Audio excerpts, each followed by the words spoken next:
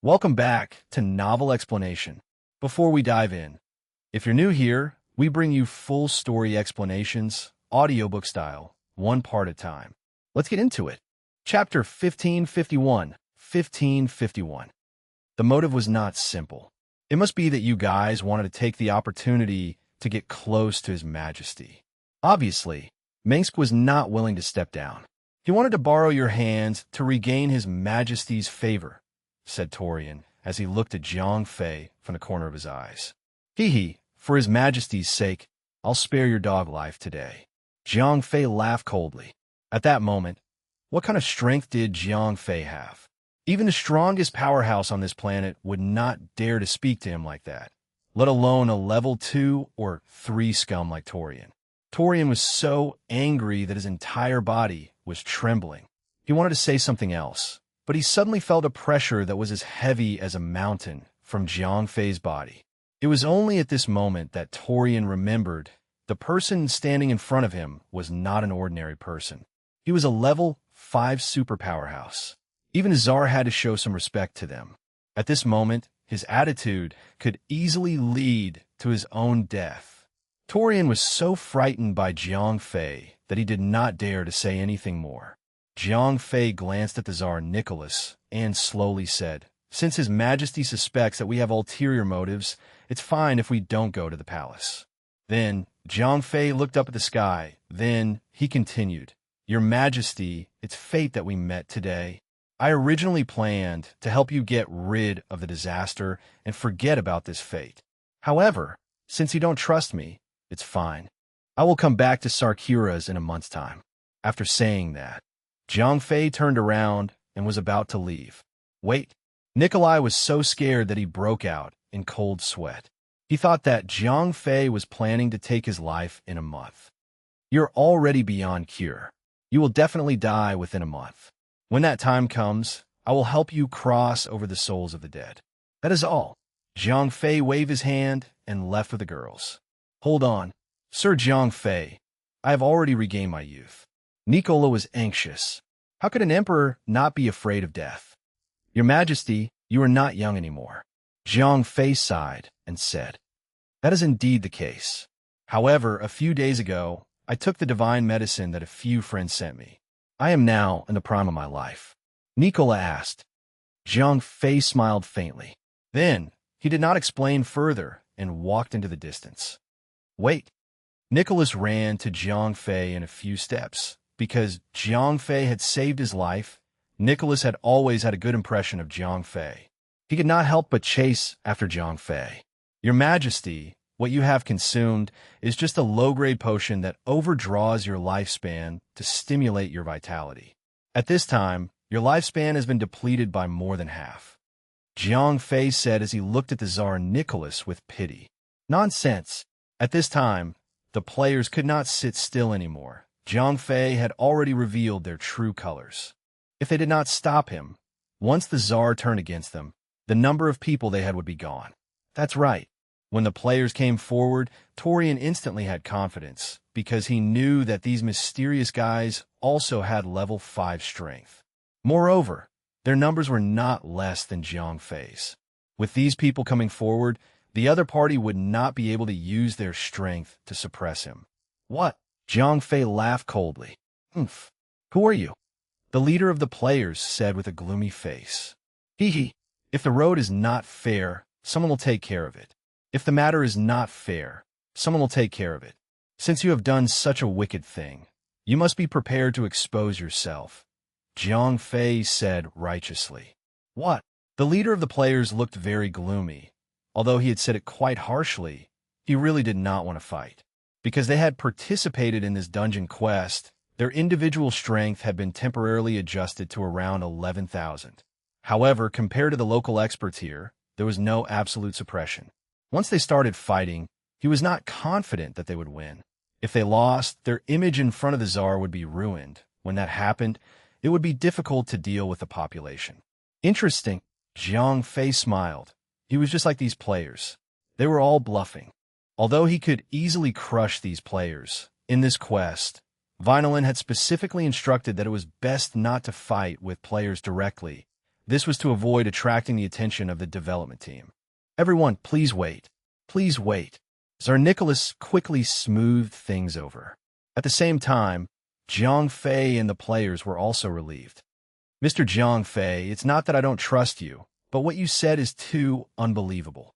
In fact, Tsar Nicholas had already begun to believe in Jiang Fei. However, these people who called themselves wandering vagabonds were also very powerful, so it was not easy for him to choose. That's easy. Jiang Fei turned around and called Sylvie over. Sylvie nodded and then came in front of the Tsar Nicholas. Sylvie smiled playfully at the Tsar. Nicholas was a little confused by Sylvie's smile. Jiang Fei smiled. When he arrived in front of the Tsar Nicholas, Sylvie pointed with his finger and shouted, "Time! Speed up!" Then, the Tsar Nicholas' body began to age at a speed visible to the naked eye. In just an instant, he had already aged beyond recognition. From the looks of it, he could die at any moment.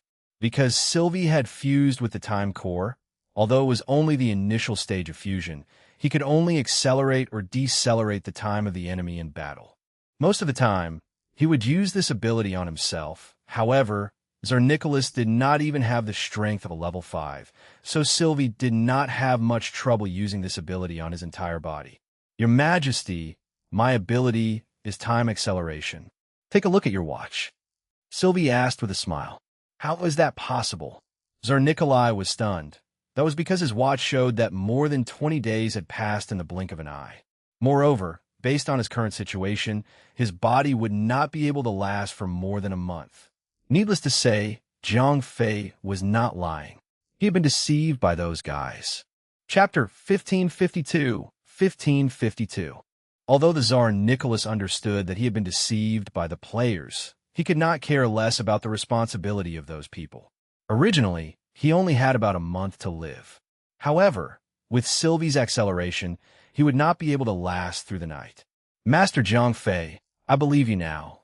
Nicholas was very afraid. This was the first time he felt that death was so close to him. Although Nicholas' life was hanging by a thread when he fought against the tooth of death, was a fierce battle the same as waiting for death? The author had said more than once that the two armies were exchanging blows. It was actually not scary to be suddenly killed in one move. The only thing that was scary was to tell you that you would be shot at 7 o'clock tonight. The process of waiting for death was the most terrifying. At this moment, the Tsar Nicholas was waiting for death. He knew very well that his time was coming and death was already right in front of him. Your Majesty, I have said it before, it is fate that we met. Jiang Fei smiled. Then he said to Bella, Give your Majesty some life energy to offset the aging caused by Sylvie. Bella nodded, and then came in front of the aging Nicholas. The girl placed her right hand on Nicholas' chest, and a dark green energy was injected into his body. In an instant, Nicholas' body recovered at a speed visible to the naked eye. At that moment, Bella not only had an extremely strong self-recovery ability, her power was comparable to divine power when it came to healing and recovery. Bella's healing only lasted for a few seconds. Everyone who knew Bella knew that although this girl was very kind, she was definitely not a philanthropist. She followed Jiang Fei's request. She only made up for the damage that Sylvie had caused and allowed the Tsar Nicola to recover about a month's life. After that, she refused to give Nicola any more life force. This is impossible. At that moment, Nicholas was completely dumbfounded. He had never thought that there would be such power in this world. God, in an instant, even the officials around the Tsar were stunned. Previously, they had been paying attention to Nicholas' body, so they did not think too much about it. Now that they thought about it, a girl beside Jiang Fei had used the power of time. Now, another girl had used the power of life. This was definitely a power that only a god could have. A strange object like the core of life was born in the interior of a star. Moreover, the probability of it being born was extremely low. There could only be one core of each type of energy in the same galaxy. Not every type of energy could exist. Therefore, it was very rare. On the other hand, although Planet L's technology was more advanced than Earth's, they still had not left the primitive planet of their home planet. Therefore, they did not know what a core of energy was. They immediately became a legend. Who are these guys? At this time, the players were not calm. They had just entered the game and had not come into contact with the energy core. They really thought that they had alerted the god of this planet. All right, your majesty, we are fated to meet again today. Jiang Fei waved his hand and left with the girls. Master Jiang Fei. Tsar Nicholas was not willing to let Jiang Fei and the others go. After seeing Bella's energy core, his heart was about to jump out of his chest. At that moment, Nicholas was almost certain that Bella's power could definitely extend his life. Moreover, it would be a perfect extension of his life. It was definitely not like the potion that he used before. It was just a facade. In fact, it was at the price of sacrificing his life. As the Emperor, the ruler of Planet L, Nikola naturally did not live long enough. It could even be said that he would never live long enough. Therefore, he was eager to obtain Bella's favor so that he could live longer. However, Jiang Fei did not think so. He was also not a philanthropist. Moreover, he was not familiar with the Tsar Nikola. There was no need for him to make Bella pay too much for this guy. Anyway, Jiang Fei had already achieved his goal. He had already exposed the lies of the players. At this moment, the Tsar Nicholas must hate those players. If it was not for them, he would have been able to live for a little longer. Now, he only had 1 month to live. Therefore, Jiang Fei was no longer worried that the Tsar would continue to give the 1 million people to the players. In other words, Jiang Fei's quest had been completed. He did not want to have any more connections with this planet. As he watched Jiang Fei and the others leave, the Tsar Nicholas felt extremely regretful. If he had always trusted Jiang Fei might have helped him solve the disaster just like he said. He only had 1 month left to live. Thinking of this, the Tsar Nicholas could not help but hate the players. He also hated his brother-in-law, Torian. Man, Nicholas said in a hateful voice.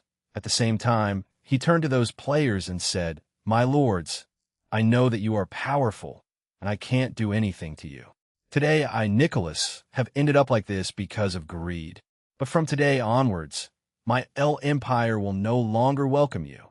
After saying that, Nikola immediately gave the order. From today onwards, all desert cities will no longer receive these wandering vagrants. At this moment, the players' expressions were extremely ugly. Although their strength was at level 5, the limit of the mission was that they could not rely on force to obtain these people. They were destined to fail the mission. Find out the background of those people. The player in the lead clenched his fist and said. A player asked, Kill all these people, then massacre the city of Sarculas for 3 days. Aemon said angrily. At this moment, their mission in air was destined to fail. Therefore, he wanted to take revenge and vent his anger. All right, boss, I've been so sullen these past few days. If it wasn't for the mission that forbade the use of force, we would have captured the old emperor and threatened him. The surrounding players immediately became excited. Then, they bared their ferocious fangs and began to slaughter the Tsar Nicholas and his men. Chapter 1553. Just as the players had failed the quest and started killing on planet Air, Jiang Fei and the girls had already returned to the ship. Honey, we have destroyed the players' quest. Ariel asked worriedly. We can't care about that anymore. There are too many things that we need to do. Bella voiced Jiang Fei's thoughts. Although it was certain that the players would take revenge on Planet L, Jiang Fei and the others really did not have the time to be saviors. Nina asked, We're just looking for a planet that has people living on it. I think Vinolin is already waiting for us, Jiang Fei said. After all, there was more than one party that accepted the population quest. There were hundreds of parties that were doing quests on the primitive planet. Although Jiang Fei and the others had already destroyed 2 planets, it was still a drop in the bucket for the total number of players. Jiang Fei ordered. Lux immediately accepted the order and started searching on the star map. Very soon, Lux's search came to a result. My lord, there's a space city 350 light years away from us. All right, Jiang Fei immediately nodded. Space cities were a product of the Great Colonial Era. In the vast universe, there were only a few planets that were suitable for habitation. Therefore, when they could not find a suitable planet to migrate to, the various technological races began to build super-large space stations in space to ease the population pressure. These space stations had simulated mountains and rivers in them. It was like a man-made paradise.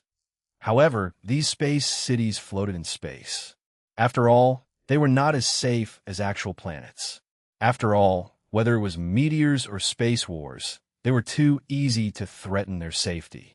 Therefore, these space cities were just a product of the beginning of the Great Colonial Era. Later on, interstellar warp technology continued to spread, and more habitable planets were discovered. Therefore, people did not need to build space cities anymore. However, those space cities that had been completed were not abandoned because the residents there had developed feelings for their homeland after a few generations. However, these space cities were clearly no longer in the mainstream society. They were most likely nursing homes for the elderly, or relay stations or supply points for long-distance interstellar travel. However, to Jiang Fei, these space cities did not play an important role in the universe. What he cared about was that there were people above him, and there were ordinary people. This way, Vinolin could descend and give him the rewards of this mission, and he would announce a new mission. Warp engine ready. Space jump begins. As Lark spoke, the ship broke through the dimensional barrier and instantly jumped into the phase space. The distance of more than 300 light-years was not too far in interstellar travel. After more than 10 minutes, the ship had left the phase space. At this time, it was only about 500 light-seconds away from the space city. Bella, I'll be back after I see Vinolin. You don't have to follow me. I'll take the shuttle. It'll be faster this way, Jiang Fei said to Bella and the others. All right then. Be careful on your way. Bella and the girls nodded. Audiobook-style. Jiang Fei looked at the girls and summoned his own personal shuttle. After boarding the shuttle, Jiang Fei left the dawnlight and flew toward the distant space city. 0541. Provide basic information about the target city, Jiang Fei said on the shuttle. 0541 quickly pulled up the relevant information about the space city. According to the information, the space city was built 20,000 years ago during the Great Colonial Era. Although it had a long history, it had been used until now because it was well maintained and constantly repaired. However, after leaving the mainstream society, this space city had now become a large space supply point. Its main function was to supply energy and food to the passing ships. Jiang Fei asked, "There is no relevant information. It should be an ordinary space supply point," 0541 replied. Jiang Fei nodded. After flying at sublight speed for more than 10 minutes, the shuttle had already reached the space city. Captain, the other party has sent an identity confirmation code, 0541 reported. Reply to the other party's identity confirmation. Tell them that I need to resupply the food, Jiang Fei said. 0541 immediately replied to the space city's identity confirmation message. Hello, General Jiang Fei. I am happy to serve you. The dispatch station quickly arranged a berth for Jiang Fei. After all, Jiang Fei's position as the fleet commander of the Merchant Alliance was quite useful. One had to know that no matter where in the universe, people from the Merchant Alliance were very welcome. It was not because of anything else, but just because these people were rich. They would always bring a large amount of wealth with them. Who would not want to make a fortune from them? Coupled with Jiang Fei's status as the commander of the fleet, the control station of this space city quickly arranged a VIP berth for him. After landing on the tarmac, Jiang Fei had just stepped out of the shuttle when he heard the whispers of the staff not far away. Did you see that? This is the latest model of the Marola's portable, single-handed shuttle, and it's a limited edition. The Merchant Alliance is really rich. Yeah, just this shuttle alone can buy dozens of patrol boats, right? It's out. It's out. The rich are out. Wow, so young. It would be great if I could hook up with such a rich person. I would not have to work so hard in the future. Why don't you look in the mirror? With the pig-faced faces of the people of Planet Pige, would a rich person fall for you? Jiang Fei ignored the ground crew and walked straight through the parking lot. He wanted to go outside. In Jiang Fei's opinion, there were many people outside, so he had a better chance of meeting Vinolin. However, just as Jiang Fei was about to walk past the ground crew, the pig-headed female ground crew of Planet Pige suddenly walked up. "Ah, handsome," said the pig-headed female ground crew with her big eyes. Although her eyes were big and bright, Jiang Fei still felt nauseous when he saw the pig-headed female ground crew. Just as Jiang Fei was about to reject her, the pig-headed female ground crew suddenly said in a low voice, "I have something good for you to see." From the pig-headed woman's eyes, Jiang Fei understood her identity, Vinolin. However, Jiang Fei felt as if a million grass mud horses were galloping past him. This made Jiang Fei want to throw his head back and roar, "Vinolin, you really are not a picky eater. How can you do this?" Chapter 1554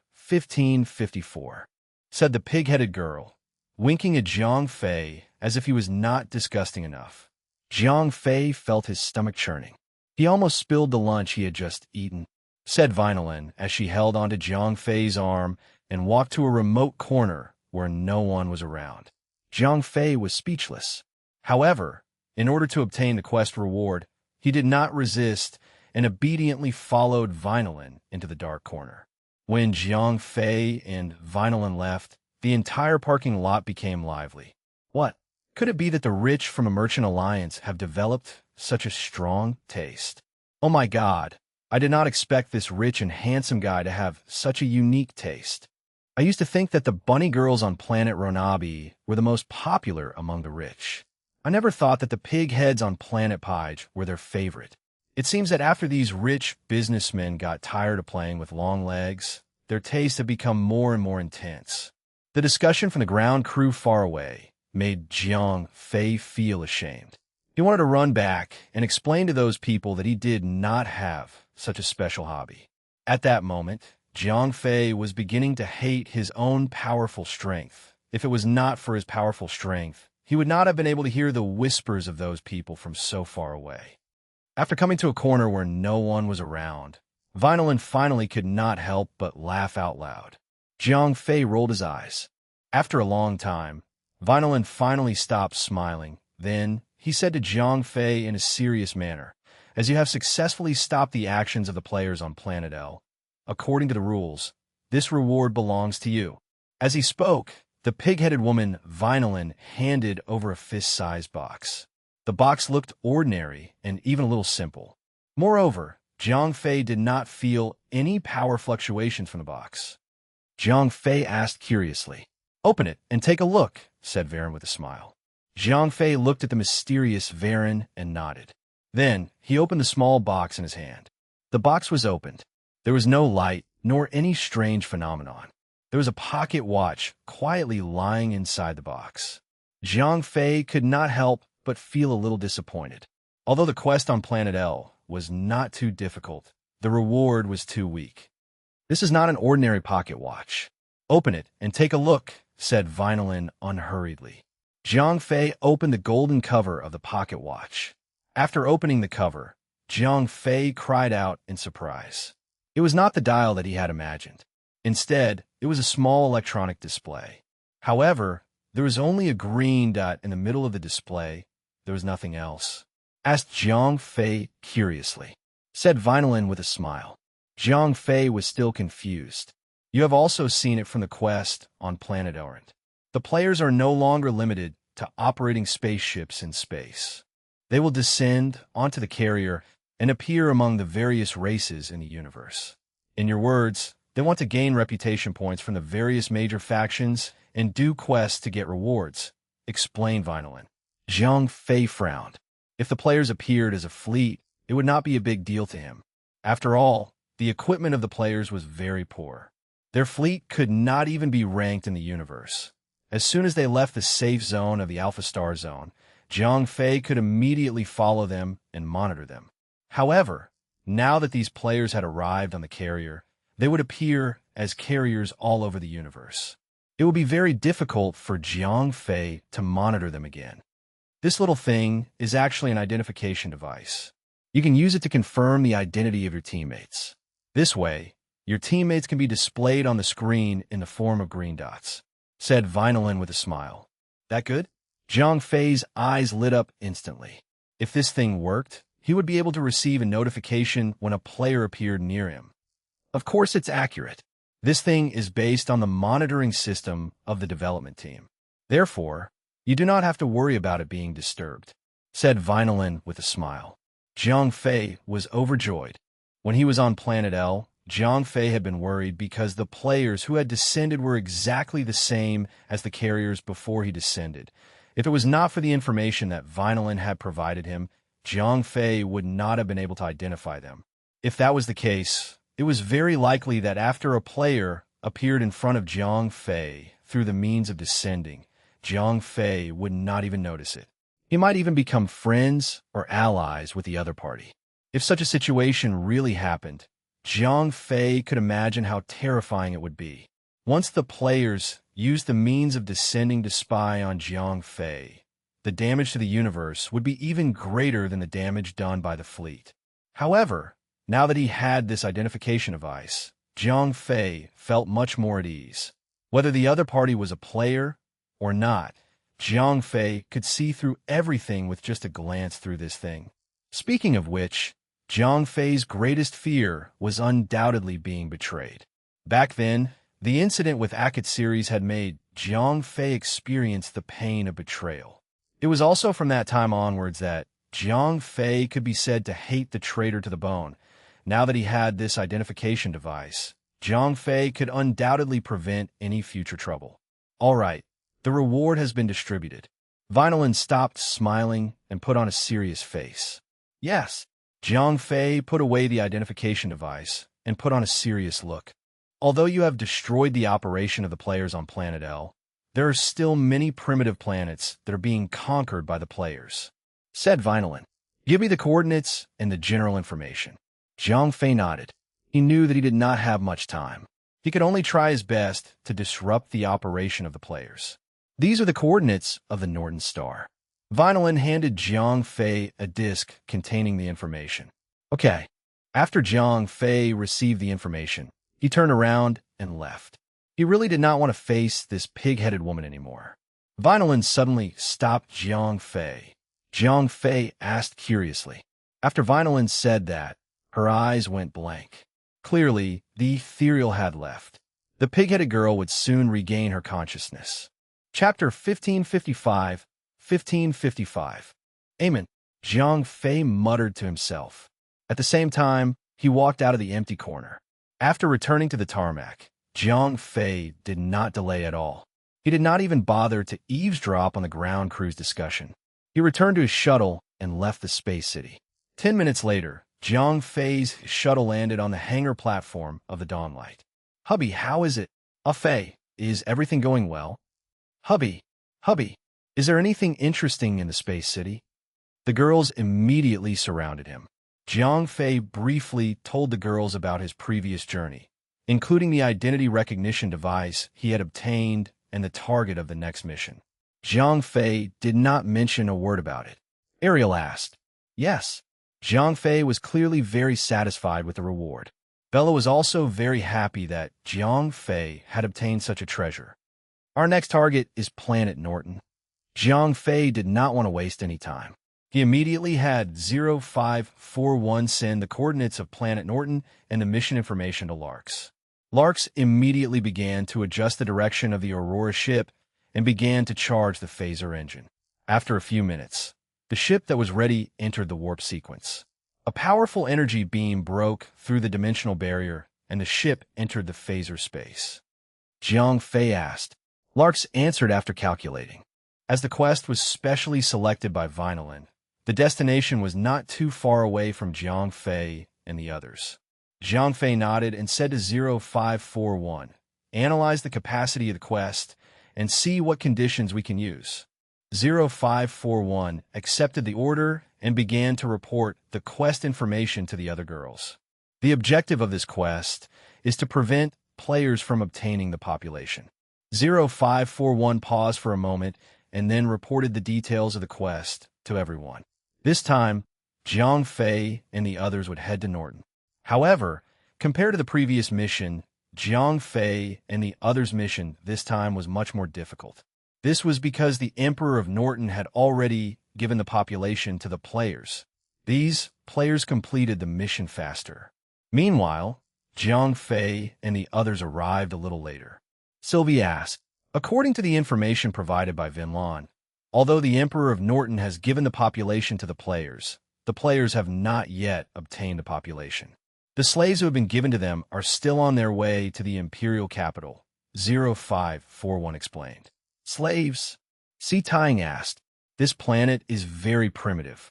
Its technological level is about the same as Europe in the Middle Ages on Earth, 0541 replied. Jiang Fei asked, the gravity system of Norton is extremely weak. It is only about 1/6 of Earth's gravity. It is similar to the Moon. 0541 then explained the basic situation of Norton. Simply put, Norton's technological level was only similar to Earth's medieval Europe, and there were almost no powerhouses. As for a level 2 existence like Han Tianyu, he was already the strongest powerhouse on Norton. Nina asked, that's true. According to Vinalin's requirements, we can't use any power that surpasses that of Earth's ordinary people. Meanwhile, the restrictions on those players seemed to be even harsher. All of them descended on the natives of Norton, and they haven't undergone the slightest bit of strengthening. In other words, these players are currently in a weak state. They received the Emperor's reward without using any force or technology, 0541 said. Ariel asked, the reason is very simple. Didn't we just say that the technology level on Norton is only comparable to that of the Middle Ages in Europe? That means that Norton is still under the shadow of a strict religion. In this environment, any technological product will be considered as an evil art. Nina analyzed. Bella asked, they used a honey trap. 0541 said hesitantly. The humans on Norton looked similar to the humans on Earth. Therefore, according to Vinalin's instructions, Jiang Fei would also use a honey trap. However, 0541 knew that Jiang Fei would never let his girls sacrifice themselves. F*CK. Jiang Fei was completely defeated by these players who had no moral integrity. It was not that Jiang Fei had never played a game before.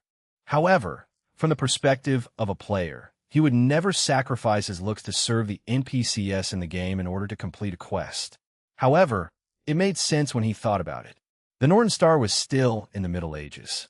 Even the Emperor was quite conservative in that aspect. Although he might have countless harem, his tricks were definitely not as fun as modern people. The group of female players were shameless and unscrupulous. Naturally, they were able to win the favor of the Norton Star's Emperor, who had not seen much of the world. It was only natural that they were bestowed with 1,000,000 people. Sir, just as Jiang Fei and the others were discussing, Lark's voice sounded. Jiang Fei and the others had already arrived at their destination. Prepare for teleportation. Jiang Fei took a deep breath. For the time being, he could not think of a way to stop the players. However, no matter what, Jiang Fei would not let his girl sacrifice herself. Rax replied. Then, he prepared the teleportation cabin. After that, Jiang Fei and the rest were teleported to the surface of Norton. Chapter 1556. Phew! Upon stepping on the surface of Norton's star, Jiang Fei and the rest felt their bodies become lighter. Bella nodded. Because the gravity of Norton's star was only as large as the moon, even an ordinary person on Earth could jump a few meters high in this place. Compared to the Aborigines here, any person on Earth would be a Hercules. Nina asked, Not yet. Jiang Fei shook his head. He had just received the quest and only had some general information. It was too difficult for him to have a complete plan now. According to the information provided by Vinylin, the slaves that were given to the players will arrive at the Imperial City in 3 days. By then, the players will have completed the quest and left. Therefore, we still have 3 days to destroy the players' quest, Ariel said. Let's enter the city first. Jiang Fei nodded. Since they had no idea what was going on, it was better to first understand the environment here. Jiang Fei and the others were teleported to the outskirts of the Norton Empire's capital. Jiang Fei and the rest still arrived at the base of the Norton Empire's capital, Mala's city wall. As he had seen the magnificent desert city of Sarkulas before, Jiang Fei could not imagine that this was the capital of a planet when he saw this small Earth city called Mala. Mala's city wall was not very high. It was only about 10 meters tall. It was definitely enough for the locals. However, for the Earthlings, they could climb up the city wall with just one leap. Not only was the city wall not high, but the city wall was not made of stone. Instead, it was made of earth. It looked extremely shabby. After entering Marla, Jiang Fei looked around the city and found that the surrounding buildings were quite simple. Moreover, many people lived in shacks that were not even as good as tents. Ariel covered her mouth and cried out, "What's wrong?" Nina patted Ariel's shoulder. Ariel nodded. After she was resurrected from the game by Jiang Fei, she had been living in the modern society.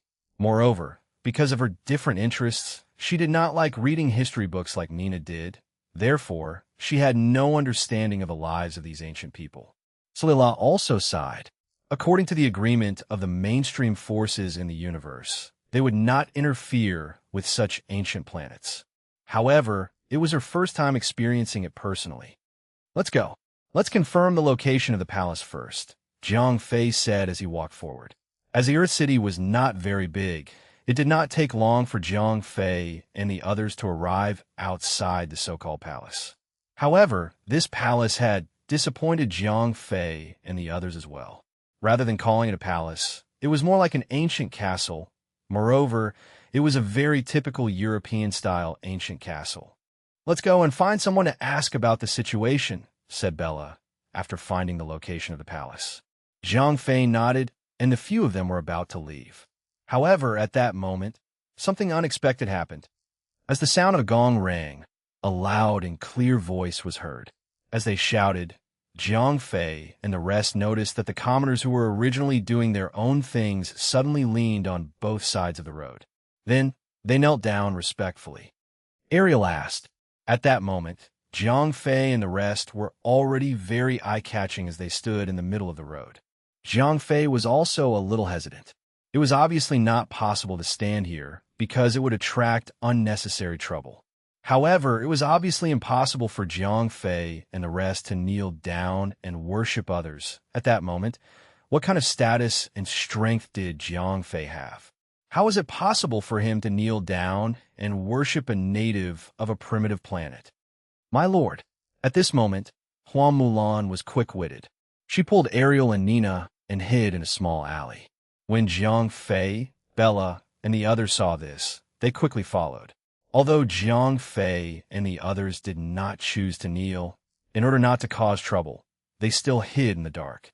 Soon, a tall horse came from afar. On top of it sat a man in his 40s.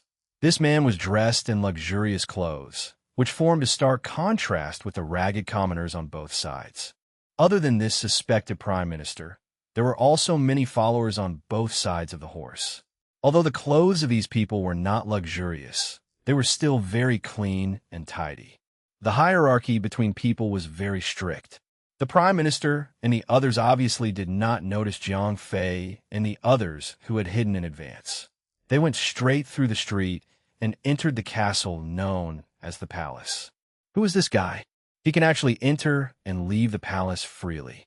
Nina's words made Jiang Fei's heart skip a beat. Jiang Fei took the lead and walked out of the alley. Then, he looked around at the peddlers around him. He wanted to find a person who was more talkative and liked to show off, because this kind of person could not hide anything. It was easiest to ask them for information. Soon, Jiang Fei found a peddler who sold silver jewelry. This guy seemed to be very talkative, especially when there were women who bought jewelry from him. This guy was even more eloquent. He talked endlessly. "Let's go." Jiang Fei led the girls to the peddler. "Joe," the vendor said when he saw Jiang Fei and the girls. The vendor's eyes lit up. Jiang Fei and the girls were dressed luxuriously. It was obvious that they were rich people. Moreover, they had brought so many girls out for shopping. No matter how one looked at it, Jiang Fei and the girls were big customers. Jiang Fei nodded and gestured to the girls around him to pick their own jewelry. There were quite a number of silver jewelry on the stall. On one hand, the girls were there to cover for Jiang Fei. On the other hand, it was due to the natural interest of women. Therefore, they surrounded the stall and began to pick their own jewelry. At this time, Jiang Fei took the opportunity to chat with the hawker. "Little brother, we just arrived at Marla. Who was that person just now?" After a few words of nonsense, Jiang Fei brought the topic back to normal. "Hey, I told you guys that you were foreigners." As expected, the peddler turned into a chatterbox. On one hand, he was habitually showing off in front of young girls. On the other hand, he also wanted to highlight the sense of superiority of the citizens of the imperial city. Therefore, he instantly became eloquent and talked about everything to Jiang Fei. Chapter 1557. 1557. That's right. Jiang Fei said very cooperatively. "No wonder then," the peddler said with an exaggerated expression. "What?" Jiang Fei asked curiously. "That's not right either," the hawker said. "Oh," Bella suddenly interrupted. "Hey, you're wrong about this lady." The hawker became even more enthusiastic. He suddenly put on a sly expression and said, "Aldo's parents are not nobles. His father fixes shoes. His mother is a maid who works for other people's families." Ariel was also attracted by the peddler's story. "Haha, you don't even know about this." When he saw the girls looking at him, the peddler's sense of superiority was almost bursting. Then, he said with a smug look, "It's all thanks to Aldo's parents' ability to give birth to 4 beautiful sisters for him. After giving 4 sisters to the emperor, the Aldo family will naturally be rich and prosperous." Jiang Fei was speechless. He never thought that the powerful prime minister would be able to obtain such an official position. Jiang Fei asked casually. The peddler thought that he had seen through Jiang Fei's intentions. However, he did not hide it. Instead, he continued, "There are many country bumpkins like you. However, you are very lucky. Aldo is very greedy. Many people have bought good positions from him. However, recently, he has become even more greedy. Therefore, the asking price may be higher." Jiang Fei nodded. Then, he heard a lot of information from the vendor. However, 90% of it was junk information. The vendor was very talkative. However, in front of the girls, he seemed to be running his mouth. His words were like clouds and mist. However, among the information, Jiang Fei also sifted out a lot of valuable information. First of all, the position of the Prime Minister of the Empire, named Aldo, was very high. Moreover, he was deeply trusted by the Emperor. As his 4 younger sisters were very favored, he had the right to freely enter and exit the palace. However, as a relative, Aldo also had a common problem that all relatives had, which was greed. This was because these relatives knew very well how their status was obtained. They were able to ascend to the throne entirely because they had relied on their own women to obtain the emperor's favor. However, the problem was that the emperor had more than one woman. If he could dote on the women of his own family today, he might dote on other women tomorrow. Once the women of his own family fell out of favor, the status of his relatives would be quickly lost, and other relatives would replace them. Therefore, while he was in power, he risked his life to gain benefits for himself and his family. This had become a common problem after his relatives ascended to the throne. Aldo was no exception. Over the years, through selling official titles, Aldo had indeed earned a lot of money. However, recently, he had felt a crisis. A group of unknown men had offered up a few beautiful women. These beautiful women were not as beautiful as Aldo's younger sisters. However, he did not know if the old emperor was looking for something new or not. Therefore, he lingered in those women's rooms every day. It had been a long time since he had gone to look for Aldo's younger sisters. Today, Aldo had entered the palace to discuss countermeasures with his younger sisters. If Aldo's 4 younger sisters fell out of favor, his position would be lost. After listening to the peddler's long-winded words, Jiang Fei had some idea. Nina said from his side. At this time, Jiang Fei and the others had already left the peddler's place and came to a quiet place. Although they had gathered a lot of information from the peddler, Jiang Fei and the others did not buy anything when they left. It was not that the girls did not like the silver jewelry, but none of them had the currency of this planet. To put it bluntly, they did not have any money. Yes, that is indeed the case. Jiang Fei nodded. Although he did not have a complete plan at the moment, Aldo was definitely the best partner.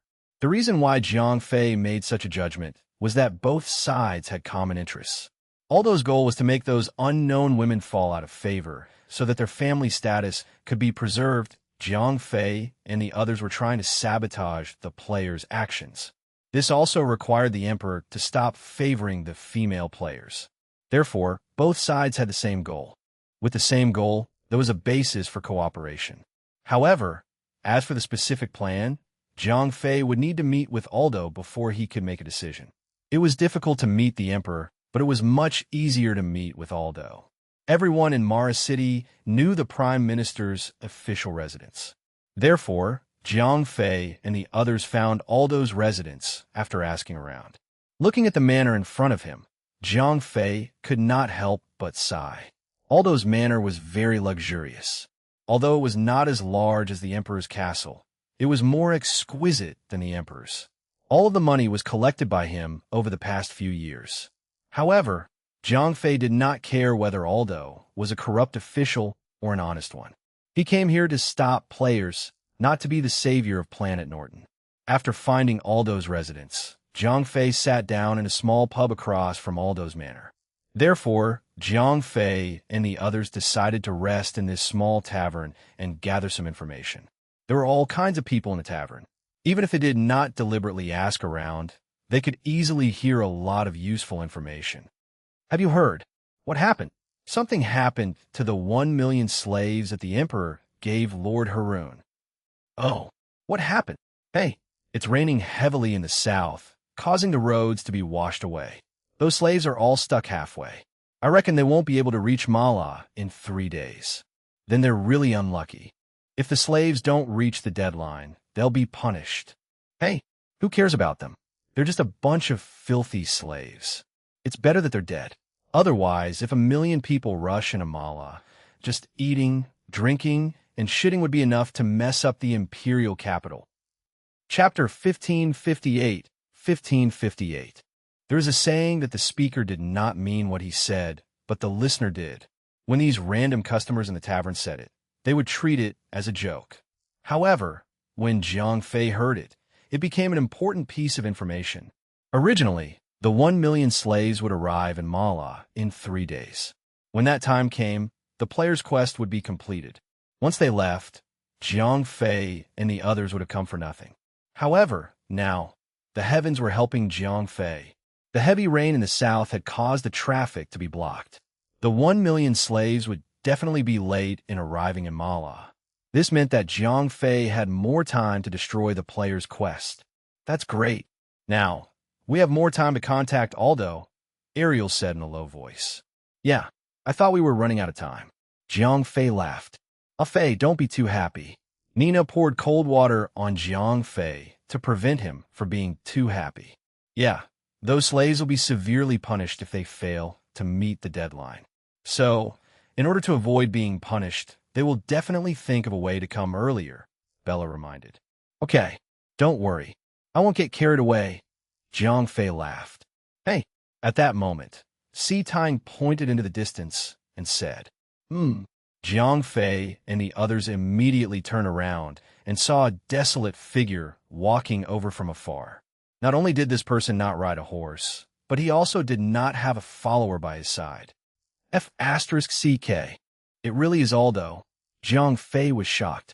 When Aldo entered the palace, he was still in high spirits. How'd he end up like this now? Ariel asked worriedly. Let's go. Jiang Fei immediately stood up and walked out of the tavern. As they were not far away, Jiang Fei and the others quickly arrived in front of Aldo. However, the prime minister acted as if he did not see Jiang Fei. Not only did he not scold him, but he also did not kneel down and bow. Instead, he was knocked on the shoulder by Jiang Fei and did not say anything. Jiang Fei turned around and chased after Aldo. He stopped in front of Aldo. You? Aldo was clearly shocked by Jiang Fei. However, he did not open his mouth to scold Jiang Fei or raise his hand to hit Jiang Fei. Prime Minister, it doesn't matter who I am. Jiang Fei laughed. Hey, go away. I'm not in a good mood today. Aldo sighed and ignored Jiang Fei. He was ready to walk toward his mansion. "Prime Minister, I know that you're in trouble." Zhang Fei smiled. Anyone could tell that Aldo was in trouble. Therefore, Zhang Fei deliberately said such words to attract his attention. As expected, when Aldo heard Zhang Fei's words, he immediately raised his head. After looking at Zhang Fei from top to bottom, many thoughts flashed through Aldo's mind. Judging from the attire, Zhang Fei and the others did not look like poor people. Moreover, he was really at a loss at the moment. Chapter 1559. 1559. Zhang Fei smiled slightly, then he said to Aldo, "You will enter the palace tomorrow and tell the emperor that the slaves he rewarded to others deliberately delayed their journey, causing them to not be able to reach Mala in 3 days. When that time comes, the emperor will definitely lose face because even the slaves do not follow his orders." Aldo said with a puzzled face, "Why do you care so much? The old emperor spends all his time in the harem. What does he know?" Zhang Fei smiled and said, although Aldo was not very capable, he knew the old emperor's temper very well. "That would be the best. Remember, you only have one goal." Zhang Fei continued to instigate. Aldo, who was born poor, had never read any books, so he did not understand what Zhang Fei meant. The meaning is very simple. Zhang Fei smiled coldly. This move of his was like drawing a tiger from a cat. Back then, Zhang Fei's results were average. However, he also knew the cause of the farmers' war at the end of the Qin dynasty. As long as the old emperor gave such an order, the heavy rain would destroy the road. The slaves would definitely not be able to reach Mara on time, since they would all be killed if they missed the deadline. Then, as long as someone instigated them, the slaves would definitely rebel. At this point, Aldo still did not understand Zhang Fei's intention. "Sai, how could you be so stupid?" Zhang Fei sneered.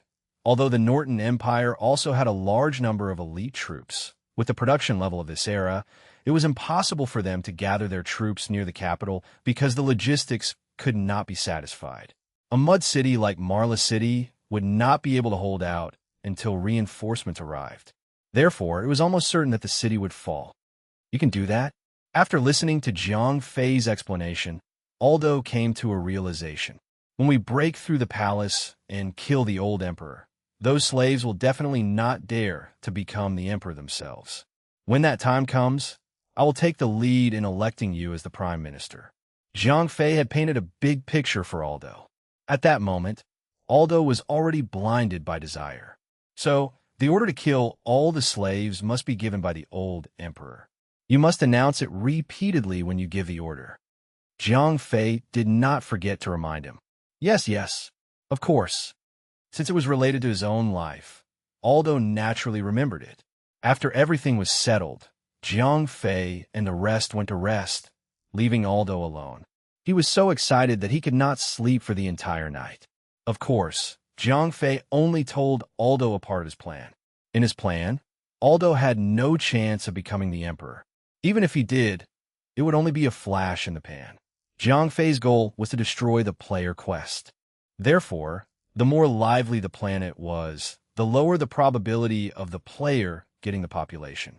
Zhang Fei would immediately announce a declaration of emancipation that he copied from Uncle Lincoln. No one would be willing to become a slave. Although they were currently slaves, they would definitely want to break free. Why couldn't they? In addition, Zhang Fei had made a declaration of emancipation in Mala. The slaves in other places would definitely follow suit. They would definitely rise up and revolt. When that happened, the entire Norton planet would be in chaos. In an era of war, what was the most important asset? Population, because only people could fight, especially in this era of cold weapons. People meant the foundation of war. When that time came, no leader of any faction would hand over 1 million people to others. Those players' quests on Norton Planet would basically be useless. Ever since Zhang Fei had fused with the Blackened Soul, he had become much more decisive in killing. If it was to pass him, he would definitely consider how many innocent people would die if he did this, because it would cause the entire planet to fall into chaos. It would definitely cause the deaths of a large number of civilians. However, Zhang Fei no longer cared about these details.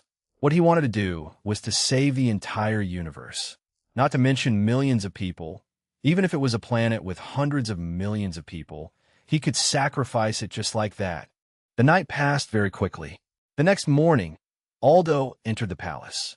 Ever since he had made his fortune, he had never woken up so early. From this, it could be seen that the temptation of desire could even change a person's nature. In the afternoon, Aldo returned to his residence. From his smug expression, needless to say, he had succeeded. As expected, Aldo received the order from the old emperor to kill all those who fail to meet their expectations. And the process was quite easy. First of all, although the old emperor was a wise ruler when he was young, his mind had long been muddle-headed due to the passing of time and his lingering in the harem. He was so angry that he broke many things. At this moment, with a slight suggestion from Aldo, he immediately approved the decree. Chapter 1560. After receiving the king's order, Aldo followed Jiang Fei's instructions and did not rush to pass the order down. He deliberately delayed for 2 days until the third day, when the slaves arrived at Mala. Only then did he pass the order down. This way, when the slaves learned of this order, they would not be able to reach Mala on time, even if they risked their lives. Not only that, Aldo had also followed Jiang Fei's instructions and removed himself completely. From the beginning to the end, he did not mention a single word about himself. He had even secretly spread the news. He said that the decree was issued by a few favored imperial concubines who trusted the emperor. Prime Minister Aldo had written many times to advise against it. However, the new imperial concubines in the old emperor's new harem did not listen to Aldo's opinion. Instead, they continued to issue the decree. One had to know that the news spread much faster than the law. Before the decree of execution by default had reached the lower-level officials, everyone in Marla knew that Aldo had stopped the emperor from giving the order. However, nothing had succeeded. After listening to Aldo's excited narration, Jiang Fei was overjoyed. Aldo was also very excited. After all, the temptation of the emperor's dragon throne had already captivated him. Next, you will continue to build momentum in Marla. Jiang Fei smiled and prepared to leave with Bella and the other girls. Thank you, sir, Aldo said respectfully. It's nothing. Jiang Fei smiled. He did not care about Aldo's promises. Besides, the promises of people like Aldo were the most meaningless. These people were the classic example of burning bridges after crossing the river. If he really succeeded in usurping the throne, the first thing he would do would be to get rid of Jiang Fei and the others. For people like Aldo who came from the bottom of society and succeeded in ascending to the throne, the first thing they would think of was not how to reward the people who had helped them. Instead, they would think of ways to sit firmly on the chair under their buttocks. They would get rid of all the vassals who had followed them to fight for power. This was because these people were more capable than him. He was afraid that after these people had helped him create a rebellion, they would come back to create a rebellion against him. However, this was meaningless to Jiang Fei. Firstly, Jiang Fei did not want to stay on Norton. Secondly, he did not intend to help Aldo get to the top. What he needed to do was to completely mess up Norton. When that time came, there would be chaos everywhere. That way, no one would care about the players anymore. No one would give the precious population to them. Although the players still had one way to go at that time, which was to help a feudal lord settle the four sides and reunify Norton. That was a time-consuming and laborious thing. After all, it was much easier to destroy than to rebuild. Jiang Fei was only messing with the planet. The players had to restore order to the planet. Only then would the new ruler be able to reward them with the population.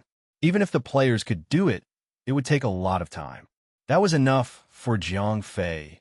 A quest that could delay these players for a few years, or even more than 10 years, was definitely worth it. After bidding farewell to Aldo, Jiang Fei and the others left Marla City. Then, they followed behind the messenger and walked in the direction of the slaves. Jiang Fei and the others walked for more than a day. When Jiang Fei and the others saw the slave had already delayed their arrival in Marla. As the messenger shouted, the soldiers who were escorting the slaves and the slaves all knelt down. Then the messenger began to read the edict aloud. The content of the edict was basically 5 words. Any failure to comply with the edict would be beheaded. How can this be? We were delayed because the storm had destroyed the road. Sir, they don't want us to do this. What should we do? In an instant, the slaves panicked. According to the new law, they would all be executed after they arrived in Mala. Shut up, the officer who was escorting the slaves shouted. At the same time, the whip in his hand whipped like a slave who was shouting injustice. The whip directly hit the person's face. The slave cried out in pain, but he did not dare to make another sound. Because they had been slaves for a long time, these people's blood had been mostly worn out. The result of being beaten and scolded for a long time was that they had forgotten to resist. Seeing those slaves, they did not dare to make a sound. This was the messenger who said with a high and mighty face, "This is an order issued by His Majesty the Emperor." Even the Prime Minister cannot make His Majesty change the order. What can I do? Quickly go to the horse-drawn carriage and wait for your death. The messenger was obviously one of Aldo's men. He did not forget to make things easy for Aldo and help the old emperor gain hatred. The slaves looked at each other. Most of their eyes were numb. However, Jiang Fei could see the anger and unwillingness in their eyes. Jiang Fei nodded. If all of these were numb, Jiang Fei would really be dumbfounded. Jiang Fei remembered those people who had eyes filled with anger and unwillingness. However, they did not show themselves. He continued to observe them in secret until the night when they were camping. Only then did Jiang Fei arrive at the slave camp alone. Because Jiang Fei had arrived together with the messenger, the soldiers guarding the slaves also knew him. They knew that he was the Lord who had come with the messenger, so they did not dare to stop him. After arriving at the camp, Jiang Fei used his spiritual power to scan and immediately found the slaves that he had noticed. Although they were not allowed to use their power due to the quest restriction, they could still be detected by scanning them. After finding the location of these people, Jiang Fei went straight to the vicinity of these people. Although it was a slave camp, slaves often had no human rights. They did not even have a tent to live in.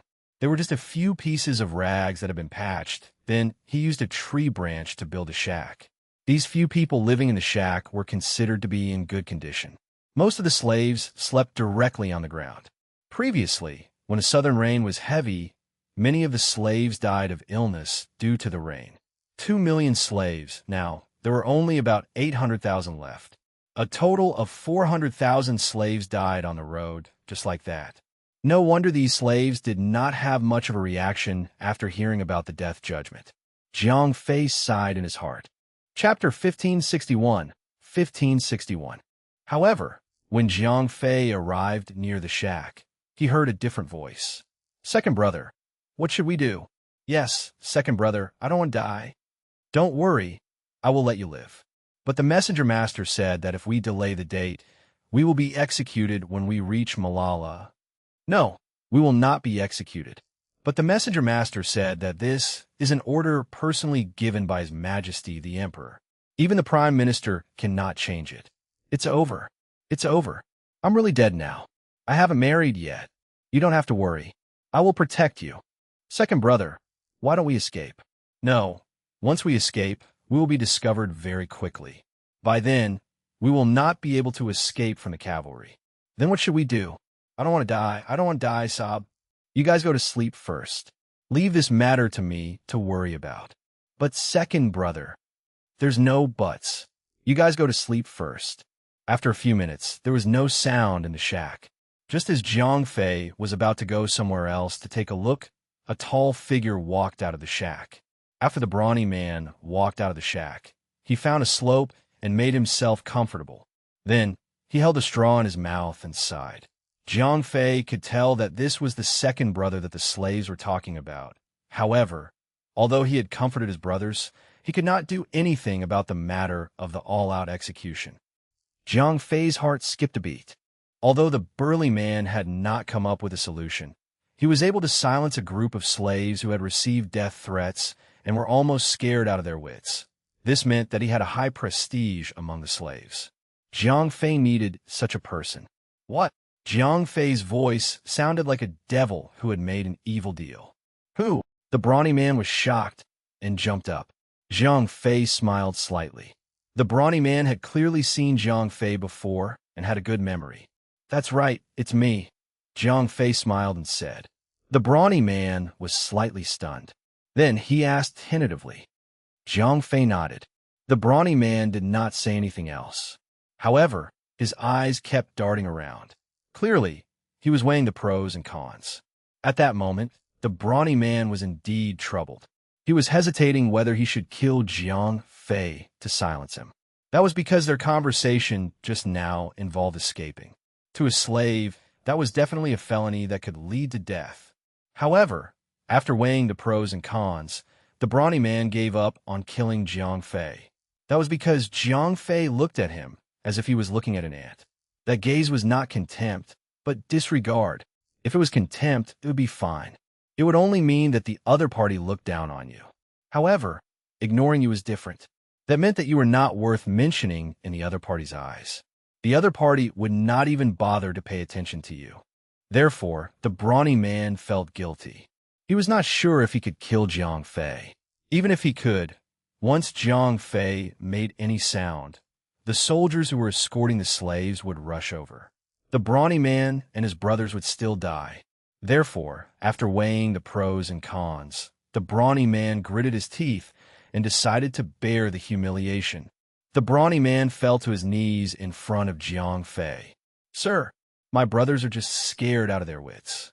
I will use my life to guarantee that they will not escape. Please let them go. The brawny man pleaded. It doesn't matter what they said.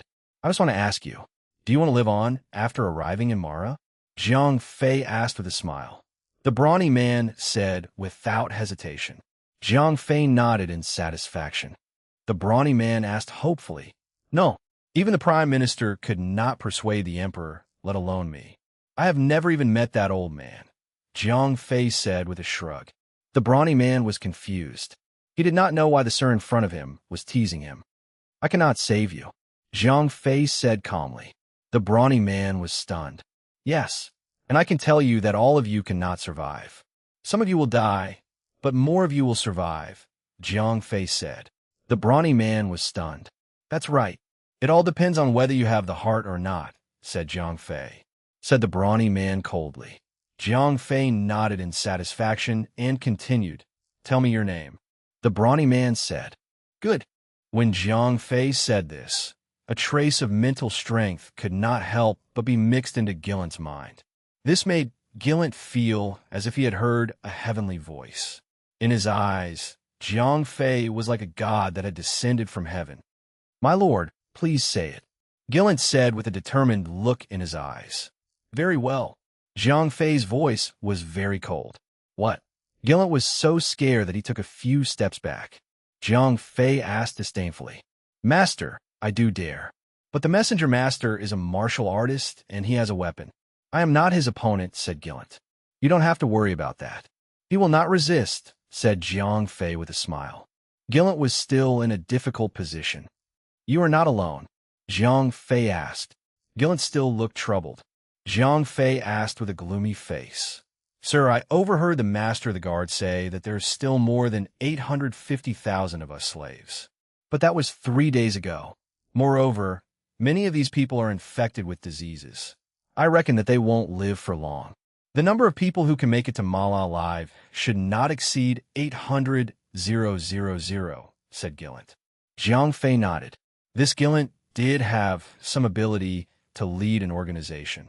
At the very least, he was very attentive in the details of intelligence. Then, let me ask you again. Jiang Fei continued to ask. There are more than 20,000 soldiers escorting us. Among them, 5,000 were cavalry, said Gillant. Since you know that there are more than 800,000 slaves and only about 20,000 soldiers, what are you afraid of?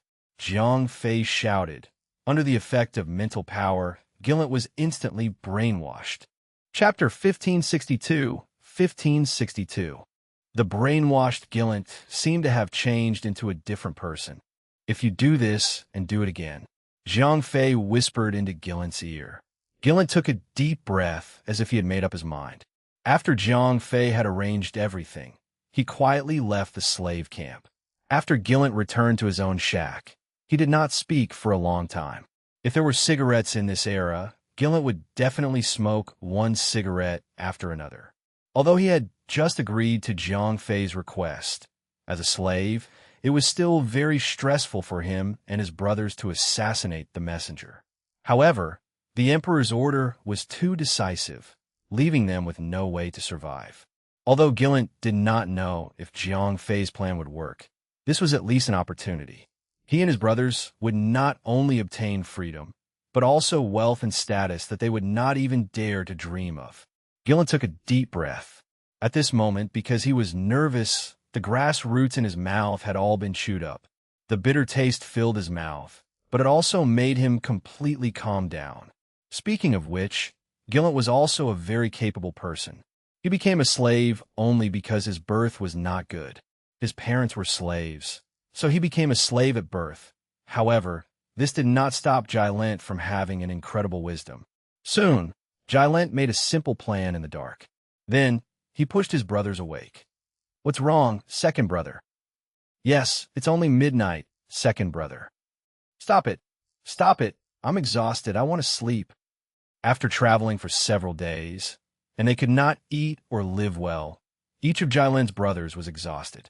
They were all counting on sleeping at night to recover their strength. "All of you get up. If you want to live, then get up quickly," Gillen said in a low voice. Gillen's 5 brothers suddenly quivered, and then all of them turned around and sat up. At this time, if there was anything that was most tempting to them, it was undoubtedly to live. A short guy asked. Another person asked, "When the sun rises, you just have to act according to my color." Jylent did not tell his brothers his plan. This was not because he did not trust his brothers, but because these guys had not seen much of the world. If he told them in detail, these guys might not understand. Moreover, these people were not scheming and were easy to spill the beans. "Second brother, you are not lying to us, right?" "Yes, how is that possible? It is already very good that we can survive. How can we dare to ask for such things?" "Second brother, you're not thinking of living to the point of losing your mind, are you?" Gillen's little brothers clearly did not believe that such a good thing could happen. Gillen said seriously, "Second brother, are you serious? If that's really the case, second brother, we'll do whatever you say." "But, second brother, what do you want us to do?" Seeing Gillen's serious look, the little brothers woke up from their drowsiness. They didn't care about what Gillen wanted them to do. They could sacrifice everything.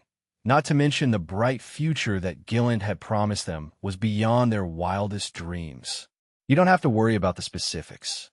As long as you cooperate with me when the sun rises.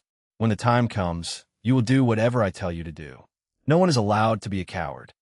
Gillen said with a serious expression, although they might have a bright future after the sun rose and receive the benefits that Jiang Fei had promised them, the risk was still very high. If the operation failed, they would face the end of 1,000 cuts. "Second brother, don't worry. We are all men who are about to die. What's there to be afraid of? Tomorrow, you will make me fight those soldiers with my life." One of the lackeys said with a smile.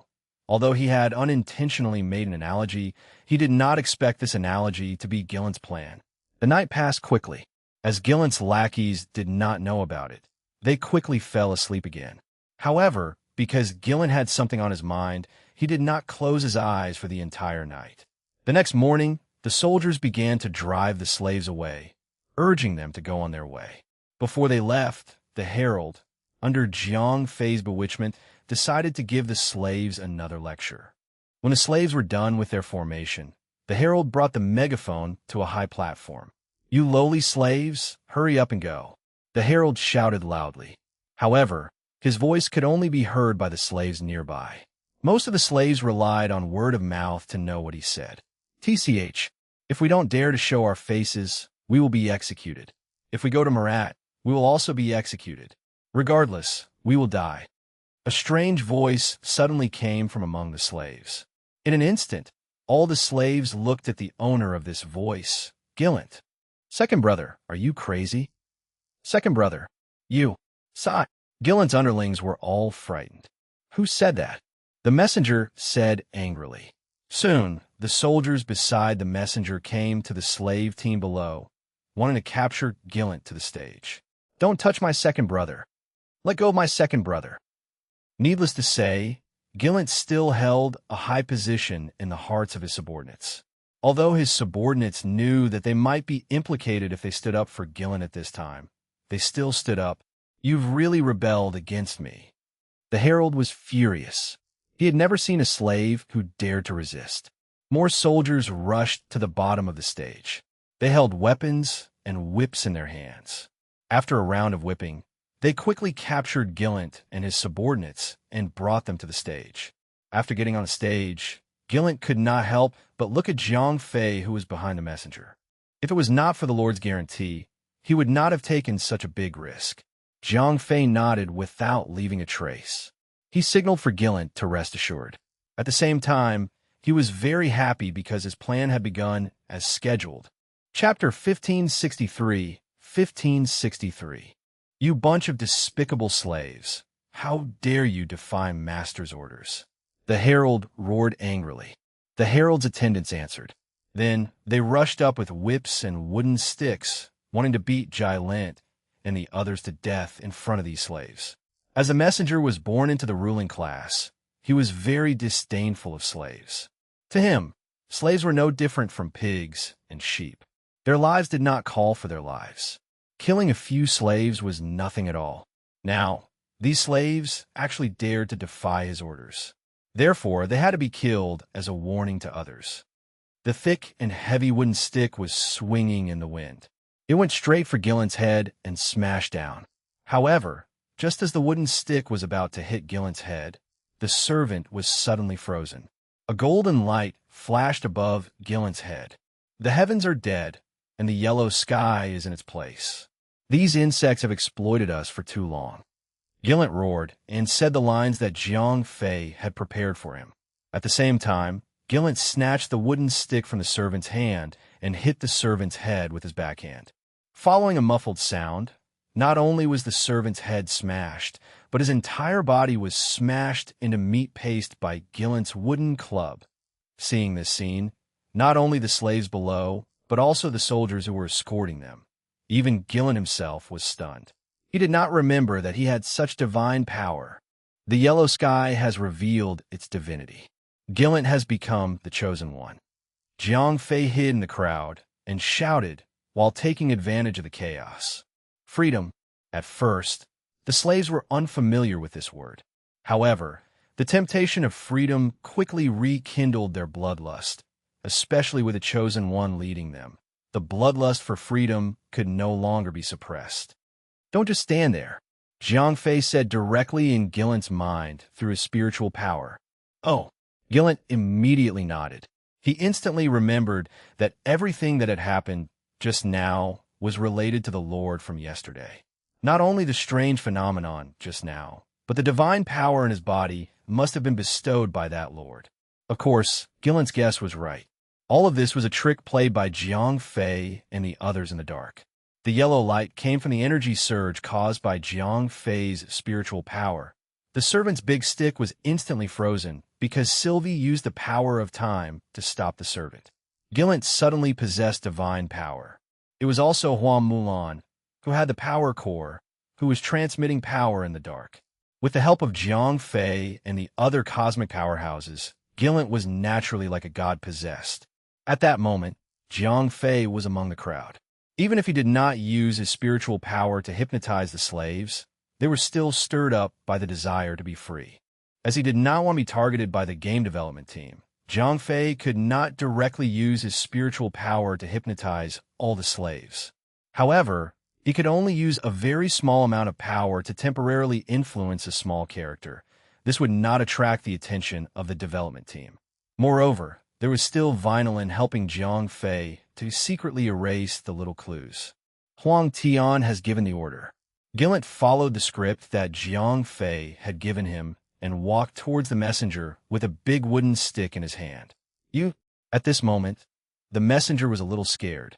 He had never seen such a thing since he was born in a noble family. Although the messenger was also a martial artist, the natural conditions of Norton Planet were too good. The overly comfortable environment caused the combat level of the people here to be very low.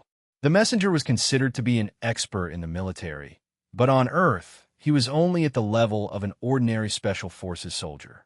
At this time, Jylent, who had been injected with power by Huang Milan, had almost the strength of a third rank. That messenger couldn't even withstand a single blow from him. Kill him! Kill him! Kill him! Kill him! The slaves below the stage roared in unison. Although they didn't dare to directly go against these soldiers and rulers, they had the courage to make a ruckus. However, to these people who had been enslaved for a long time, this was already quite a big improvement. Jylent roared in anger, indicating his determination and bolstering his courage. After all, it took a lot of courage to kill a noble as a slave. Don't! The messenger was so scared that he collapsed on the ground. Looking at Jylent, who was covered in golden light, the messenger's mind was in a mess. Kill him! Kill him! The boos from the slaves below the stage filled Gillent's ears. At this moment, there was a faint trace of excitement in his heart. This was the desire for freedom, as well as the greed for power. Today, he was really standing in the center of attention, and he was about to become the leader of hundreds of thousands of people. The sound of wind came from the big wooden stick, and it suddenly smashed toward the messenger's head. With a crisp sound, the messenger's head was smashed into thousands of peach blossoms. Following that, his entire body was smashed into meat paste. Seeing that Gillent had really killed the noble, the slaves below immediately went into a mess. The heavens have died, and the yellow sky shall stand. Kill the vermin, and take back your freedom. This time, Gillent did not need Jiang Fei to teach him. He had transformed into a fraud. In a corner, a slave shouted and suddenly knelt down. Lord Gillent, please give us a way out. After someone started, these slaves suddenly knelt down in large numbers. In this age of ignorance and superstition, they clearly believed that Gillent was the chosen one. Otherwise, how could an ordinary person protect himself with golden light? Swords and spears could not hurt him, and he even had the divine power to instantly kill warriors. I, Jylent, can receive the favor of Huang Tian, and so can you. I'm a first chosen one, but I'm definitely not the last. Huang Tian has ordered us to kill the vermin. If I can kill that noble, then you can kill those soldiers. Jylent shouted loudly. Is this true? We can also become the chosen ones. In an instant, the eyes of those slaves turned blue when they looked at the escorting soldiers. They could not help but swallow their saliva, as if they were hungry wolves who had seen a fat sheep. It was not only the slaves who swallowed their saliva. The soldiers could not help but swallow their saliva as well. However, they did not swallow their saliva to suppress their desires, but because of fear. Although they held weapons in their hands, the soldiers were very clear that their numbers were much smaller than the slaves. Once the slaves started a riot, their numbers would not be enough to fill the gaps between their teeth. Chapter 1564. Seeing that the slaves were eyeing the soldiers covetously, but were also fearful, Jylent gave his brothers a look. Kill these bastards. Since second brother has killed the nobles, we should also kill a few bastard soldiers. Jylent's little brothers were really not ambiguous. Although they were fearful of the weapons in the hands of the soldiers, since Jylent had taken a lead, they would stand with their second brother regardless of life and death. In an instant, the 5 brothers on the stage pounced on the guard beside them. These soldiers instinctively wanted to draw their swords to kill these slaves, but they suddenly realized that they could not move at all. The fastest little man rushed to the side of a guard and knocked him down with a punch. Because the guard was imprisoned by Sylvie, he could not resist at all. The guard saber was pulled out by the little guy. Then, the little guy was really ruthless. He directly slashed the blade at the guard's neck. Because these soldiers usually beat and scolded the slaves, and some of them even tortured the slaves for fun, Gillent and his little brothers had also been bullied by these soldiers many times. Therefore, when they erupted today, they were especially fierce. Kill! Following the continuous shouts and screams of killing, More than a dozen guards on the stage died at the hands of the 5 brothers. 5 pillars of light descended from the sky. Although these pillars of light were much weaker than the one on Gillen's body, they could still be seen by all the slaves. The chosen one. It was unknown which slave shouted, "We can really become the chosen one." The slaves who were still doubtful were now certain that as long as they followed the order of the yellow sky and killed the soldiers and nobles, they would become the chosen one. Although these slaves did not understand what the yellow sky was, it did not hinder their desire for freedom and the pursuit of a better life. I feel that I'm so strong. Yeah, so strong. I feel that I can fight 10 of them now. Geronda's little brothers had also received the power of Juan Milan. Although they had received less power than Geronda, they still had the strength of a level 2. Also formed a natural temptation for the other slaves. The yellow sky has decreed that there will be rewards for killing moths. The earlier those who follow me to kill the enemy, the stronger the power they will obtain after killing the enemy. It's still not too late for you to follow me now. Gilent did not lose the opportunity to bewitch them on the stage. For freedom. I don't want to die. Go to hell. Motherf asterisk cur. You bunch of worms. I'll fight you to the death. In an instant, the temptation of freedom and the desire to become stronger completely ignited all the slaves. They pounced on the guards beside them. Although they did not have the help of Jiang Fei and the others, many of the slaves were killed by the soldiers with their swords. However, the number of the soldiers was too small. They had just killed one slave with their swords when several slaves had already pounced on them. After that, the group of people rolled to the ground. They could no longer swing their sharp blades. Although these soldiers usually had plenty of food and could be considered well-trained, the problem was that in a chaotic war, it was difficult for 2 fists to fight against 4 hands. A good man could not fight against many people. Each and every one of them was pressed down by a large group of slaves. They were punched and kicked, and soon they were unable to resist.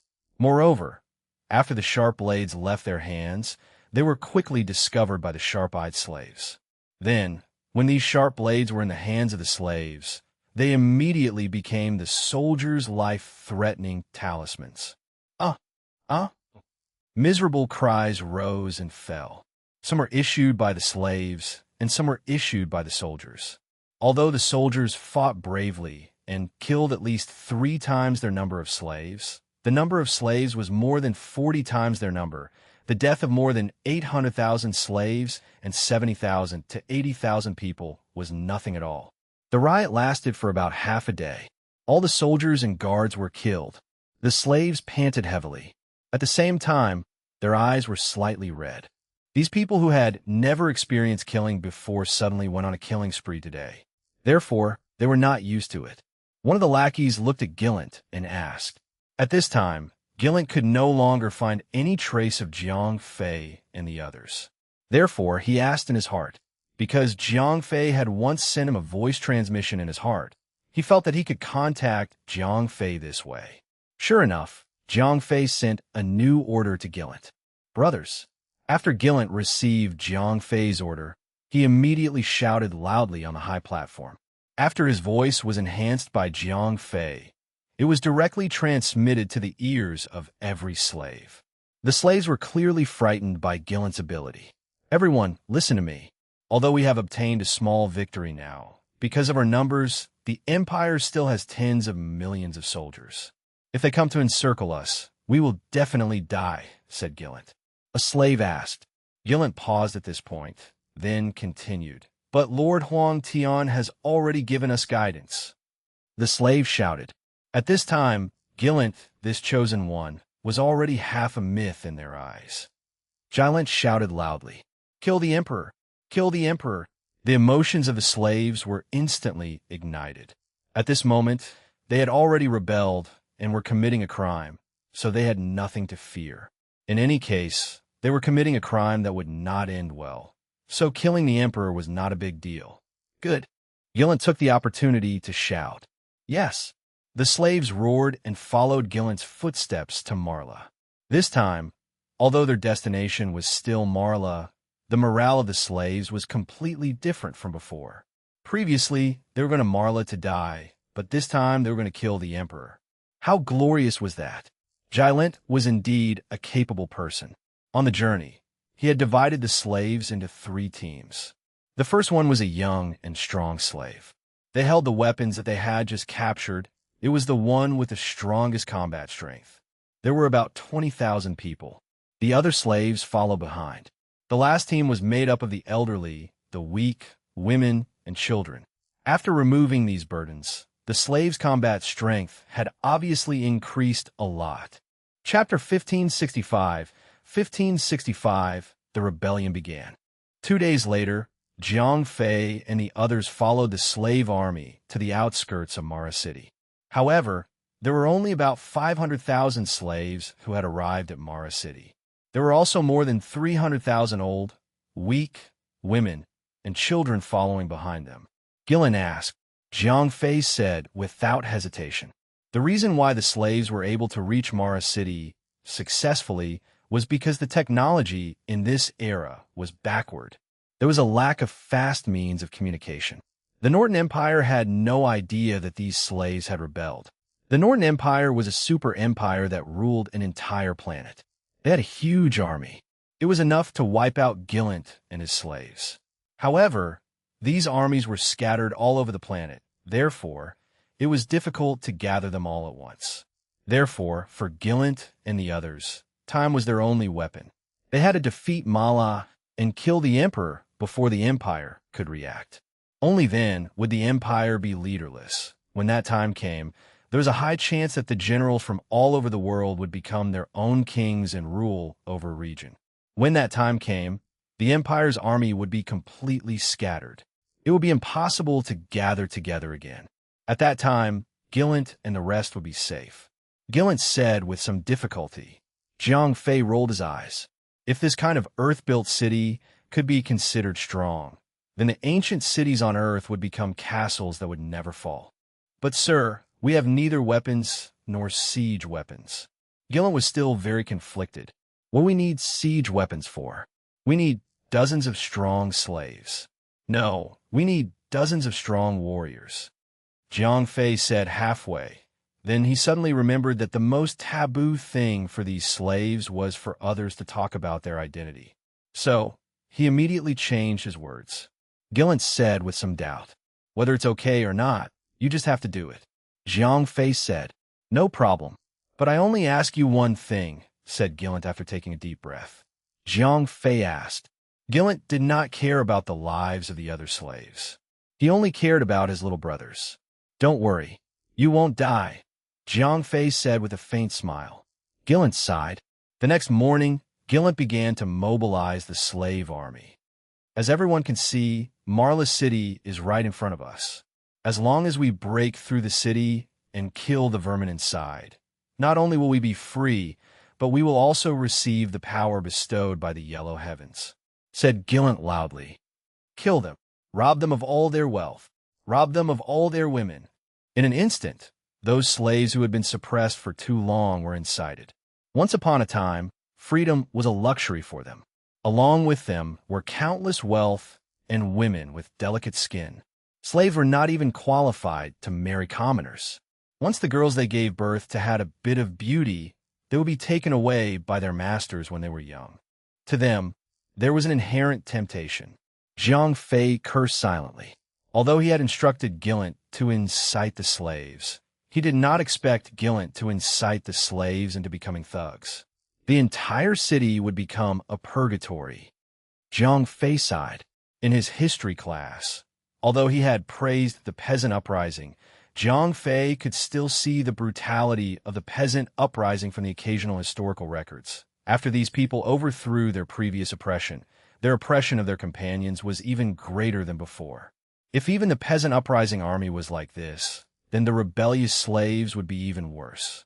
They had suffered even greater oppression. Once they overcame their oppression, they would definitely pass the cruel oppression on to others.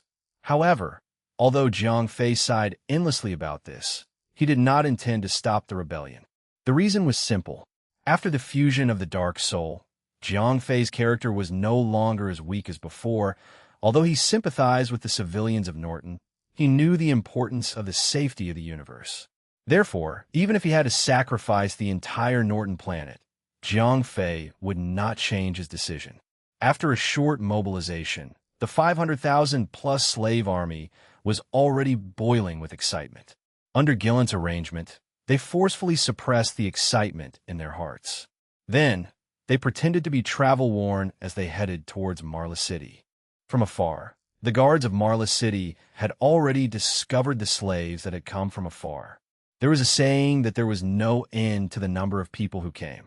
When a number of people reached over 100,000, it was as if the sky was connected to the sky. The 500,000 slaves' army slowly arrived, and the line was almost as long as the horizon. However, the guards of Marla City did not care about this. After all, they had long known that the emperor had bestowed a few million slaves to the kingdom. These slaves should have arrived in Marla a few days ago. However, they were delayed because of the heavy rain in the south. These unlucky fellows are finally here. Yeah, a group of poor slaves. They had to travel so far just because of a new master. Who knows how many of them will die on the way? How many will die? You are really ignorant.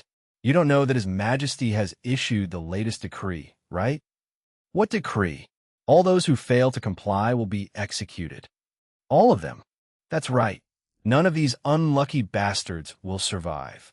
The two guards discussed leisurely. They had never expected that these slaves had turned from a bunch of sheep that were at the mercy of others into ferocious, hungry wolves. Very quickly, the group of slaves arrived near the city gate. At this time, some sharp-eyed soldiers had already noticed that something was wrong. Why isn't this group of slaves being escorted? Why are the soldiers' weapons in the hands of the slaves? F***CK. Is this group of scum rebelling? Close the city gate. Quickly close the city gate. After a burst of noise, the soldiers began to close the city gate in a hubbub. Because Chongping had been too long, the noose that opened and closed the city gate had already begun to jam. It was not easy to close it. After discovering the unusual movements on the city wall, Jilent immediately realized that his group had been exposed. However, there was nothing to hide at this time, so he roared loudly. He was the first to charge towards the city gate. Charge! The slaves shouted loudly and then swarmed towards the city gate. Chapter 1566, the second city gate. Seeing the slaves rushing towards the city gate, the captain of the guards became anxious. If he let the slaves enter the city, wouldn't he lose his official position? However, the captain of the guards obviously thought too much. After the slaves entered the city, he couldn't even save his life. How could he care about his official position? Rumble, creak, creak, creak. Along with the sound of grinding gears, the stuck city gate noose finally lived up to everyone's expectations and closed the city gate. The captain of the guards had just let out a sigh of relief and was about to get someone to report to his superior when he suddenly heard a loud sound. Along with the loud sound, the captain of the guards, standing on the city wall, felt as if there was an earthquake, and the entire city wall was shaking. He leaned over to take a look below the city wall and saw dozens of strong slaves carrying a huge log ramming against the city gate. Moreover, there were more than one group of slaves doing this job, and there were several groups of slaves carrying logs charging behind them. Damn it! Release the arrows! The captain of the guards shouted loudly, because he knew that in the past few decades, the general responsible for guarding the imperial capital had been embezzling military funds, so the city gate had not been strengthened for several decades. In fact, the interior had long rotted. Under such a violent collision, the city gates could not last long.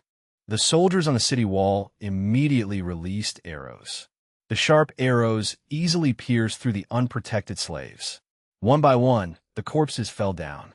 In an instant, the slaves' attacks came to a halt. The fear of death was an instinctive feeling. Follow me. Gillet knew that it was time for him to show off. For the sake of his brothers, not to mention the rain of arrows in front of him, even if it was a mountain of knives and a sea of fire, he would still charge forward. Charge! For freedom! I want to live a good life. Charge. Beauties. I'm coming. I want to become a rich slave owner too. Even though Gillen's words were very simple, they were very effective for the slaves. Freedom was what they yearned for the most. At this moment, there was nothing that could stop the slaves from invading the imperial city of Mara. Even death would not be able to scare them off. Kill. As the slave charged forward, screams and screams rose one after another. The slaves fell one wave after another under the rain of arrows. However, more slaves charged forward. They stepped over the corpses of their companions. Then, they picked up the logs that had fallen to the ground and continued to charge forward. The slaves were continuously shot down. However, there were always new ones coming up from behind. Soon, one of the logs reached the city gate. The sound of the log hitting the city gate became even more intense.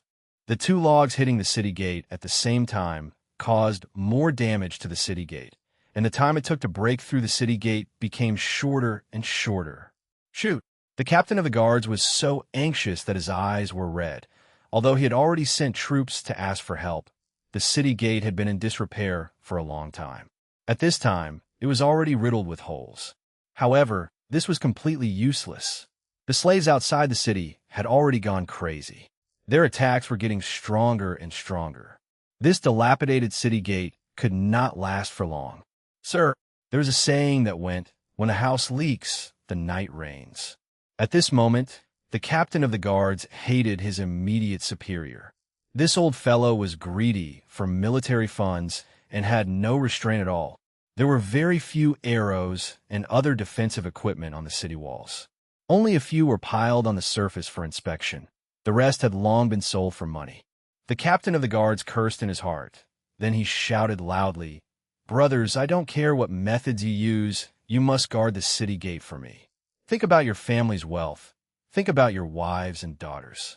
You must not let these hundreds of thousands of demons into the city." Obviously, this captain of the guards was a sensible person. He knew that these slaves had been oppressed for too long. They looked like harmless sheep on a daily basis, and anyone could even bully them. But because of this, the slaves who had been suppressed for too long, once they were freed, they would become ferocious beasts even more brutal than demons. Once they were allowed into the city, the entire Mala would suffer a catastrophe.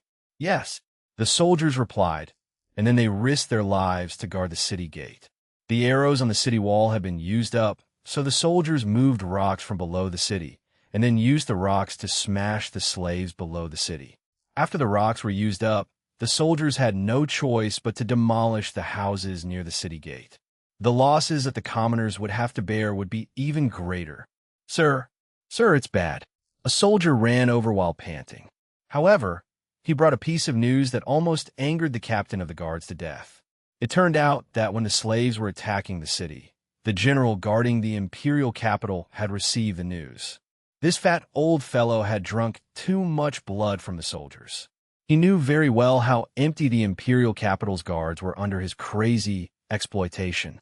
In order to eat empty pay, this general had taken the liberty of disarming 4/5 of the army.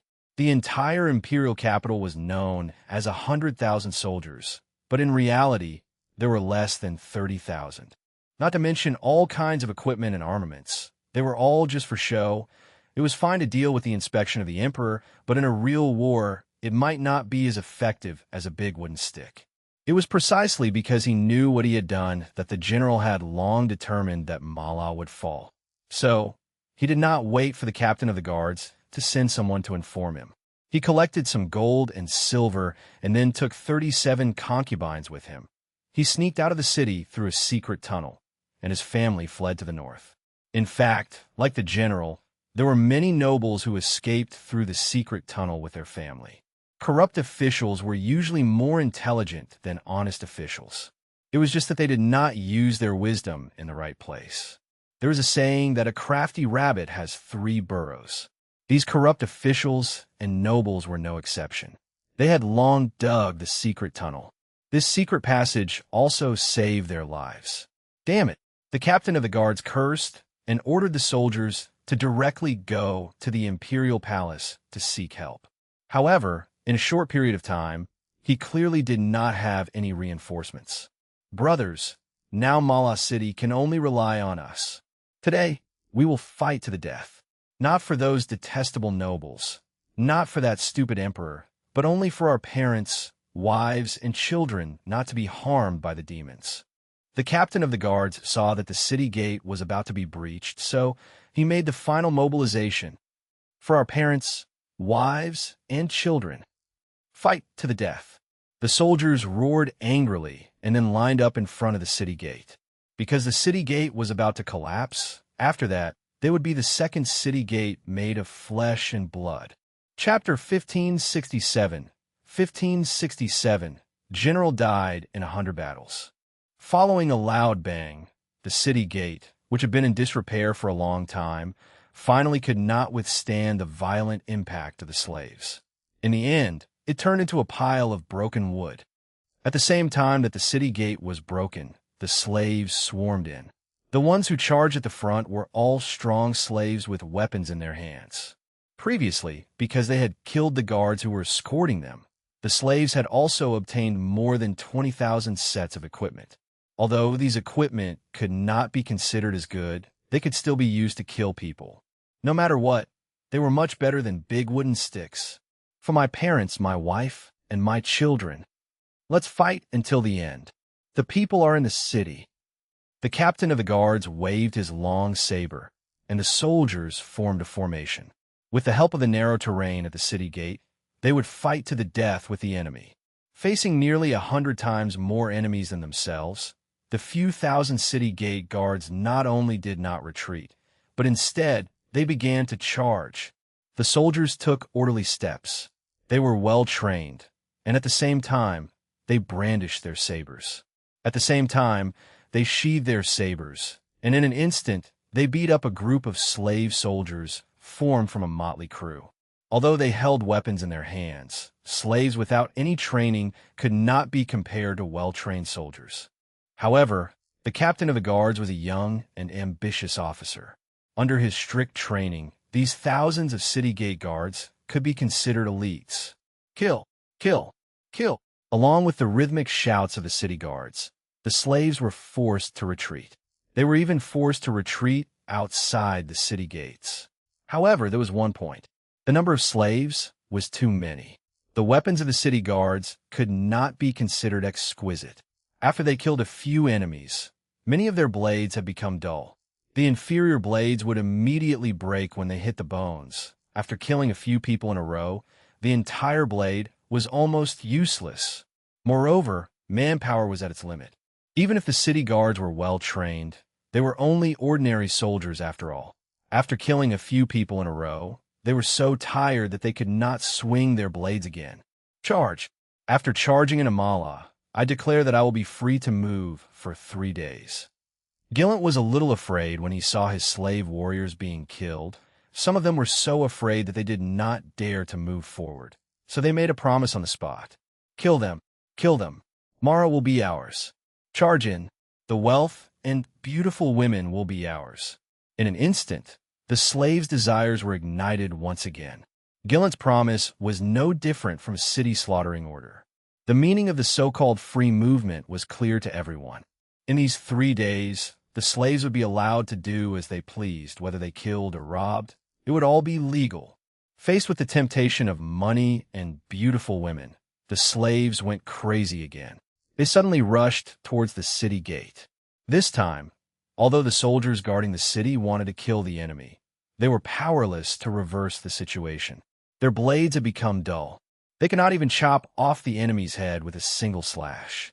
Their arms were already sore. They could not even pull out the blades that were embedded in the enemy's bones. The captain of the guards let out a long sigh. Then, he turned around and knelt in the direction of the city gate. Father, mother, my son is useless. Xiao Qian, I have let you down. After kowtowing to the distance, the captain of the guards pulled out his long blade and charged into the slave army. The light from the saber was chaotic. After killing more than 30 people in a row, the captain of the guards could no longer swing the dull blade in his hand. A wooden stick came smashing down from behind his head. Although the captain of the guards heard the evil wind behind his ears, he no longer had the strength to dodge. The wooden stick hit the back of the head of the captain of the guards. In an instant, the captain of the guards felt his vision go black, and then he fell forward. Kill! Kill! The slaves, who had been killed by the guard captain until they did not dare to get close, saw that the invincible god of war had been knocked down and immediately swarmed over. Some used wooden clubs to hit him, and some used their feet to kick him. A long knife suddenly stabbed from the corner and instantly pierced into the captain's back. At the same time that the guard captain died in battle, the thousands of city gate guards were mostly surrounded and killed by the slaves. The remaining few were barely holding on. A few minutes later, all the city gate guards died in front of their own city gate. Just as the captain of the city gate had said, the people were in the city. When they were alive, they did not let the enemy take even half a step past the city gate. They did not let them hurt a single civilian. Kill! Break through the palace for me, Geronda roared. The slaves followed behind Geronda and directly charged toward the palace. At the same time, some slaves blocked the city gate, preventing the civilians and nobles from leaving. Very quickly, the slave army swarmed into Mala City. They quickly surrounded the palace.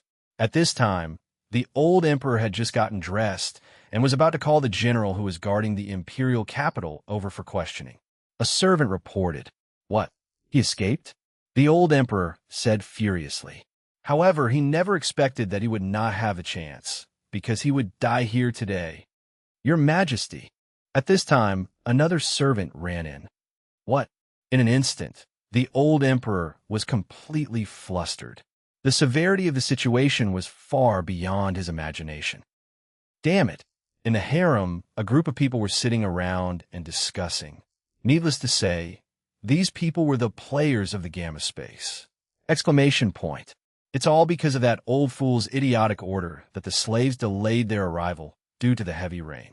A female player curled her lips and said, Then what should we do? I heard that the slaves have already broken through Mala City and have surrounded the Imperial Palace. A player asked, Let's let the old emperor pardon them for now. After the situation has calmed down, we can ask him to give us another batch of slaves. Although it will take a few days, it should not be a problem, said another player. Until now, these people still did not foresee the severity of the problem. After all, they did not know that a professional troublemaker, Jiang Fei, had already entered Planet Norton. The two female players stood up and walked toward the front hall. Gillant, after we break through the palace, you must kill all of the king's harem and relatives at the same time as you kill him, Jiang Fei said to Gillant at this time. Gillant immediately nodded. Chapter 1568, Killing with a Borrowed Knife.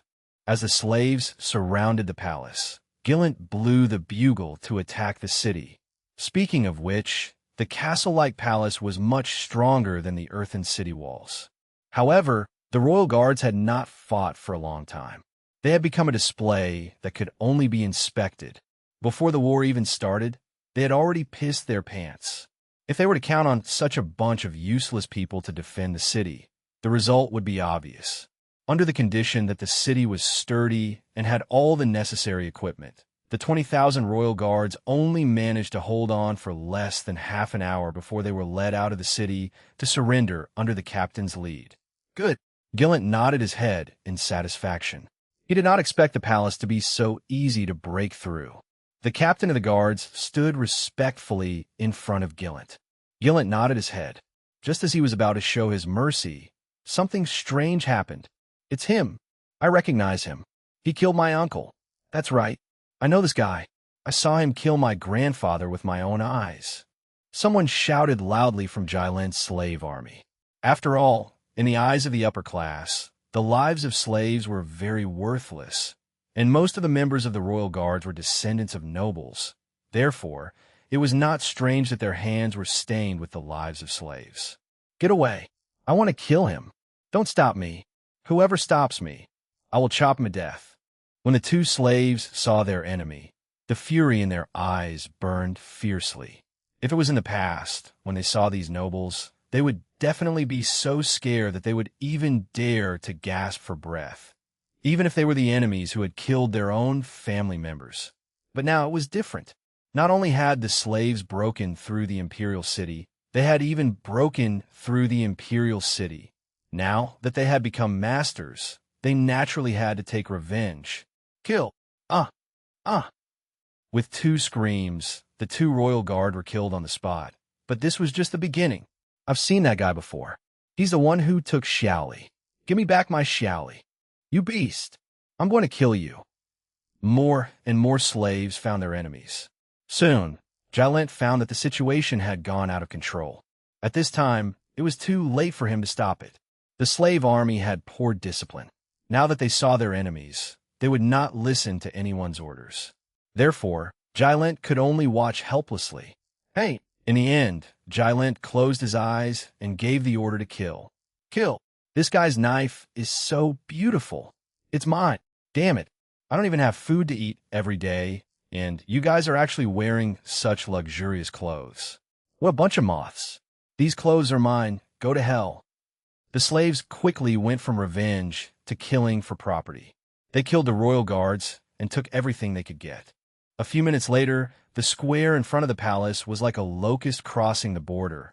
All that was left were naked bodies. The slaves did not even leave a single piece of cloth for them. Follow me, Gillant roared. Kill these pests. The slaves swarmed forward. Hundreds of thousands of slaves swarmed into the palace. Jiang Fei sighed. He knew that the people in the palace were going to suffer, especially the palace maids and concubines. They were going to face a disaster. Ha! Such delicate women. I found this. Go and find it yourself. Help! Someone help. In an instant, the palace was filled with maniacal laughter. There were also endless screams and wails.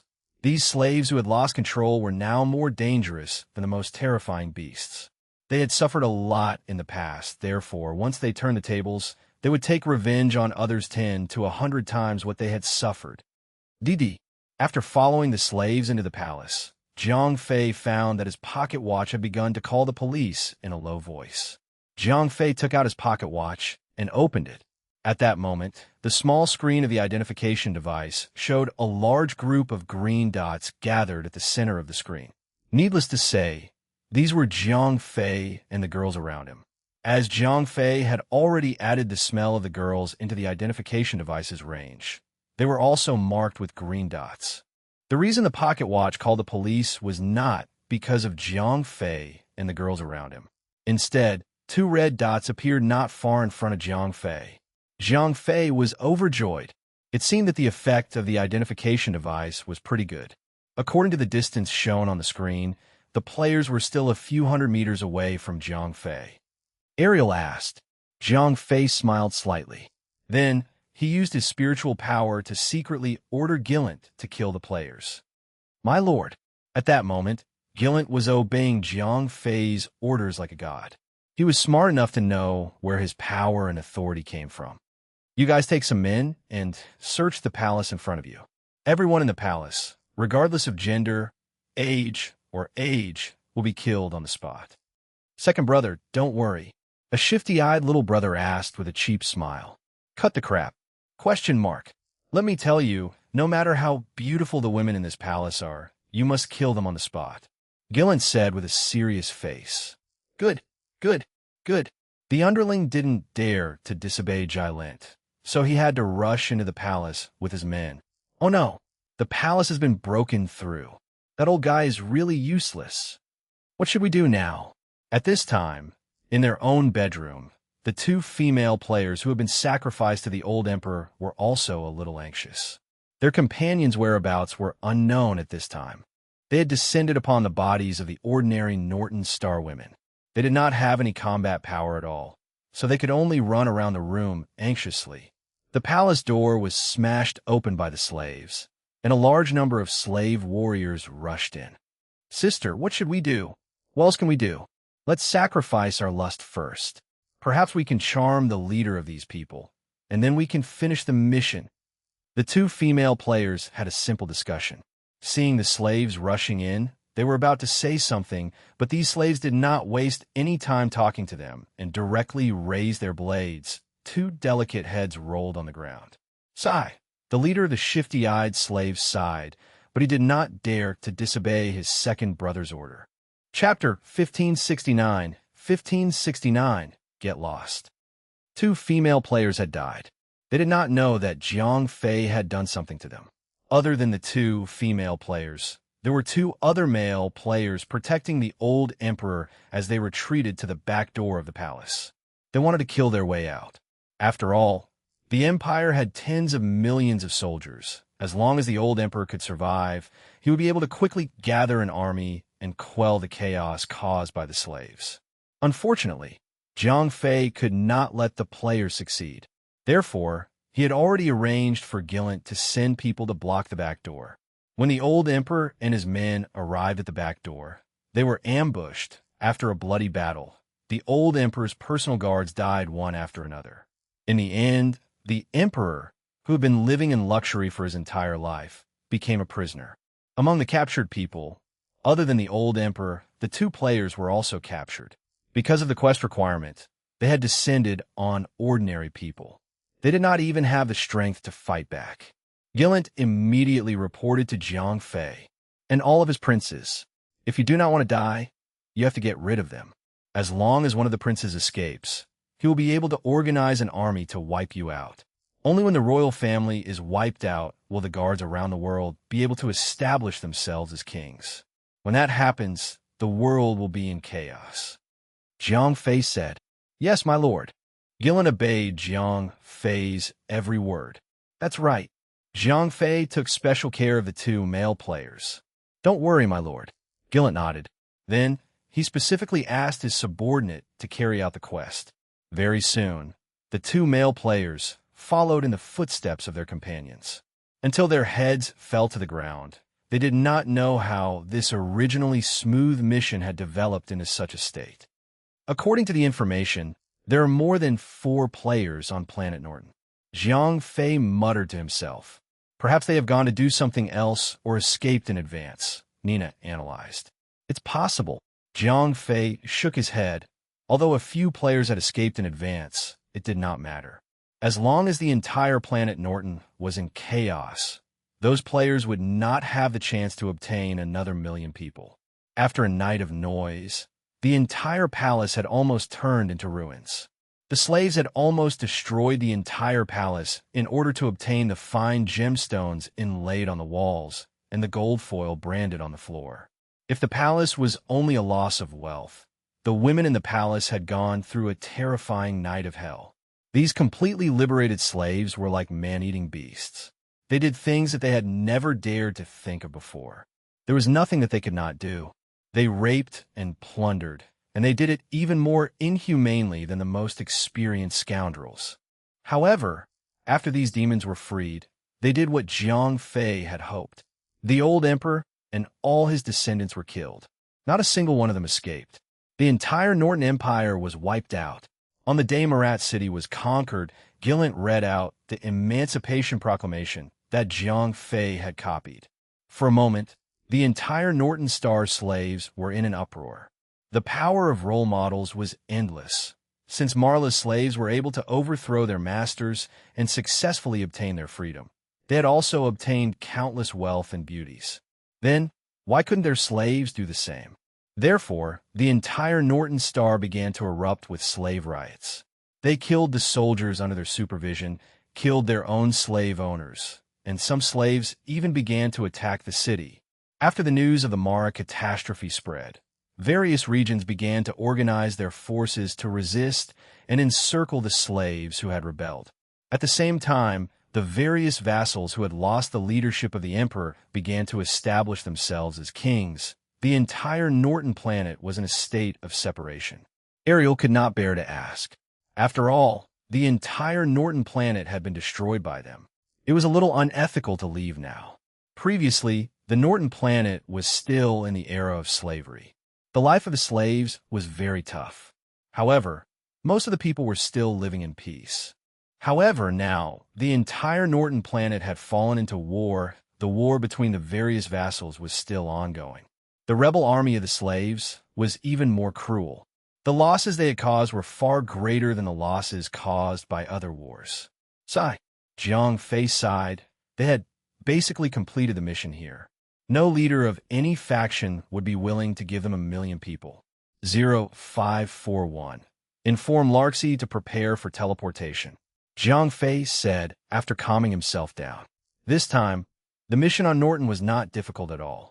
It was mainly a test of Jiang Fei's humanity for the sake of the safety of the entire universe. There were times when they had to make sacrifices. 0541 immediately began to communicate with the ship of Dawn that was far away from the planet's orbit. Very soon, the light beam from the ship of Dawn enveloped Jiang Fei and the others. After the white light, Jiang Fei and the others returned to the ship of Dawn. Sylvie stretched. It was really inconvenient to be on that primitive planet. It was even difficult to take a hot bath. All right, let's prepare to go to the next mission location. Jiang Fei took a deep breath and ordered Larks to go to the nearest civilian gathering place. He wanted to see Vinylin there. Coordinates confirmed. 22 light years away from us. Larks was very efficient. Very soon, he had locked onto a space station. As the dawnlight broke through the spatial barrier, the huge spaceship entered the phase space. After a few minutes, the dawnlight jumped out of the phase space. Jiang Fei and the others arrived near the space station. Docking request has been sent. Request accepted. Approaching the 7th space station. Although the dawnlight ship was huge, it was able to operate smoothly under the control of Larksy. This was the power of player technology. No matter how big the ship was, one person was able to unleash its full power.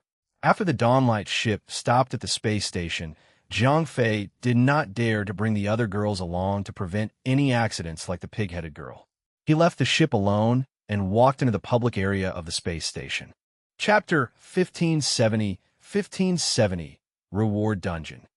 When Jiang Fei got off the spaceship, he immediately heard the welcome announcement from the space station. "Hello, sir." A cute smiling face appeared on the electronic screen. Jiang Fei nodded. "All right."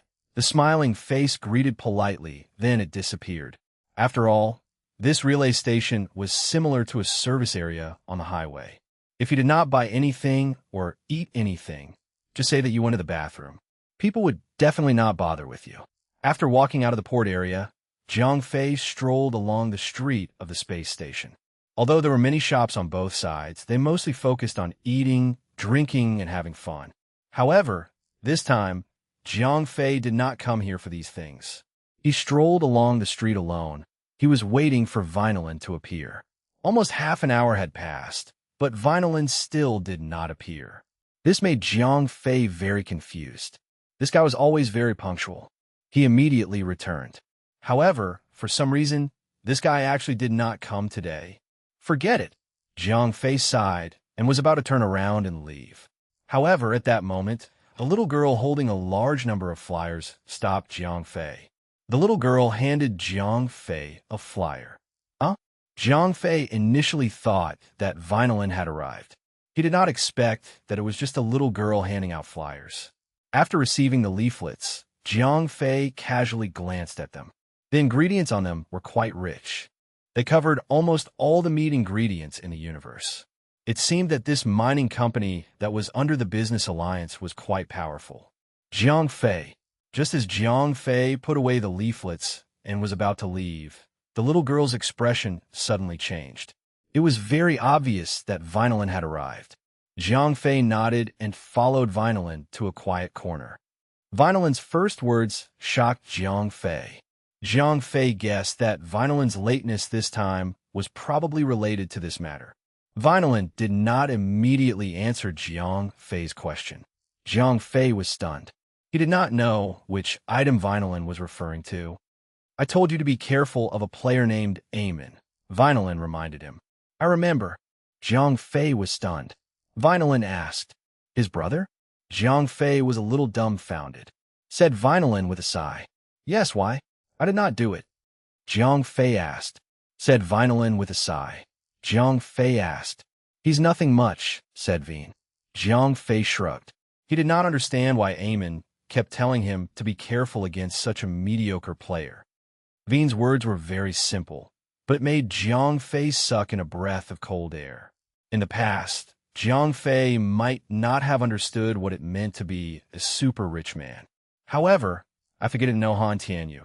Jiang Fei had a deep understanding of the power of a super rich man in the game. Bye, bye, bye. In the real world, it was already quite lethal. In the game, it was simply omnipotent. At this moment, to Jiang Fei and the others, this universe was reality. He could do almost anything he wanted in this game. Jiang Fei asked. That guy directly bought a reward dungeon and is now preparing people to challenge it, said Vinolin with a sad face. Jiang Fei was stunned. Yes, if they clear the dungeon, they will receive a medium-sized fleet. Vinolin explained. Jiang Fei did not quite understand what this medium-sized fleet represented. However, it was clearly not the same level as the local fleets in this universe. One main ship, 10 heavy cruisers, 30 frigates, 10 auxiliary cruisers, and a few scout ships, said Vinolin. Main ship. Jiang Fei was instantly dumbfounded. He was someone who owned a main ship. Therefore, he knew very well how terrifying a main ship's power was. Moreover, the war cruiser that Jiang Fei was riding on was of the auxiliary type. What if he had obtained a main ship? Said Vinolin. Jiang Fei immediately asked. He had to destroy the player's quest. Initially, it was not possible. However, I have thought of a way. When Vinolin spoke, he could not help but look pleased. Was because of this matter? Jiang Fei asked again. Of course they will. However, you entered the dungeon with their permission. Vinolin then explained the reason to Jiang Fei. It turned out that the development team did not want to let the players have such a powerful fleet so early. This was because letting the players become powerful too early would greatly shorten the game's lifespan. However, Eamon was really too rich. The price that he offered was something that the development team could not refuse. Therefore, with Vinolin's hard work, the development team agreed to let Jiang Fei enter the game to disrupt the situation. However, there was one condition. Jiang Fei could not wipe out the players, not kill Eamon, and not destroy all the rewards for clearing the game. What do you mean? Jiang Fei asked with a reluctant look. Why should I go in? Vinolin rolled his eyes. Jiang Fei asked greedily. Don't even think about it. Vinolin refused flatly. He was able to help Jiang Fei and the others obtain this opportunity because the development team wanted to balance the game. They did not want the players to become stronger too quickly. At the same time, they did not want to nurture a boss that the players could not fight. Chapter 1571. 1571. Difficult Quest. Jiang Fei nodded. Although he wanted to obtain more player battleships, he did not want to be on the development team list. Vinolin added. Jiang Fei asked. We will arrive at the teleportation point that I have specified. There is a teleportation point there that can teleport you to the dungeon, Vinolin said. Jiang Fei nodded. Although he did not have any battleships, Jiang Fei was still very confident in the strength of his people. Jiang Fei, you must not be careless. Eamon has spent a lot of money this time.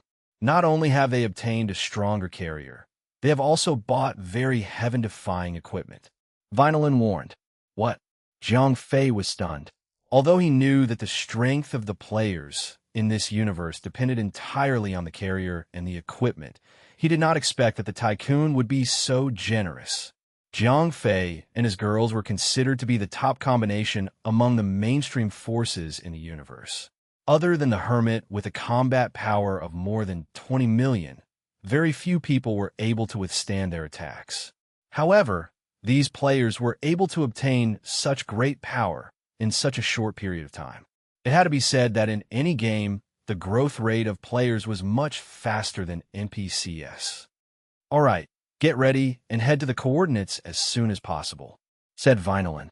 All right, Jiang Fei nodded. Then, he suddenly thought of another question. He asked Varen, what about this population quest? You don't have to worry about this quest.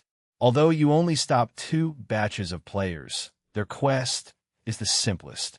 The other players will not be able to complete the quest so easily, said Varen. Jiang Fei nodded and prepared to leave. That's right. Don't provoke that, Eamon. Vinolin reminded him. Jiang Fei nodded. Of course. He knew that a tycoon like Eamon would be crazy to spend money once he got hit in the game. He would not stop until he had won back the reputation that he had lost previously. However, Jiang Fei had another thought in his mind. Although Eamon was his biggest opponent at the moment, he was also his protective talisman. Then this guy would keep spending money in the game. The development team would earn money. Naturally, they would turn a blind eye to Jiang Fei. After returning to the Aurora ship, Jiang Fei shared the quest information with the girls. Then, he gave the coordinates to Larxie and told her to prepare to leave the port and warp. Soon, the Aurora ship slowly left the space station and began to warp towards the target area. Ariel asked curiously, "I'm not too sure about the details. I thought that this reward dungeon was temporarily loaded by the development team. It should be an additional existence that has left this universe. Therefore, Vinolin does not know much about the internal situation. However, according to the information he obtained, this dungeon should be a super martial world." Jiang Fei said. Bella asked, "Our mission is to destroy the quest rewards before the players do," Jiang Fei said. Salila asked, "It's not difficult for the players. After all, this is a dungeon that Eamon spent money to buy." Jiang Fei sighed and said, "However, don't worry, everyone. Our goal is not to destroy all the quest rewards. We don't need to destroy the players either." Nina saw that the girls were a little nervous, so she comforted them. "That's right." Jiang Fei also encouraged the girls. "Sir, the dimensional jump is ready." At this moment, Larxie suddenly interrupted. Jiang Fei immediately ordered. Immediately, the Dawnlight ship's phaser engine was activated. A powerful energy flow broke through the dimensional barrier. The huge ship slowly entered the phaser space. "Everyone, be careful this time." On the way to warp, Jiang Fei kept reminding the girls around him. "Don't worry, honey. We know what to do." Bella took the lead and promised. Jiang Fei nodded. Then he began to plan the action plan in his mind. Due to his lack of understanding of this dungeon, Jiang Fei could only make a preliminary plan after entering the dungeon. As for what he should do next, he had to adapt to the situation. One day later, Dawnbreak left the dimensional space and arrived at an unknown star area. As the universe was vast, although the major civilizations were doing their best to explore the new space, there were still large areas that were unknown to the public. Bella pointed at a blue planet in the distance. "Situing shouted." Jiang Fei sighed. Of course, he knew that this planet had nothing to do with Earth. However, whenever he saw such an Earth-like planet, he could not help but feel homesick. "Lux, prepare to teleport. During the time we leave, you will activate stealth mode. Be careful," Jiang Fei ordered. Lux agreed and sent Jiang Fei and the rest to the blue planet. Ariel pointed at a huge stone door in the distance. The stone door was hundreds of meters tall and was extremely eye-catching. "It should be," Jiang Fei said as he looked at the stone door that was emitting intense energy fluctuations. Bella was the first to rush towards the stone door. Jiang Fei and the others followed behind. After a few minutes, everyone arrived near the stone door. The energy here was even denser.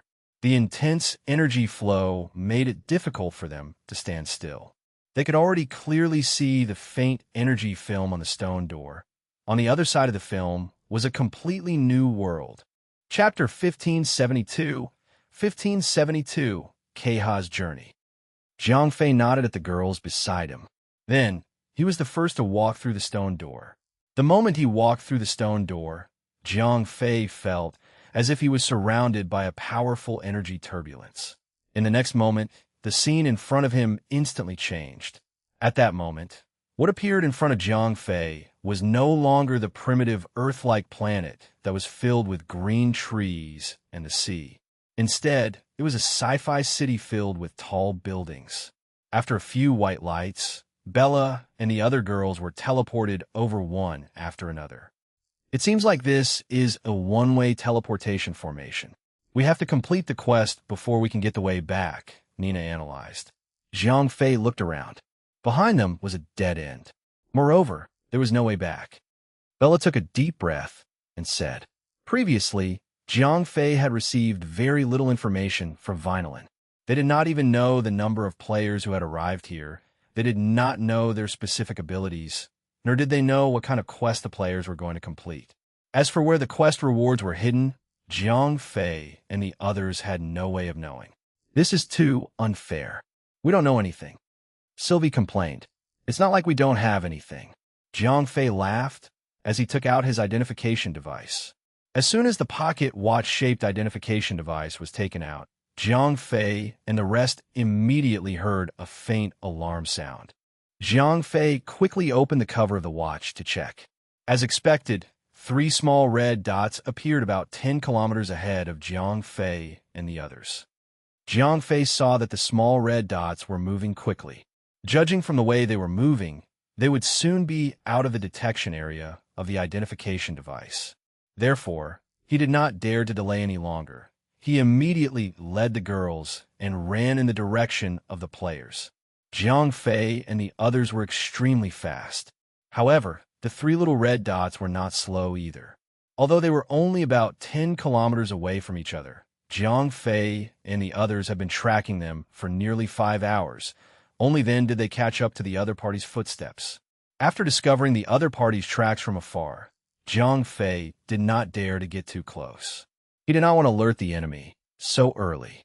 After following the 3 players, Jiang Fei and the rest continued forward.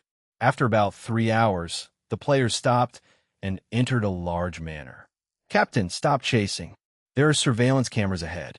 Just as Jiang Fei and the rest were about to enter the manor, 0541 stopped them. Jiang Fei raised his eyebrows and took out his identification device again. From the identification device, Jiang Fei found that in this manor, other than the 3 red dots that they had been following previously, there were 2 more red dots. Jiang Fei muttered to himself. The distance is too far. Salila said with some disappointment. HMM, we have to think of a way to enter this manor. Only when we enter the manor will we be able to find out the purpose of these players. At the same time, we can also figure out the strength of the other party, said Bella as she nodded. Don't act rashly, Jiang Fei reminded her. Sigh, this is so annoying, Sylvie said impatiently. All right, everyone, let's split up and find out more information about this manor. Finally, Jiang Fei made a decision. He needed to find out more information about this manor first. Only then could he decide whether or not to sneak into the manor tonight. Very soon, the girls set off in groups of 3 and 2. Jiang Fei brought along Bella and Sylvie, the 2 troublemakers, to prevent them from causing any trouble. Not far from the manor, there was a small village. On the other side of the manor was a city. Jiang Fei gave the task of going to the village to find out more information to Nina and the others while he brought a few other groups of people to the city. This was a large modern city. To Earth, it could even be called a science fiction. The city was filled with hover cars. Occasionally, there were super tall buildings that connected directly to the galaxy. Above them, there was a starport that was connected to the kneeling space. Bella guessed. I don't think so. That kid said that this dungeon is specially opened for players temporarily. It does not belong to our universe at all. It is an additional reward level. Therefore, he does not have the authority to enter this place. Jiang Fei said as he shook his head. He could not get Vinolin's help here. He could only rely on his own strength to obtain information. That's troublesome. We are unfamiliar with this place. We don't even know how to communicate with the natives here, said Sylvie with a sigh. Let's not bother about it for now. There's a place that looks like a bar up ahead. Let's go in and take a look, said Jiang Fei as he pointed at a brightly lit building in front of him. Regardless of whether it was an ancient pub or a modern pub, once there was alcohol in a place, there would most likely be a mix of good and bad people. Moreover, after a few drinks, people would often tell the truth after drinking. There were many things that would be kept strictly confidential during normal times. After drinking, they would also show off. Therefore, this place was often a good place to obtain information. In fact, there were people like Jiang Fei who did not know where to start. It was definitely the best choice to come to the bar to try their luck. After entering the bar, Jiang Fei realized that although he had never seen the currency here, the advanced civilization psionic crystal was still a hard currency here. With money, everything would be easy. Not only did Jiang Fei and the others easily sneak into the bar, but they also chatted enthusiastically with the bartender. Bartenders were usually good conversationalists. Moreover, if the customers in front of them were generous and did not mind tipping, they were even more friendly and could chat with you for a few days. The bartenders chatted with Jiang Fei and the others. As they were advanced civilizations that had entered the interstellar era, although the bartender's appearance was different from that of Jiang Fei and the others, he did not find it strange. "Yes, our spaceship has just arrived here," Jiang Fei said casually. "Hee hee, then you have come to the right place. This is definitely the best bar in the entire planet Keha," the bar said proudly to its own bar. Chapter 1573. 1573. Masturbai. Jiang Fei was stunned. He did not expect the bartender to be so arrogant. "What is it? Sir, do you have any requests?" When the bartender heard Jiang Fei's tone, he knew that there was business to be done. "That's true. When we just came over, we saw a manor outside the city. The scenery there is beautiful." Jiang Fei wanted to ask about the manor. However, it was not convenient to ask about it directly. Therefore, he could only ask about it in the name of buying a house. The bartender, who was originally very confident, immediately hesitated when he heard Jiang Fei mention the coordinates. "What?" Jiang Fei deliberately said. "That's true," the bartender sighed. "Oh."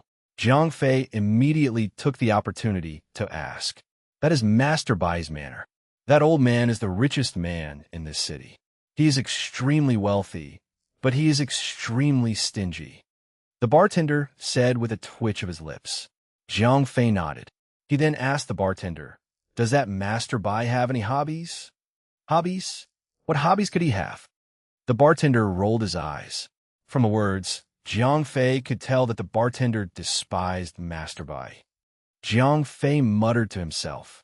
He was not afraid that this Master Bai was not a good person. He was afraid that this old man had no flaws. Now that he heard that the old man was so greedy, it would be easier to find a breakthrough. Bella whispered into Jiang Fei's ear. "Yes." Jiang Fei nodded.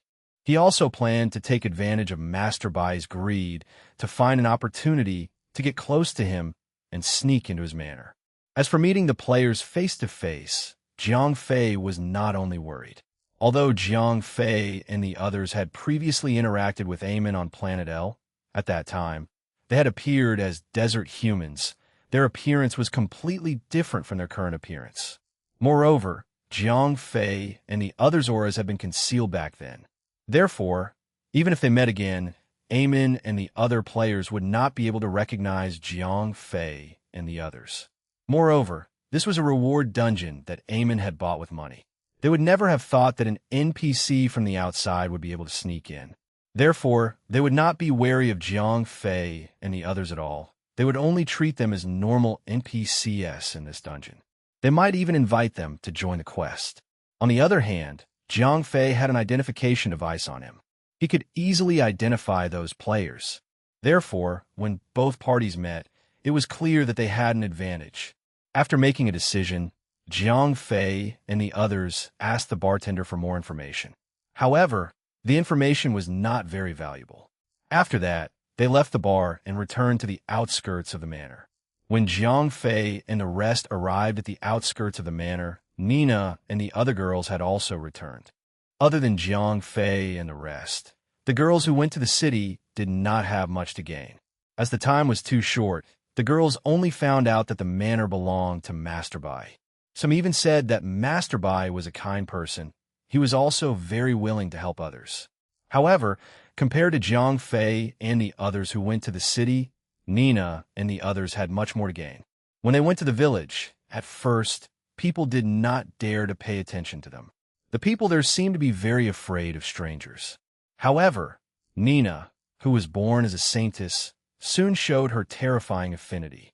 In addition, Ariel, the little sister next door, was also very likable. Soon, the local villagers accepted them. After getting to know each other, when Nina asked about the manor, the villagers could not help but show fear, especially when Master Bai was mentioned. None of them did not curse. Speaking of which, the villagers in this village were actually farmers of Master Bai's family. They worked for Master Bai, but they were ruthlessly exploited by Master Bai.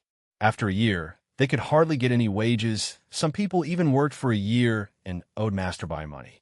In the end, they had no choice but to sell their children. Therefore, this village hated Masterby to the bone. However, they did not dare to run away. Firstly, they only knew how to do some farm work. Once they left Masterby's land, they would not do anything. It was very likely that they would starve to death. Secondly, it was because Masterby had guards under him. If they ran away, they would be captured and brought back. It was very likely that they would be beaten to death. Jiang Fei raised his eyebrows. These villagers were very likely to be his helpers. That's true. Moreover, because they have been working at Masterby's house all year round, they're very clear about Masterby's manner. Nina said as she took out a very detailed map. There are even some notes on Masterby's daily habits, such as when he woke up, when he went to the toilet, which concubine's room he went on weekdays, and so on. Jiang Fei asked. Yes, that's true. Ariel said, hee. In that case, this old man is really too much. Jiang Fei laughed. All right. Nina asked. Yes. Jiang Fei nodded and then shared his plan with the girls. Bella was the first to nod. Huang Milan nodded as well. It should not be a problem. Let's do it this way. Nina thought for a moment and agreed with Jiang Fei's plan. After that, Jiang Fei and the others split up and began to prepare for the plan. Early the next morning, a villager ran to the entrance of Master Bai's manor in a panic. Before he could get close, a vicious dog pounced out and scratched the villager's shoulder with its claws. Ha ha ha, idiot! Not only did the brawny guard not stop the vicious dog, he even mocked the villager. Sir, quickly pull the dog away. The villager shouted as he blocked the dog. If you're enjoying this story, don't forget to like the video and subscribe. It really helps this channel keep growing. All right, let's continue. Chapter 1574 took the bait. Big Black. When the brawny man guarding the door heard the villager's shouts, he immediately called back the vicious dog. He was not afraid of the vicious dog hurting people, but he cared about the money-making business that the villagers talked about. Although the brawny man dared to bully the villagers unscrupulously, he knew how greedy his Master Bai was. His end would be much worse than being bitten by a dog. The burly man said as he approached the villagers, I don't dare. The villagers smiled and then turned around to get up. Okay, wait here. The burly man turned around and entered the gate. Because the vicious dog was right next to him, the villager did not dare to move. Not bad, Nina, Jiang Fei said with a smile. At that moment, they were secretly watching from a corner not far away. Sigh, the villagers here all hate Master Bai to death. So, they really went all out to get rid of that scourge, Nina said in a low voice. Jiang Fei nodded. From a moment the burly man entered the gate. It took less than 10 minutes for the gate to open again. The burly man almost trotted out. Let's go. The burly man pulled the villagers over and quickly ran into the gate. Hee, it seems that this Master Bai is really greedy. Jiang Fei and the others laughed from afar. After about half an hour, the villagers were respectfully sent out by the burly man. It seemed that Jiang Fei and the others' plan had initially succeeded. The burly man would not have been so polite to the villagers. The villagers quickly came to Jiang Fei and the others to meet them. Jiang Fei asked with concern. Everything went well. The villager was very happy. Jiang Fei nodded and returned to the village with the villagers. In the village, the villager treated the wounds on his body briefly. Then, he began to describe to Jiang Fei and the others what happened after he entered the manor. That old man is too greedy. When he asked me to enter, he did not even put on my clothes properly. Then, I followed what you said, sir. The old man really took the bait, said the villager. Jiang Fei breathed a sigh of relief. He had already hooked up with Master Bai. The next step was to sneak into his manor and find out what the players were up to. The reason why Master Bai was so easily hooked this time was because Jiang Fei's bait was fragrant enough. A total of 100,000 crystal lattice of psionic crystals. This made Master Bai almost unable to sit still. Psionic crystals were the hard currency of a super technological civilization. It was just like the gold on Earth. Although it was not the currency of any country, it could be immediately cashed in no matter where it was. However, unlike gold, gold on Earth was also in great demand in various industries. However, psionic crystals were essential components for all kinds of high-tech equipment. Moreover, compared to gold, psionic crystals were rarer. Therefore, although this thing could be redeemed at any time, it was not always possible to buy it with money. In this way, hoarding psionic crystals became the safest and most valuable asset accumulation method for the rich. Therefore, when Master Bai heard that Jiang Fei had a large number of psionic crystals, he was immediately tempted. At night, Jiang Fei and the girls made some simple preparations. The next morning, Master Bai brought people to the village. Master Bai immediately shouted as soon as he entered the village. It was as if the psionic crystal in Jiang Fei's hand already belonged to him. Master, the villager who had previously reported the news immediately ran over. All right, Master Bai immediately nodded. Then, he impatiently walked towards Jiang Fei and the others' residence. This time, Master Bai left the manor. Naturally, he would not go out alone. People like him, who had done all kinds of bad things, knew that he had many enemies. Therefore, when he went out, he brought a large number of bodyguards with him. Jiang Fei looked outside through the window and saw that the fat Master Bai was actually accompanied by more than a dozen experts. The combat power of these people ranged from more than 100,000 to more than 300,000. The strongest person actually had a terrifying combat power of 1,500,000. Although the strength of these people was not worth mentioning in front of Jiang Fei and the others, do not forget that Master Bai was just a country bumpkin. Even the city where his manor was located was not very conspicuous on planet Keha. Through the strength of Master Bai's bodyguards, Jiang Fei could be considered to have some understanding of the basic situation of this planet. This planet, that was created temporarily, was definitely filled with crouching tigers and hidden dragons. Just as Jiang Fei was engrossed in his thoughts, the villager had already knocked on the door. Jiang Fei pretended to ask, "Master, I am Old Jiao, the great benefactor here." The villager shouted, "Oh," Jiang Fei replied. Then, he deliberately waited for a moment before opening the door. Master Bai did not speak to Jiang Fei face to face. They just looked at each other for about 10 seconds. During this time, Master Bai looked at Jiang Fei and the others back and forth. At the same time, he used his eyes to communicate with his bodyguards. Jiang Fei suddenly felt a trace of spiritual power spying on him. As Jiang Fei coughed dryly, Hua Mulan, who was beside him, suddenly released her own aura. The terrifying pressure of more than 9 million combat power spread out. In an instant, the impact caused the bodyguards to continuously retreat, especially Master Bai. His strength was the weakest, so he felt the most terrifying. When Hua Mulan withdrew the pressure, Master Bai realized that his clothes were completely drenched in cold sweat. Haha, you all came from afar. Speaking of which, Master Bai's ability to change his expression was really extraordinary. He had originally planned to kill Jiang Fei and the others. After snatching the psionic crystal, he immediately changed into a smiling face. Chapter 1575, 1575, The Temptation of Wealth. Master Bai was also very willing. It was precisely because of this that Master Bai was very enthusiastic about Jiang Fei and the others. "Oh, you are Master Bai?" Jiang Fei asked despite knowing the answer. "Haha, I heard that you have some extra psionic crystals, so I came to take a look." Master Bai laughed. Jiang Fei laughed. Although it was useless for him to use the currency of Keha planet, he still had to put on a show. It would only arouse suspicion. Master Bai hesitated for a moment, as he was not familiar with Jiang Fei and the others, and these people had strong individual strength. Master Bai could not simply offer a price. If the price was too high, it would naturally not be worth it for Master Bai himself. However, if the price was too low, it might offend Jiang Fei and the others. At worst, these people would be disadvantageous to him. At worst, he would not be able to get his hands on the psionic crystal. How about this? After Master Bai weighed the pros and cons, He lowered the price by 5%.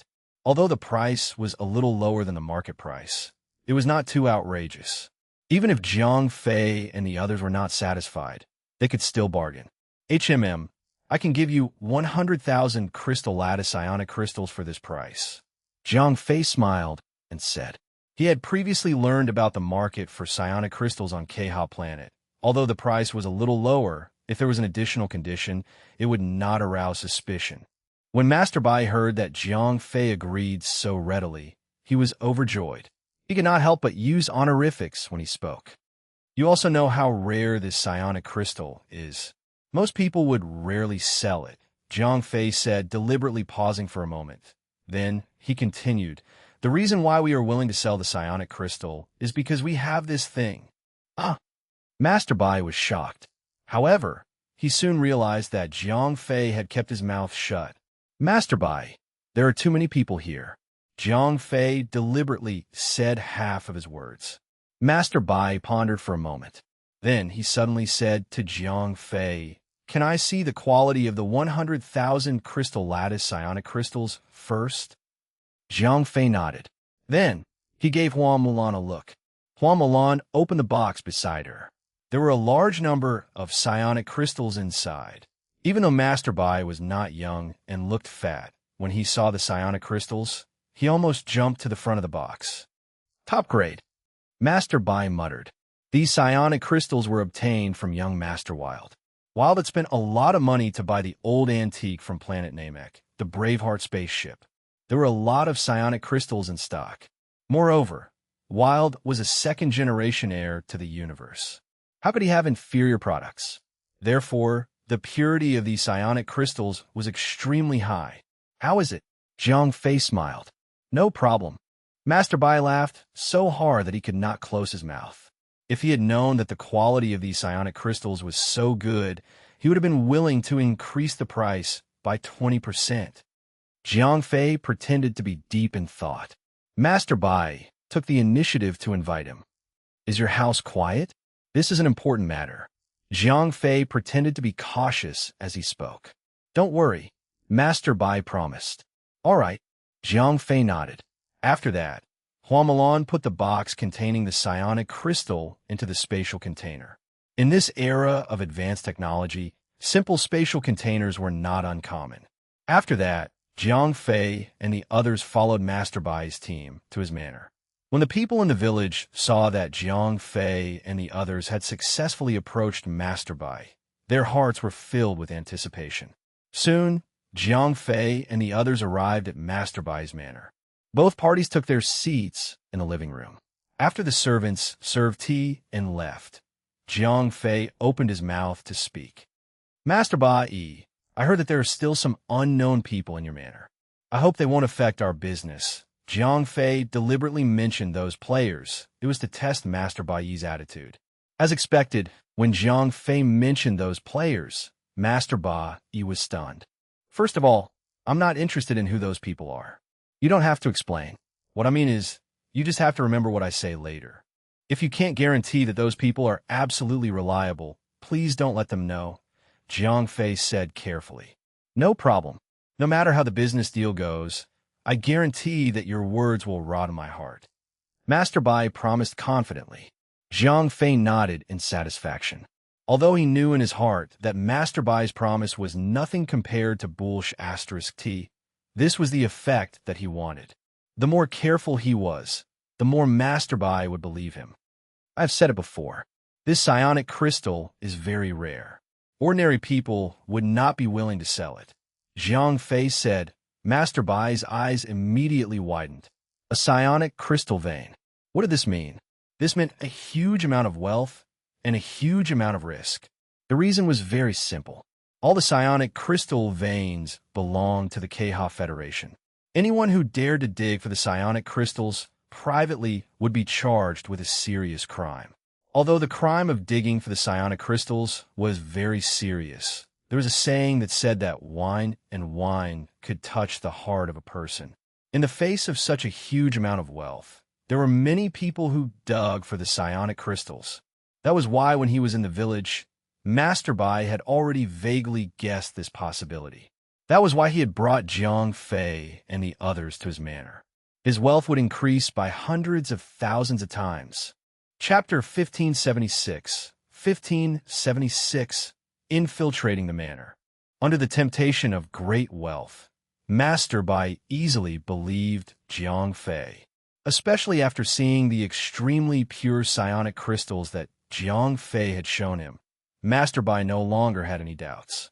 Master Bai, regarding the mining matter, this is not a small matter. The reason why we want to cooperate with you is mainly because we lack reliable manpower. Jiang Fei gave a reason why they were willing to share the benefits with Master Bai. After all, with such a large amount of wealth, everyone wanted to keep it for themselves. If it was not for the other party's request, no one would be willing to share the secret. Don't worry about that, Master Bai immediately said. The farmers under him were used to being bullied, so they were very obedient. Then, he would threaten them again. These people would definitely not leak the news. Then, I'm relieved, Jiang Fei said and deliberately pondered for a moment. He wanted to whet the old man's appetite. Although Master Bai desired this huge wealth, he also knew that these people in front of him were desperados. Moreover, they were powerful desperados. Therefore, he did not dare to ask for a sky-high price. Jiang Fei smiled and said. Master Bai looked troubled. Then, he said tentatively, Sir, you see, I also have a family with me. Moreover, I have to hire laborers. Therefore, the expenses are quite a lot. Isn't this 20/80 split a little? What? You're not satisfied? When Jiang Fei spoke, his eyes could not help but reveal a trace of coldness. Master Bai was shocked. He knew that the thugs on the other side had the intention to kill him to silence him. Stealing a psionic crystal was a fatal crime. Anyone who dared to do such a business would be an outlaw. Moreover, Jiang Fei and the others were extremely powerful. Master Bai's bodyguards were unable to deal with them. Therefore, Master Bai's heart was trembling a little. Jiang Fei asked in a dark voice. Although the expenses are relatively high, since this business is so huge, it will last forever. It will last forever. Ha ha ha. Master Bai laughed dryly. In the end, he agreed to it. Although Jiang Fei's ruthlessness made Master Bai sweat in his heart, it also made him sigh in relief. From Jiang Fei's performance, they were indeed a group of outlaws. Facing such a deadly crime, if Jiang Fei was not ruthless, Master Bai would be suspicious. Now that Jiang Fei was greedy and ruthless, Master Bai was relieved. Although these desperados would do anything, as long as the interests of both sides were the same, the cooperation would be very pleasant. With the help of these desperados, Master Bai could even solve some other problems that he could not solve before. Moreover, it was not the first time that Master Bai had worked with desperados. Therefore, he knew the secret to dealing with these kind of people. First, you could not ask around blindly, lest you touch their taboo. These people often hated bargaining. You had better do as they said. Third, these people valued benefits very much. As long as the interests of both parties were aligned, they were even more reliable than those open allies. All right, the long journey has tired us out. Prepare a place for us to rest. Jiang Fei said expressionlessly. All right, all right. Master Bai immediately nodded. He was very happy today. Although there was only a 20% share, this was a high-quality, large-scale psionic crystal vein. The wealth inside was simply unimaginable. All right, it's best that you don't let anyone know about this. Before Jiang Fei followed the servant out, he did not forget to threaten Master Bai again. After Jiang Fei and the others left, Master Bai asked his personal bodyguard. They are too powerful. Luo Seng was a strong man. 5 million combat power was him. Why do you say that? Master Bai asked. He knew that the intuition of these powerhouses was usually very accurate. Luo Seng shook her head. Then, she said, these people are too powerful. Even in those big cities, they are the top experts. Even the president is willing to recruit them as his aides. To put it bluntly, those with such power don't even need to plot against you. As long as they move their little fingers, everything you have will be gone. What? They're so powerful? Master Bai was shocked. Yes, Luo Seng added. Well, If that's the case, they really don't need to play any tricks on me. Master Bai nodded. Although Luosang's words were a little harsh, it was the truth. Although Master Bai was a down payment nearby, his strength was not even worth mentioning on the entire planet of Keha. Therefore, Master Bai knew very well that a small fry like him was not worth the effort of a big shot like him. As long as the other party beckoned, he would be reduced to ashes. What Jiang Fei and the others said was true. However, Master Bai clearly did not expect that Jiang Fei and the others would be able to kill him easily. However, the other party's target had nothing to do with him at all. Jiang Fei and the others came to Master Bai's manor. They were all here for the players.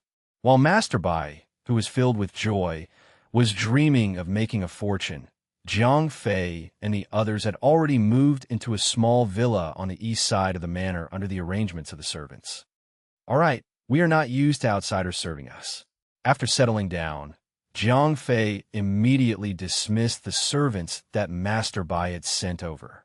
Jiang Fei gave Ariel a look. Ariel, who was proficient in electromagnetism, was very knowledgeable in all kinds of technological eavesdropping and surveillance equipment. Although she was not particularly strong among the girls, her ability to deal with these equipment was unparalleled. Chapter 1577, Night Scouting. Ariel's eyes flashed with electricity. Very quickly, she scanned the entire villa. That Master Bai is very honest. Ariel gave Jiang Fei a look of affirmation. Jiang Fei nodded. It seemed that Master Bai was still very obedient. He knew that these desperados did not want others to pry into their secrets. Therefore, he did not dare to tamper with Jiang Fei and the others' residence. Nina asked, I plan to go and investigate tonight. Jiang Fei said after thinking for a moment. At this time, they knew nothing about the targets of the players. Therefore, they could only investigate the situation first. Sylvie volunteered. This female assassin was quite skilled. All right, the rest of you can rest well in the room. Jiang Fei nodded. If he brought a helper, it would be easier for him to move. During the day, Jiang Fei and the rest rested in the villa. In the evening, a maid came to ask Jiang Fei and the rest to eat.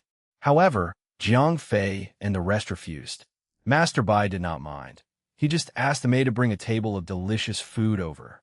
When the sky was completely dark, Jiang Fei and Sylvie, who had eaten their fill, set off. Although it was in the era of technology, Master Bai's manor was filled with bright lights. However, under the cover of the night, Jiang Fei and Sylvie still relied on the dark corners. Without anyone noticing, they had reached the vicinity of Master Bai's residence. Sylvie asked. They came in a hurry. Although I got the map of the manor from the villagers, the players had just arrived. Jiang Fei shook his head. Then let's go to Master Bai first. Sylvie suggested. Jiang Fei nodded. Then, the two carefully hid themselves and sneaked out of Master Bai's residence. Jiang Fei ordered 0541.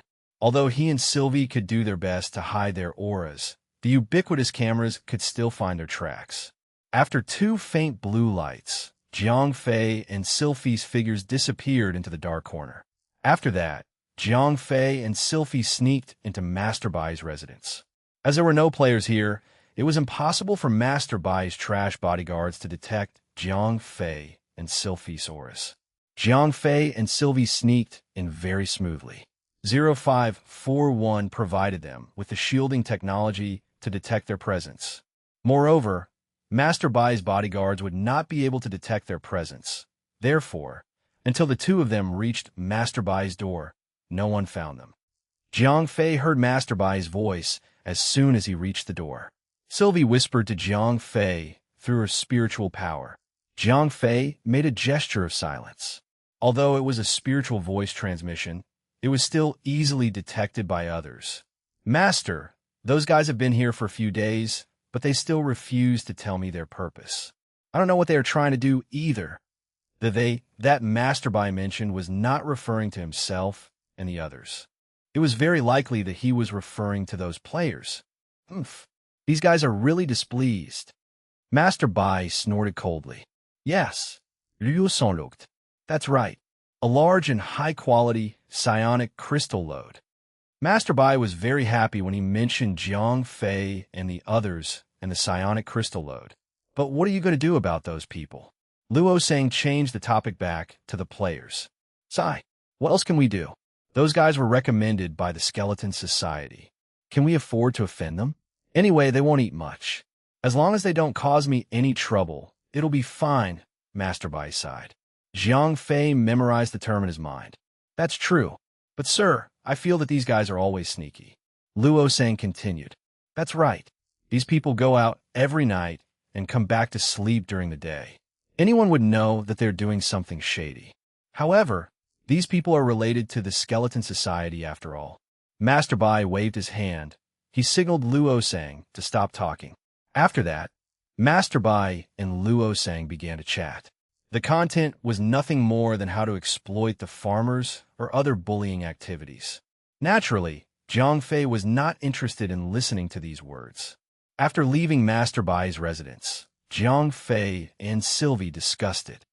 Those players actually go out every night. Sylvie said, Yes, it seems that we won't have a chance tonight. Jiang Fei nodded. Of course, Sylvie would not object to Jiang Fei's opinion. After that, Jiang Fei and Sylvie returned to their own residence. How is it? As soon as they entered the door, Bella and the other girls came up to them. These players go out every night and return early. I don't know what they're up to at night. Jiang Fei briefly shared the information he had gotten with the girls. How about this? We'll split up tomorrow. Fei, you and Sylvie will rest during the day. At night, we'll follow the players to gather information. Nina said. Jiang Fei nodded. Bella nodded in agreement. After deciding on the division of labor, everyone went back to their rooms to rest. The next morning, Jiang Fei and Sylvie stayed in their rooms to recuperate. Nina and Bella brought the other girls into the city again. Chapter 1578, Digging the Divine Equipment. The next evening, Nina, Bella, and the other girls came back from the city. Unfortunately, they did not find out anything about the Skeleton Society. Even the bartender, who was known to be inquisitive, said that he had never heard of this organization. It seems that the Skeleton Society is a rather secretive organization. It may only be spread among the upper-class society. Jiang Fei sighed. They could only put the investigation of the Skeleton Society aside for the time being. Jiang Fei and the others did not know any upper-class people on planet Keha. The only person who knew about the Skeleton Society was Master Bai. Jiang Fei did not want to alert the enemy so early. After all, they had not figured out the purpose of the players yet.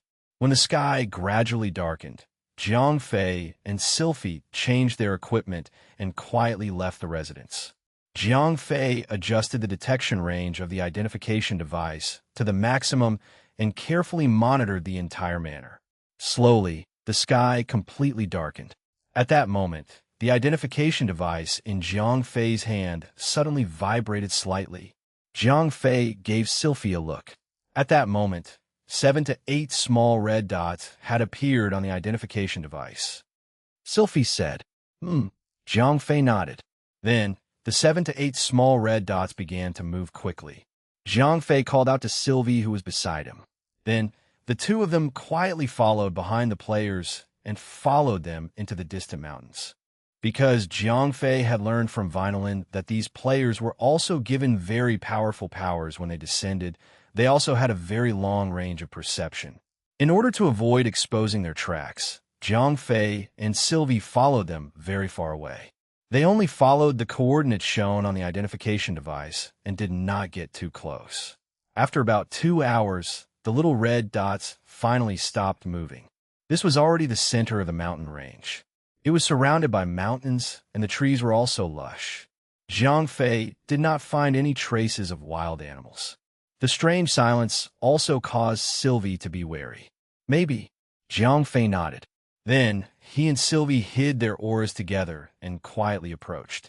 As Jiang Fei and Sylvie continued to approach, soon there was a human voice coming from the front. Although the voice was very soft, it could not stop Jiang Fei and Sylvie, who were both experts.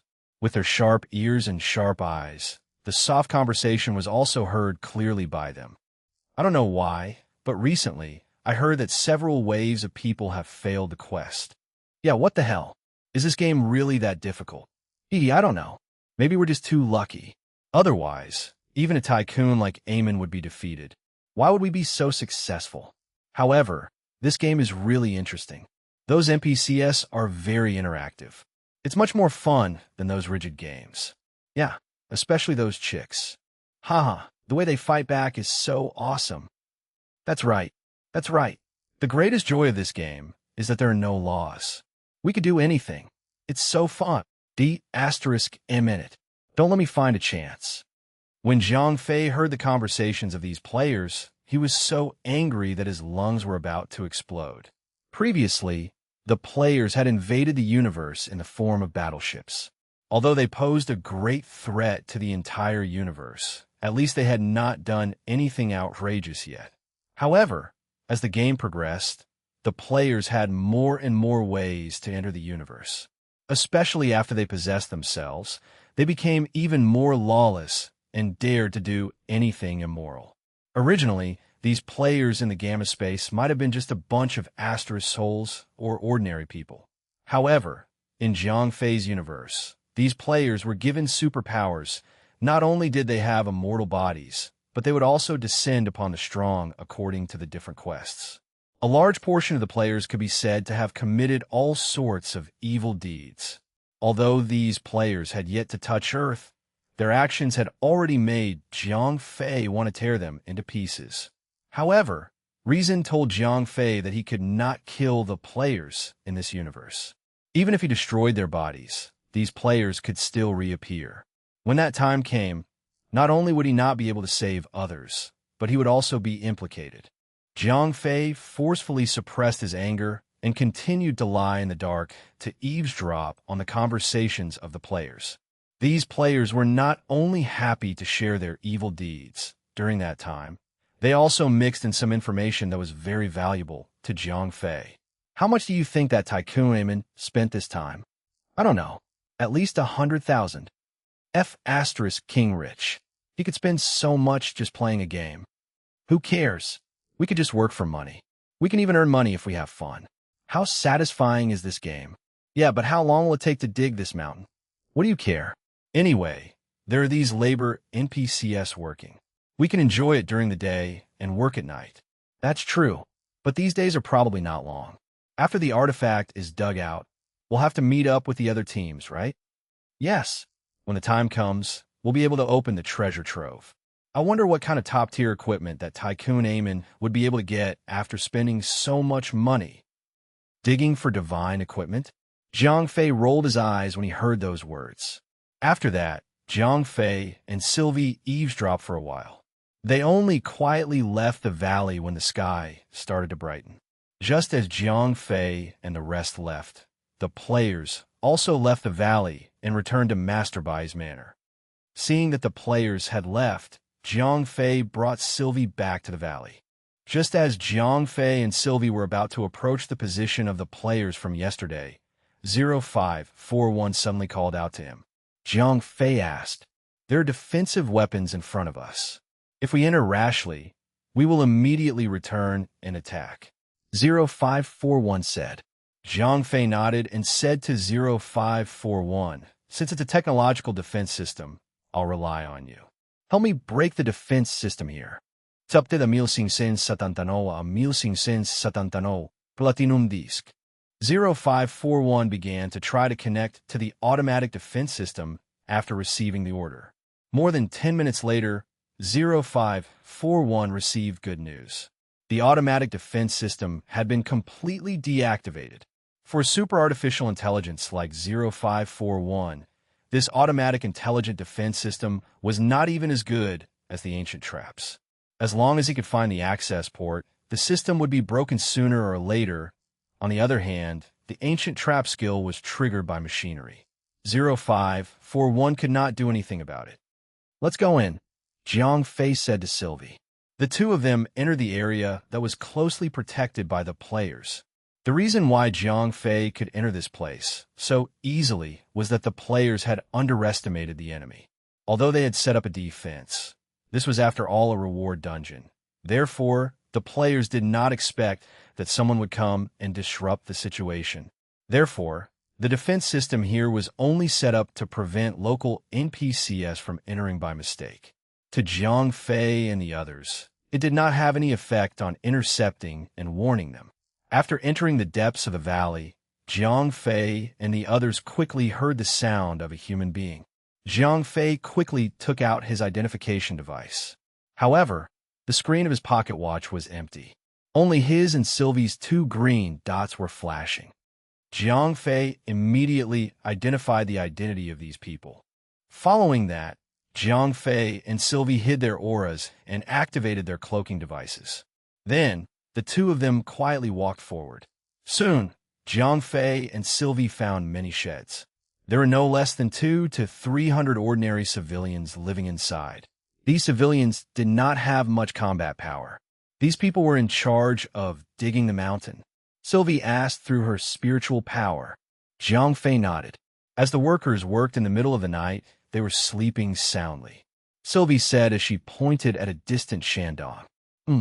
Jiang Fei and Sylvie immediately walked over. From the sand and stones around the entrance of the cave that had not been transported away in time, it could be seen that the workers were indeed digging here. Jiang Fei gestured to Sylvie and then walked into the cave.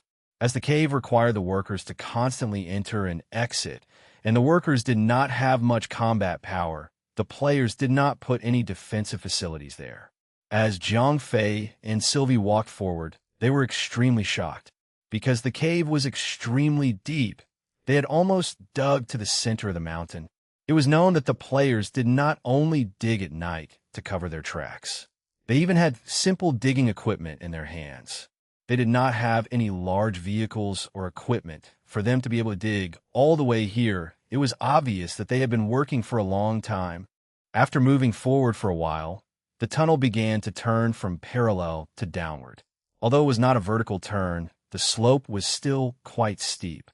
Jiang Fei and Sylvie continued to walk along the tunnel. After about half an hour, the road in front of them was cut off. They have only dug until here. Jiang Fei said to Sylvie. Yes. Then, what should we do next? Sylvie asked. Jiang Fei smiled slightly. Then he instructed 0541. Determine the coordinates of this place. Then, draw the extension line of this tunnel. 0541 immediately accepted the mission. Very soon, the coordinates of Jiang Fei and the rest who were sitting in the tunnel were locked down. At the same time, the extension line of the tunnel was also calculated. Jiang Fei pulled Sylvie's hand and immediately activated teleportation. Although his ability to teleport was not as good as Ariel and Nina's, it was not a problem for him to teleport for a short distance. When Jiang Fei and Nina appeared again, they were already in a small valley a few kilometers away from the workers' camp. Jiang Fei said and waved his hand. He released the submersible vehicle that he had not used for a long time from the spatial ring. Speaking of which, the submersible vehicle had helped Jiang Fei a lot on Earth. However, ever since he entered the universe, Jiang Fei had never used it. If he did not need to excavate it today, he would have almost forgotten about it. After getting on the underground car, Jiang Fei and Sylvie headed in the direction that 0541 had calculated. The underground car was very efficient. Although the place was densely packed with sand and rocks, the underground car's speed was still not slow. Jiang Fei and Sylvie felt a strong energy fluctuation. It's really hard to find something. It's not even a waste of effort. I've taken the thing away. Jiang Fei could not help but smile coldly. After another half an hour, the submersible vehicle could not continue forward because there was an extremely hard object in front of the vehicle. Jiang Fei said to Sylvie. Then, he put away the submersible vehicle and activated the polarized particle light blade on his wrist guard. After pouring the energy from his body into the light blade, the golden light blade became invincible. At this time, Jiang Fei's combat power after activating his domain was close to 20 million. He was only one step away from reaching the hermit level. Therefore, when he waved the light blade, the submersible vehicle was unable to destroy the hard rock and was instantly cut into pieces. As Jiang Fei was afraid of hurting the divine equipment, he cut it very carefully. Although the digging speed was slower, they had plenty of time. Even if the sky turned dark, the workers would not be able to dig their way here in less than a day or two. After digging for another 10 minutes, Jiang Fei felt that the energy fluctuation was getting stronger and stronger. After splitting the hard rock with his sword, Jiang Fei found that there was a shiny object embedded in the rock. Jiang Fei could not help but cry out in excitement. Then, he waved his sword a few times and removed the shiny object. It was a silver-white metal disc. There were complicated magic patterns carved on it. There were also a few lines of words that Jiang Fei did not know. Sylvie asked with a puzzled look. Jiang Fei nodded. This thing was emitting a strong energy aura. It was definitely not an ordinary item. However, what exactly was it and how to use it? Therefore, he had no idea what it was. Chapter 1580 Ilse. After putting the platinum disc into the spatial ring, Jiang Fei and Sylvie returned. When Jiang Fei and Sylvie returned to Master Bai's manor, everything was as usual. The players were still enjoying themselves in Master Bai's gentle home. They had no idea that the divine equipment that they wanted to dig up had already been taken by Jiang Fei. Seeing that Jiang Fei had returned, Bella and the others immediately surrounded him. Jiang Fei could not help but smile proudly. Then, he briefly told the girls about his trip last night. Huan Mulan asked, HMM, although we have the divine weapon, we still do not know where the players will gather. Jiang Fei said, however, I have spoken with the servant today. Master Bai is very interested in the business that you mentioned. At this time, he has begun to recruit a large number of laborers. Nina reminded, HMM, I understand. However, the players are almost done. In 2 to 3 days, they will be connected to the tunnel that we dug previously. When that time comes, they will definitely discover that the divine equipment has been stolen. When that time comes, the players will definitely rush over to meet up with their partners. When that time comes, we will be able to follow them. If Master Bai has gathered all the manpower before that time, we will find an excuse to stall for time. Jiang Fei said after thinking for a moment. Nina nodded. The plan that Jiang Fei provided was indeed more reliable. After making up his mind, Jiang Fei and the rest began to rest at Master Bai's place in peace. They were prepared to adjust their condition to the best so that they could meet the more difficult challenges. Due to the drive of profit, Master Bai could be said to have been working hard for the past few days. This old fellow had been busy with the labor matters. With him working so hard, the manpower was quickly gathered on the second day after Jiang Fei and the others received the divine weapon. The old man came to Jiang Fei and the others and signaled for them to start the stealing of the psionic crystal. In response to Master Bai's request, Jiang Fei found an excuse and rejected it for 3 days.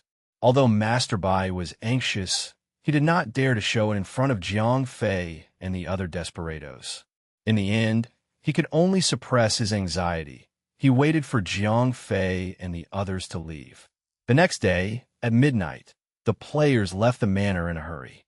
Jiang Fei could not help but feel happy when he found this phenomenon in the identification device. Everyone pack up.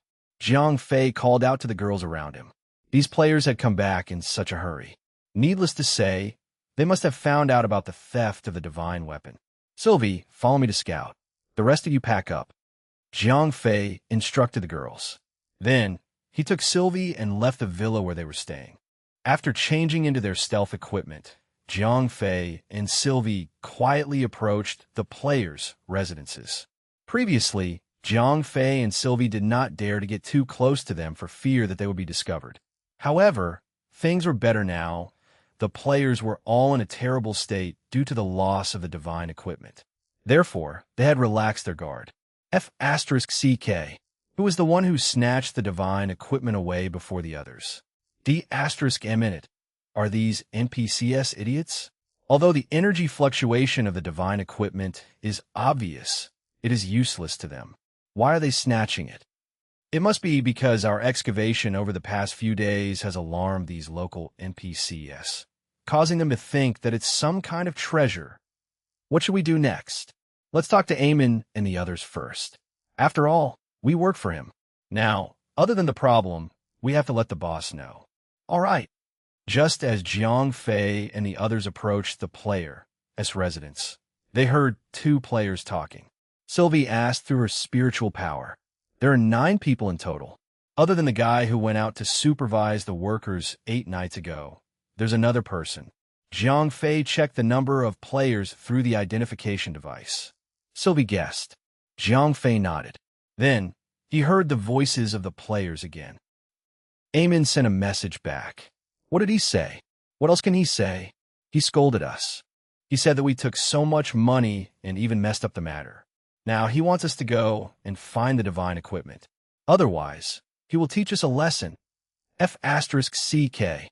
I knew these rich kids were not easy to deal with. When he heard these players cursing, Jiang Fei laughed in his heart. These players in front of him were undoubtedly the so-called professional players. They made money by playing games. However, this game was played by Jiang Fei. In their world, these professional players were usually normal people. When they faced the threat from Eamon, they did not dare to ignore it. This was because the threat from the rich kids was not limited to the game. At this moment, the little red that had not moved finally moved. However, the voice that reached Jiang Fei's ears was a pleasant female voice. Ilsa, are you finally unable to sit still? A male player said in a strange tone. Cut the crap. You have been acting recklessly for the past few days. I can't be bothered with you guys. Ilsa said in a cold tone. Big sis, we didn't want to either. Seeing Ilsa get angry, the male players immediately softened. It seemed that Ilsa was quite capable. Ilsa said, what can we do?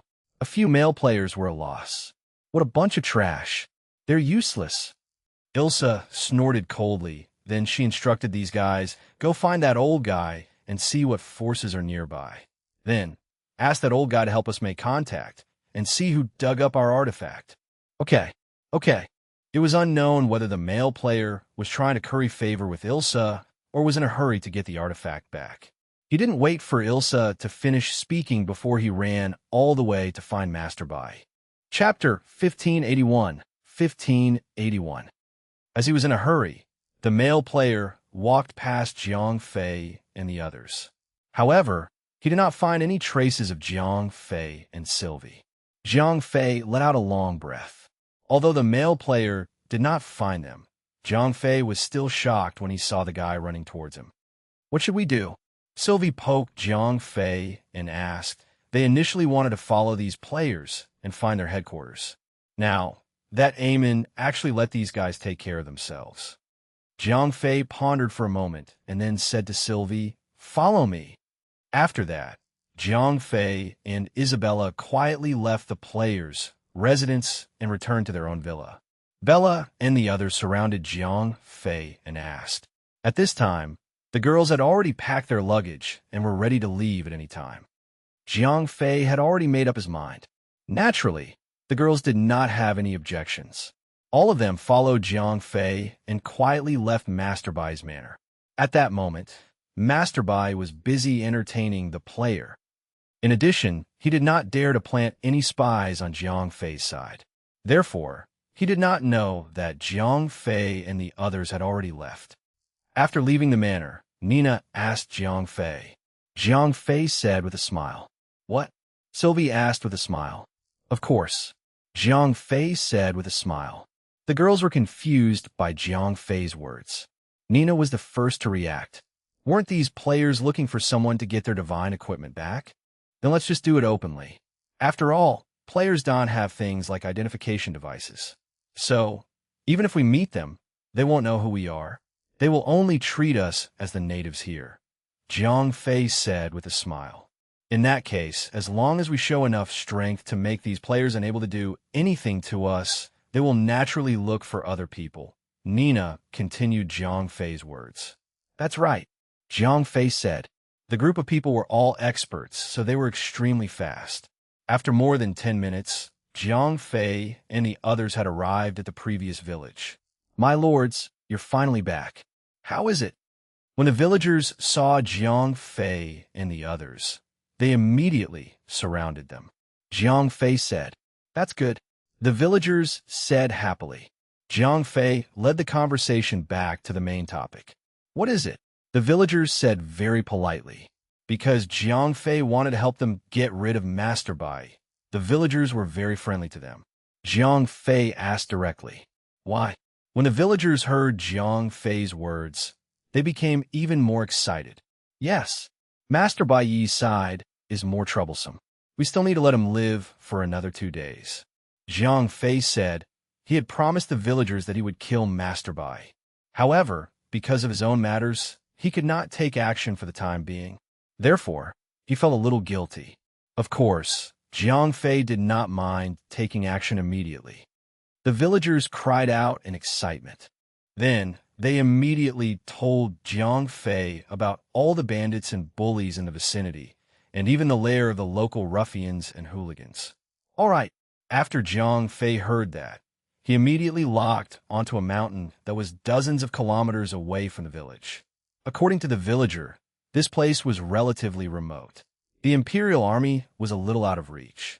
Therefore, many bandits occupied the mountain as their king. The bandits in Old Dragon Cave were the most arrogant. There were about 1,000 of them. Not only did they have light weapons, they even had many heavy weapons. Moreover, it was said that there were many experts among them. All right, after bidding farewell to the villagers, Jiang Fei and the others set off. Although they did not get much information from the villagers, it was already pretty good. After all, this was only a small village. The information they received was mostly hearsay. If these people really gave detailed information about the bandits, Jiang Fei would be suspicious. A distance of tens of kilometers was nothing to experts like Jiang Fei. If it was not for the fact that they had never been here before and lacked specific coordinates, Jiang Fei and the rest would only need to teleport to arrive. Soon, Jiang Fei and the rest entered the mountain. According to the villagers' descriptions, they went around and around. After about 3 hours, they finally found the approximate location of the Old Dragon Cave. The asterisk emin. Jiang Fei wiped his sweat. It was not a big deal for them to travel. However, finding their way through the mountain was really a torture. Bella laughed from his side. That's true. It is not easy to be a bandit in the era of technology. The strength of the regular army is not something that they can resist. Jiang Fei sighed. The location of the Old Dragon Cave could be said to be very hidden. The villagers' descriptions of the location were basically all wrong. They would not be able to find any traces of these guys. Once they found the location of the bandits, everything was simple for Jiang Fei and the others.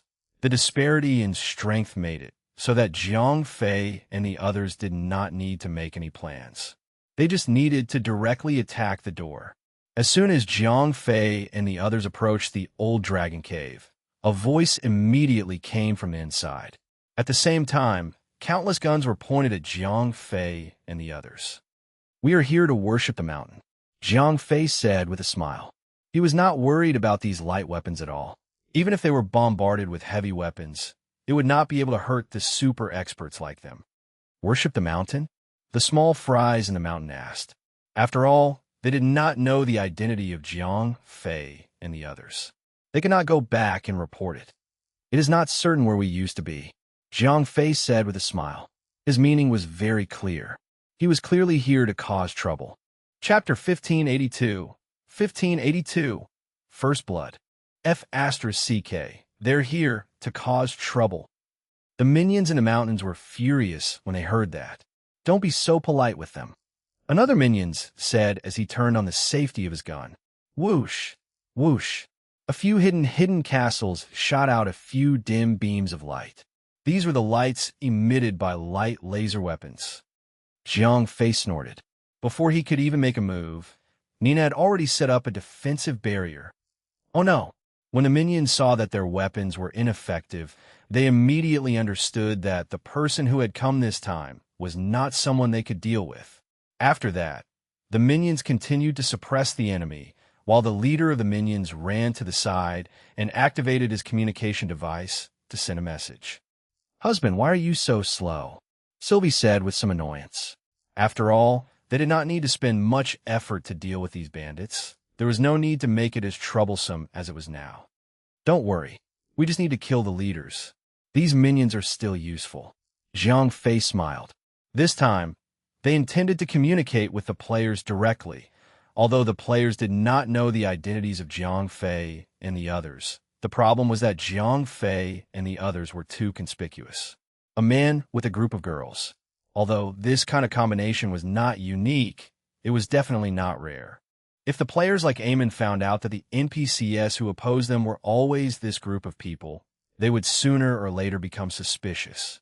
Therefore, in order to confuse the public, Jiang Fei naturally had to get more henchmen to fill in the numbers. When the time came, there would be a dozen or so girls among the hundreds of people. Jiang Fei would then tell them not to reveal themselves. That way, they would not attract attention anymore. The experts among the bandits did not let Jiang Fei and the others wait. In less than 10 minutes, with a long whistle, more than 10 figures rushed out from the bandits' nest. Hee hee, it's quite a grand scene, Jiang Fei laughed. Maybe it's to boost your courage, said Salila playfully. Ariel also blinked cutely. Jiang Fei scanned these guys through his goggles and found that one of these bandit leaders actually had a combat power of more than 8 million. This combat power could be considered as an expert among the girls around Jiang Fei. Who are you people? My old dragon cave has no grudges with you. The leader of the bandits shouted loudly. There is indeed no grudges between us. As for me, I only have my eyes on this mountain. If you are willing to move away, it would naturally be a happy ending for everyone. Jiang Fei laughed. T. This old dragon cave is the foundation that we brothers have worked so hard to build. Another bandit leader scolded. Big boss, these people are here to cause trouble right from the start. Why are you still talking nonsense with them? A short and fat bandit leader shouted. What? Jiang Fei smiled very calmly. The bandit leader, who had more than 5 million combat power, pondered for a moment. Then, he stopped his brothers from making any noise. Only then did he say to Jiang Fei, Brother, since you and I have no grudges, there is nothing that can't be resolved. Let's be clear. If you want this old dragon cave, I will definitely not give it up. However, if you have any difficulties, whether it is weapons, equipment, treasures, beauties, or even psionic crystals, name it, I will give it to you with both hands. The main reason why the leader of the bandits was so generous was because he could sense a powerful aura from Jiang Fei and the others. Although Jiang Fei, Hua Mulan, and the others were much stronger than him, he could not sense anything. However, the powerful aura from the other girls could not be hidden. These girls did not even have the right to come forward and talk to him. This made the leader of the bandits have to value the strength of Jiang Fei and the others. Moreover, since they dared to cause trouble at their door, they must have something to rely on. Therefore, unless it was absolutely necessary, the leader of the bandits did not want to lose all decorum with them. People who had been in the underworld for a long time naturally had the rules of the underworld. Although the underworld was very particular about settling grudges, people who would yell and kill at the slightest disagreement would not live for long. The truly experienced people in the underworld often emphasize the word endure. That won't do. Weapons, equipment, money, and even the psionic crystal are all worldly possessions to me. As for beautiful girls, Jiang Fei shrugged. There were as many beauties as the clouds around him. Those bandit leaders had to admit that if they were to switch to Jiang Fei's position, they would no longer be interested in ordinary beauties. The first leader's face turned gloomy. Although those in the underworld paid attention to the word endure, it was not an endless retreat. Then, the ferocity of the bandit was clearly displayed. All right, stop talking nonsense. Jiang Fei deliberately raised his head to look at the sky. It was already close to 11 o'clock in the afternoon. There was not much time left until lunchtime. Kid, a small bandit leader roared angrily and jumped out. His combat strength was only around 1 million. Therefore, he could not sense how terrifying Jiang Fei's group was. As the saying goes, ignorance is bliss. This small bandit leader was just like that. In order to show off his abilities in front of his big brothers, he was the first to rush out. The small bandit leader that rushed out seemed to be frozen in midair. The next second, his body suddenly fell down. Following that, the small bandit leader's body that fell to the ground was split into two. The heads of the bandits rolled back and forth on the ground. At that moment, All the bandits were dumbfounded. Although the leader of the bandits was the weakest among them, the problem was that they had not seen how the other party attacked. How boring. Sylvie snorted disdainfully. She casually wiped the dagger in her hand. She was the one who had just attacked. Speaking of which, among the girls around Jiang Fei, Bella was probably the most aggressive. However, the most bloodthirsty one was none other than Sylvie, the female assassin. Sylvie would definitely not miss this first blood. "Husband, are you interested?" Sylvie stuck out her little tongue and licked her red lips. This was a very tempting move, but under the contrast of the blood on her blade, it looked particularly terrifying. Chapter 1583. 1583. The murderer shall be killed. Before Jiang Fei could say anything, Sylvie had already rushed over. Seeing Sylvie start killing, Bella could not hold back anymore. She was already yelling at Sylvie. Naturally, she could not sit still anymore. The two girls took the initiative to attack. The bandits on the side also began to attack. The big boss was as clear as a mirror. However, it was too late to retreat from Old Dragon Cave and give up the territory to Jiang Fei. Following a loud explosion, a bandit leader fought with Bella. At this time, Bella's entire body was covered in dark green scales. Her combat strength had already soared to the peak. At the instant of the fight, the bandit leader was blasted flying backwards. Although this bandit leader's combat strength wasn't ordinary, the gap between him and Bella was still very huge. On this side, Bella wanted to play a little longer, so she didn't kill him. However, Sylvie, who was by the side, was different. If Bella's combative nature was purely to enjoy the process of fighting, then Sylvie's pleasure was to reap the lives of others. A blood arrow flew out, and another vengeful soul appeared under Sylvie's blade. The first in charge shouted. At this moment, he was really anxious. In just a few minutes, two of his brothers had already joined forces, and Bella's side still had quite a few people who suffered injuries of varying degrees. With a shout, the first in charge charged towards Sylvie, but was stopped by Bella. "Don't be in a hurry to die. It's been a long time since I fought." Bella shouted, and then threw a punch. The first in charge waved his fist to block. But even if Bella suppressed her strength was still there. The first in charge, who only had 5 million combat power, was no match for her. At this moment, after Bella activated her domain, she already had a terrifying combat power of 9,500,000. She was just one step away from becoming a Star Overlord. So even if she withdrew her strength, she was still able to completely suppress the first in charge. It's over. It's over. At this moment, the first in charge's heart could be described as completely disheartened. He knew that he had lost today, and he had completely lost. Bella had suppressed the first in charge for more than 10 rounds. But during these dozen rounds, Sylvie had successfully reaped the lives of everyone else. Seeing that his brothers had died one by one in front of him, the first in charge had completely given his all in a hopeless situation of survival.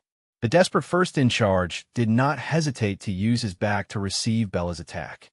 Then, he took the opportunity to take out a small medicine bottle from his pocket. After that, he crushed the medicine bottle and swallowed it together with the broken porcelain pieces and the pills inside. As the first in charge roared in a hoarse and angry voice, his combat strength soared. In the blink of an eye, it broke through 10 million and reached the level of the Overlord of the Stars. The first leader, who had exploded with drugs, sent Bella flying with a punch. Although Bella was only a hair's breadth away from the level of the Overlord of the Stars, this gap was a qualitative change. Seeing this, Sylvie turned around and left. Her ability was to control time, but at this moment, the first leader's strength was too strong and had already exceeded her control range. Moreover, he did not have an astonishing recovery ability like Bella. Therefore, at this moment, a wise man would naturally not be at a disadvantage. Although Bella and Hua Milan had fused with a basic type of energy core, this type of energy could only strengthen their own bodies and could not affect the external rules like the time core or the space core. But they also had a benefit, that was, they were not restricted by the enemy. No matter how strong the enemy was, it could still be used. The help provided by the energy core would be very limited.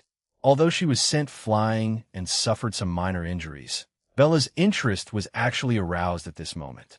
With her amazing recovery ability, Bella had already recovered from some of the injuries she had suffered previously. She once again rushed towards the first in charge. Such a powerful opponent was what she wanted to face.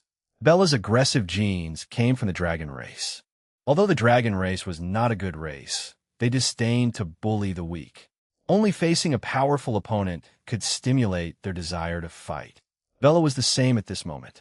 Previously, she suppressed her strength to fight with the first in charge because it was boring. In addition, she did not want Sylvie to be the only one in the limelight. The first in charge was the opponent Bella wanted. Bella and the big boss exchanged blows in midair. The surging energy caused the surrounding minions to hide behind their bunkers. "Afei, such a big commotion," Nina asked from the side. "It's okay. It doesn't matter even if the people around know about it. Now that Bella is having a good time, it's best not to disturb her," Jiang Fei said with a smile. Nina smiled and shook her head. Everyone could see how much Jiang Fei doted on Bella.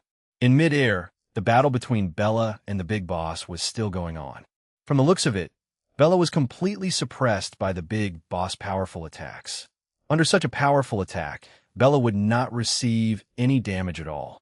On the contrary, the big boss seemed to be brave, but in fact, he was already at the end of his rope. Once the effect of the potion wore off, even if Bella did not make a move, the first boss would not be able to live for long. As time passed, Bella became more and more accustomed to such a powerful attack. The first boss became more and more powerless. As the effect of the potion wore off, his strength began to wane. "I can't accept this." At the end of the fight, the first boss let out a sorrowful cry. His tone was filled with grief and indignation. "It doesn't matter who we are." Jiang Fei laughed coldly. "Oomph. All kinds of evil deeds? You talk as if you were so clean. Who among us so-called powerhouses doesn't have hundreds or thousands of lives in our hands? Today, I was killed by you because I was not as skilled as you. Sooner or later, you will follow in my footsteps. Those who kill will be killed. On the path of the strong, you will either kill or be killed." The big boss laughed coldly. "That being said, even on the path of becoming stronger, you should not lose your vest. Becoming stronger is not to bully the weak." "You did not die in vain," said Jiang Fei with a sigh. Jiang Fei admitted that he had never taken the initiative to bully anyone. He also did not rely on his own strength to do anything. Chapter 1584 had finally taken a bait. "Ha ha, you will all die a horrible death in the end." In the end, the first boss had died due to the side effects. However, before he died, he did not forget to curse Jiang Fei and the others. After the first boss died, the group of bandits suddenly lost their leader. These guys looked at each other. For a moment, they did not know what to do. "Listen up, you guys. Now, I will give you two options. The first option is to follow me and follow my orders. The second option is..." Jiang Fei laughed coldly. Although he did not say it explicitly, the bandits knew very well that if the first option was to survive, the second option was naturally to die. What should we do?" "Nonsense, what else can we do? Do you still want to avenge the first in charge and the others?" "Oomph. Revenge.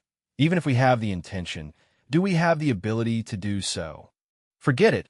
It's not fooling around with anyone. These people seem to be more powerful. If we follow them, perhaps we can live longer." "That's right.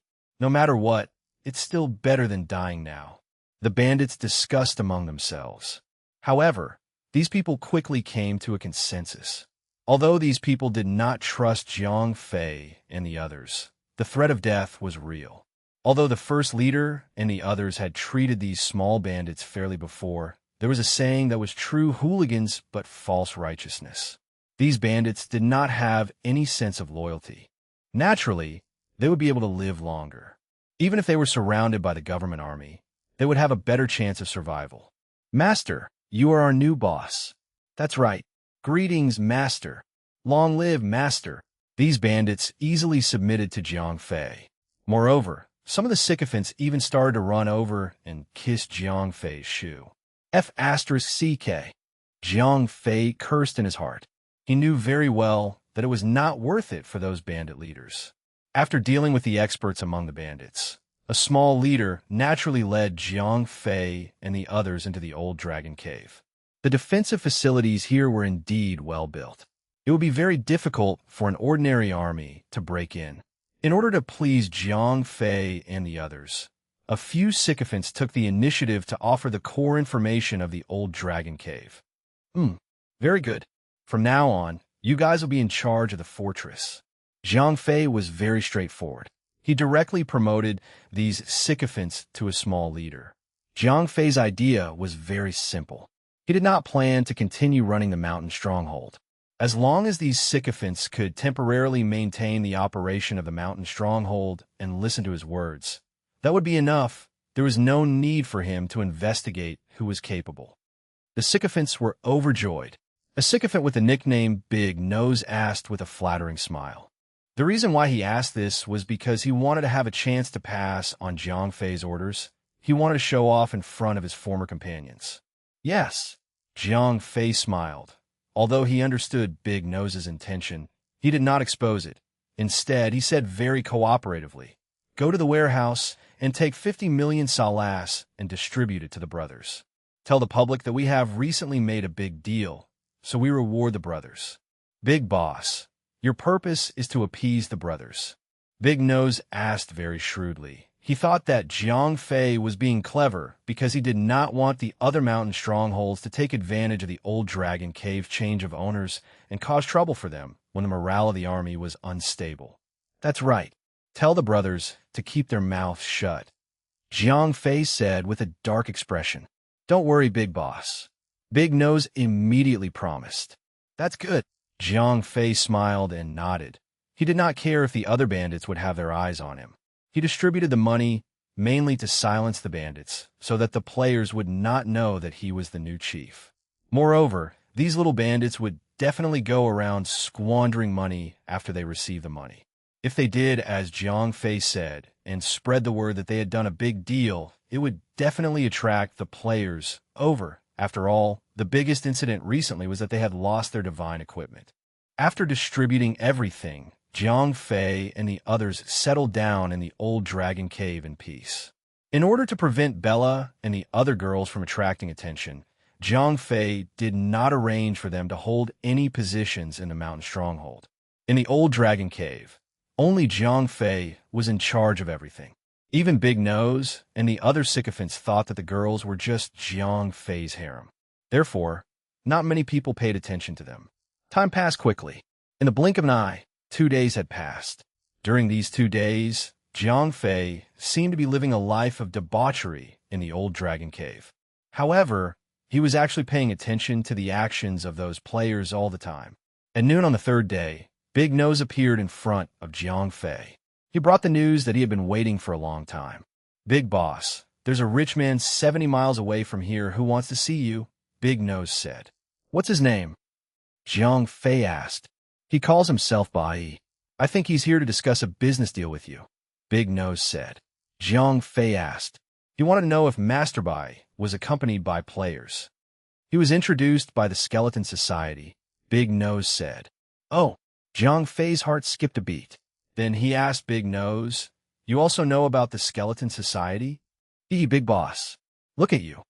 Big Nose laughed. "Oh, then tell me what you know. I want to see how much you know," Jiang Fei said as if he was testing Big Nose. This Skeleton Society can be said to be the most powerful organization on planet Keha. They have both black and white connections. Big Nose said. Jiang Fei could not help but suck in a breath of cold air. If what Big Nose said was true, then the power of the Skeleton Society was too terrifying. Big Nose asked. Jiang Fei said with a dark expression. He deliberately put on an angry look to hide that he did not have a background in the Skeleton Society. Chapter 1585 Player. Jiang Fei did not want to continue the topic of the Skeleton Guild. Big Nose immediately stopped pestering the Skeleton Guild. As someone who is good at flattering others, he was the best at reading people's expressions. Soon, Master Bai followed Big Nose and came in front of Jiang Fei. Master Bai did not dare to raise his head when he entered. Therefore, he did not know that it was Jiang Fei who was sitting on a golden chair. "Raise your head," Jiang Fei said calmly. Master Bai raised his head and was instantly stunned. "You how?" Master Bai stared at Jiang Fei with his mouth agape. At that moment, he was very confused. He did not know how this desperado who wanted to cooperate with him to plunder the psionic crystal could be the leader of this place. When Jiang Fei had asked to plunder the psionic crystal, he had used the excuse that he was short of manpower and could not find laborers. However, if he was the leader of the old dragon cave, he would have countless subordinates. How could he be short of manpower? Jiang Fei laughed. Master Bai muttered silently.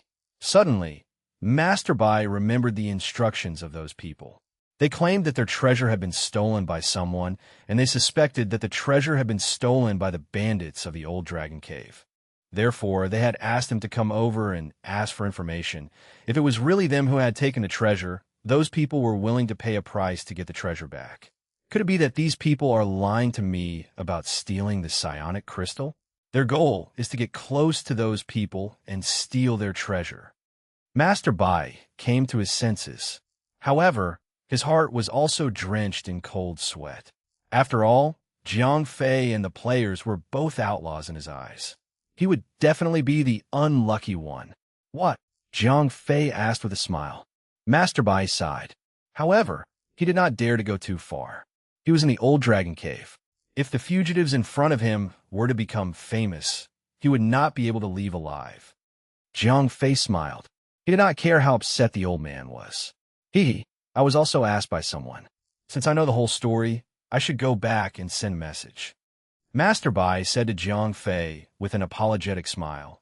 If those players knew that the people who stole their treasures successfully stole them with Master Bai's help, those people would definitely not let him off. Jiang Fei agreed immediately. Master Bai bowed deeply to Jiang Fei. However, he did not plan to stay in the old dragon cave for long. After Master Bai left, Jiang Fei returned to the back of the house and gathered the girls together. Everyone began to discuss. Master Bai has already returned. I think the players will appear soon, Jiang Fei said. Asked Nina. I think a war is inevitable. You and I both know the character of these players. They must be trying to make a deal that does not have a capital. It will be best if we can snatch it back. Once they realize that they cannot suppress us in terms of strength, negotiations will become a choice, said Jiang Fei. Then, we will give them a condition that they cannot fulfill. Nina added. Ariel asked. I think so. The players are all like that. They will definitely not move their mouths if they can fight. Jiang Fei sighed and said. Adiel Suruged. Nina asked. After the fight, we will demand a lot from them. When that time comes, they will definitely not agree. Then, we will request to develop the treasure together. Those players will have no choice but to agree on the surface and look for an opportunity to trick us. It does not matter if they plan to kill us or if they plan to run away with the treasure. That will at least be before the treasure is opened. We do not need the treasure.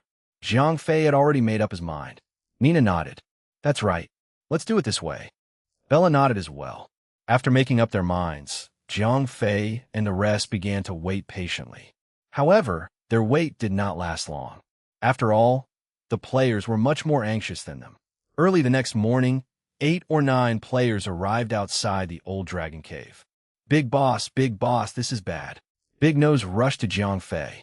At that moment, he was even more anxious than Jiang Fei. This was because a guy like him who relied on flattery to get to the top would very likely lose his position if the boss changed. Damn it, what's going on recently? Why do people keep coming to kick up a fuss? Could it be that the boss has changed again today? Sure, cut the crap. If the big boss hears you, you won't live long enough for them to start fighting. Jiang Fei glanced at these guys. Big boss, what should we do? Big Nose was very considerate of Jiang Fei. He was very afraid that Jiang Fei would fall. No need. Bring me out to take a look, Jiang Fei said calmly. Big Nose advised. Jiang Fei's attitude was very firm. Seeing that Jiang Fei was full of confidence, Big Nose had no choice but to lead the way. Let's go, let's follow and take a look. I hope we don't change the boss again. This big boss is very generous. If we change the boss, I'm afraid we won't be as comfortable as we are now." While the little bandit was whispering, Jiang Fei followed Big Nose to the exit of Old Dragon Cave. Big Nose pointed at the players in the distance and said. Jiang Fei nodded calmly and walked forward. A female player saw Jiang Fei coming over and asked. Jiang Fei nodded and asked, "Why are all of you here in my Old Dragon Cave?" Chapter 1586, 1586. Stop talking nonsense. Hurry up and exchange the things that you stole from us. A short player shouted. Jiang Fei was slightly surprised. In the face of the other party's insults, he still had a smile on his face. Stop playing around. The short player continued to shout. I like your arrogant personality. I hope you can keep it up. As Jiang Fei said this, he suddenly moved. Just as Jiang Fei charged forward, the Chungying sword was instantly unsheathed and returned to its scabbard. Just as Jiang Fei returned to his original position, the short player let out a miserable cry. His left hand covered his left ear, and blood dripped down from the gaps between his fingers. It turned out that in that split second, Jiang Fei had attacked the short player and cut off one of his ears. As Vinolin had previously warned Jiang Fei not to kill the player so that he would not attract the attention of the development team, he had only slightly punished him this time. At the same time, he wanted to intimidate the players and let them know that there was always someone better than them. They should not do whatever they wanted just because they had power. At that moment, a girl among the players frowned. This person was Yils, who had been noticed by Jiang Fei before. Yils sucked in a breath of cold air. Although she was not a tycoon like Eamon, she had spent money in this game. The carrier she obtained was slightly stronger than the other players. It had about 15 million combat power. However, even with such powerful strength, she did not see clearly how the bandit leader attacked. This shocked Ilsa very much. "I'll fight it out with you." The short player immediately became angry from embarrassment after his ear was cut off. As a player, it was already very embarrassing for him to be defeated by an NPC. He did not expect to be defeated in such a humiliating way. This made the short player furious. Yils shouted in a low voice. At the same time, she swung her hand and slapped the short player in the face. "Damn it, Yils," the short player said angrily. He had just been hit by an NPC and now even his teammates were hitting him. This made him even angrier. Ilsa said with a gloomy face. She was a professional player who relied on playing games to earn money. Now that she had lost the artifact, she might not be able to get the reward. Moreover, she had the reputation of failing the quest, so she was already extremely frustrated. Now, the short man was even more useless. Could he not see that the NPC in front of him was not easy to deal with? If they could easily kill this NPC, Elise, would be the first to make a move. Killing people to steal treasures was nothing out of the ordinary for professional players. However, the problem was that the strength of the NPC in front of them was unfathomable. If they really made a move, they might all die here. In order to obtain the current carrier, Elise had spent a lot of money. She did not want to waste it here. At that time, the quest would definitely fail and her reward would be lost. If that happened, her losses would be huge. Therefore, when she saw that the short player was still causing trouble, Ilsa was extremely furious. If the short man was determined to ruin her plans, she would not mind killing him personally. The short man wanted to say something else, but he was stopped by his companions. "Olaf, are you an idiot? Can't you see how strong that NPC is? And it looks like he doesn't want to fight us. Do you have to force him into a red name? When the time comes, if he doesn't give us the artifact, we won't be able to defeat him." The short man's good friend pulled him back. The short man wanted to complain about his grievance again. However, when he saw Yil's gloomy face, he did not dare to say another word. "Sir Leader, we don't beat around the bush." After taking a deep breath, Yils walked to Jiang Fei. It's true that we've gotten some good stuff recently. But why do you think that it's yours? Since it's buried underground, it's ownerless. Whoever gets it first will get it." Jiang Fei laughed coldly, although he did not admit that the divine weapon belonged to the players, he secretly told Ilsa that he was the one who took the divine weapon. Ilsa smiled slightly. When she heard Zhang Fei's words, she was half relieved. No matter what, the whereabouts of the divine weapon had been confirmed. Otherwise, they would have to search everywhere like headless chickens.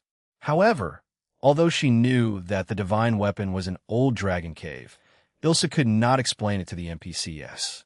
Could it be that these divine weapons were set up here by the development team? There was no use for you NPCs to come here. After some thought, Yils suddenly smiled and said to Zhang Fei, "Sir, you are right. This thing is ownerless. If you get it, it will be yours." F***CK. Yils, what do you mean? How can we give this thing to him? The short man was anxious again. Shut up. Ilsa was so angry that she was about to explode. She suddenly raised her hand and a stream of energy shot out. The short player was immediately sent flying with serious injuries. Olaf, are you all right? The short Olaf's good friend glared at Ilsa. However, he did not dare to flare up. He could only run to Olaf's side and help him check his injuries. Fortunately, Ilsa did not kill him. She only severely injured Olaf so that he would not talk nonsense again. "Leader, I'm sorry." Yils smiled apologetically at Zhang Fei.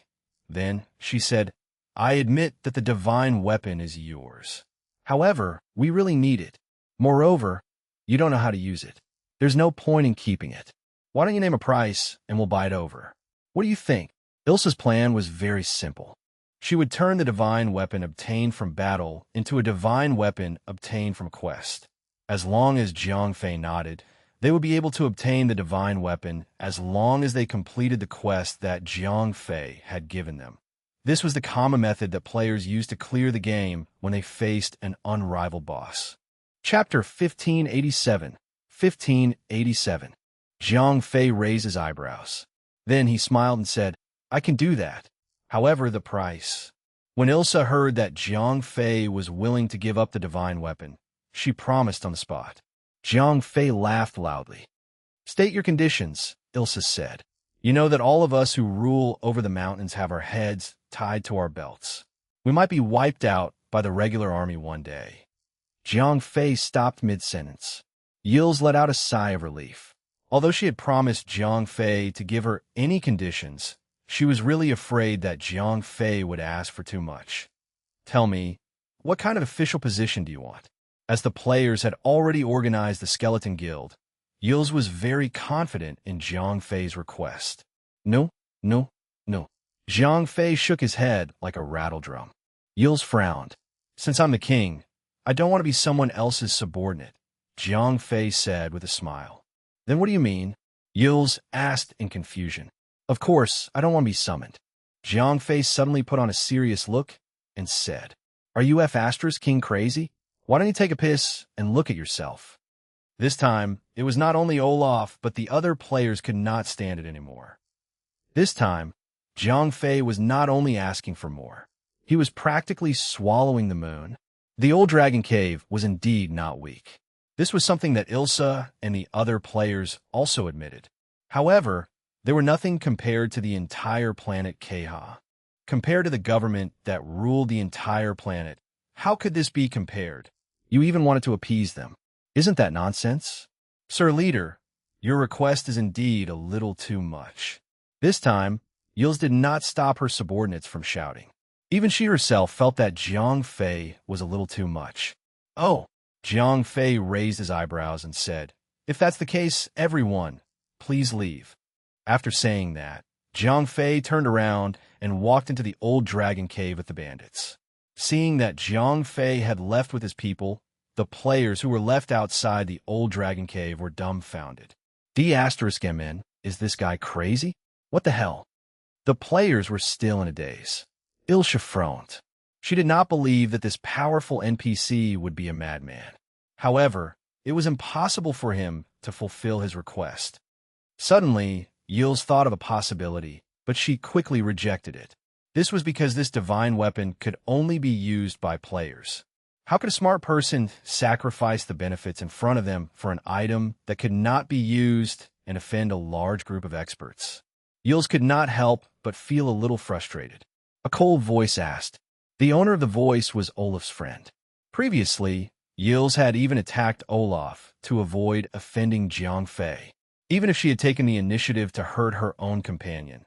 That hateful NPC still refused to hand over the divine weapon. Go back and look for that old man. Yils was not sure about Jiang Fei's attitude.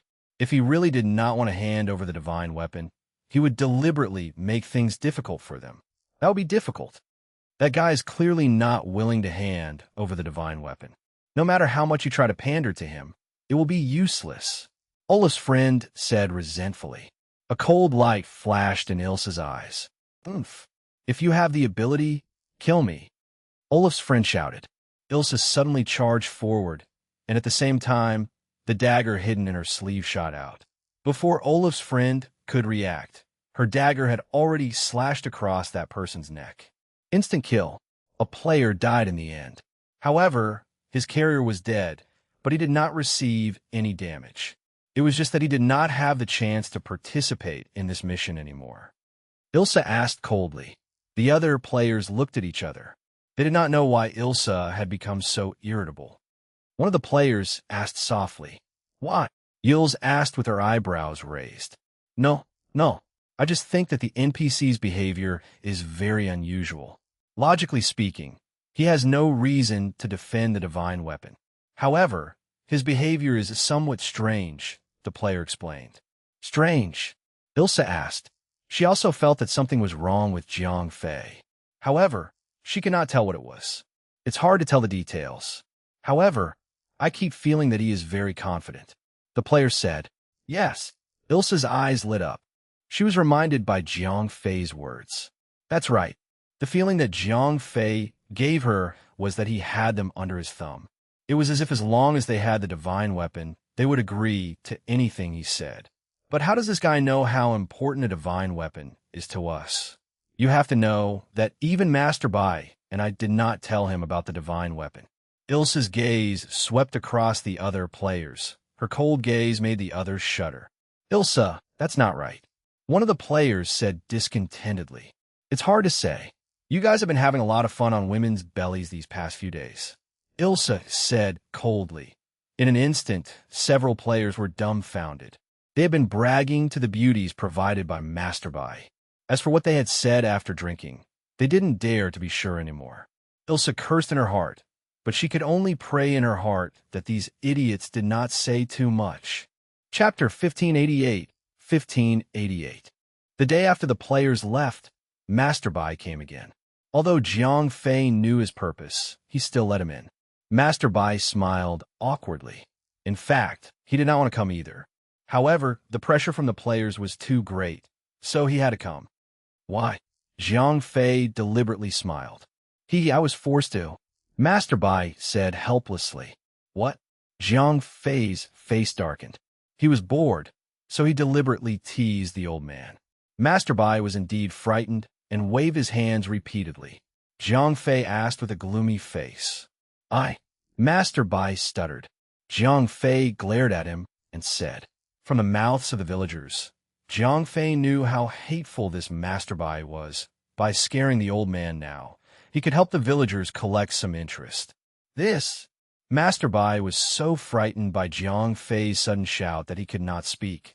He finally recovered from his shock and said, I was also entrusted by someone. Please forgive me for disturbing you.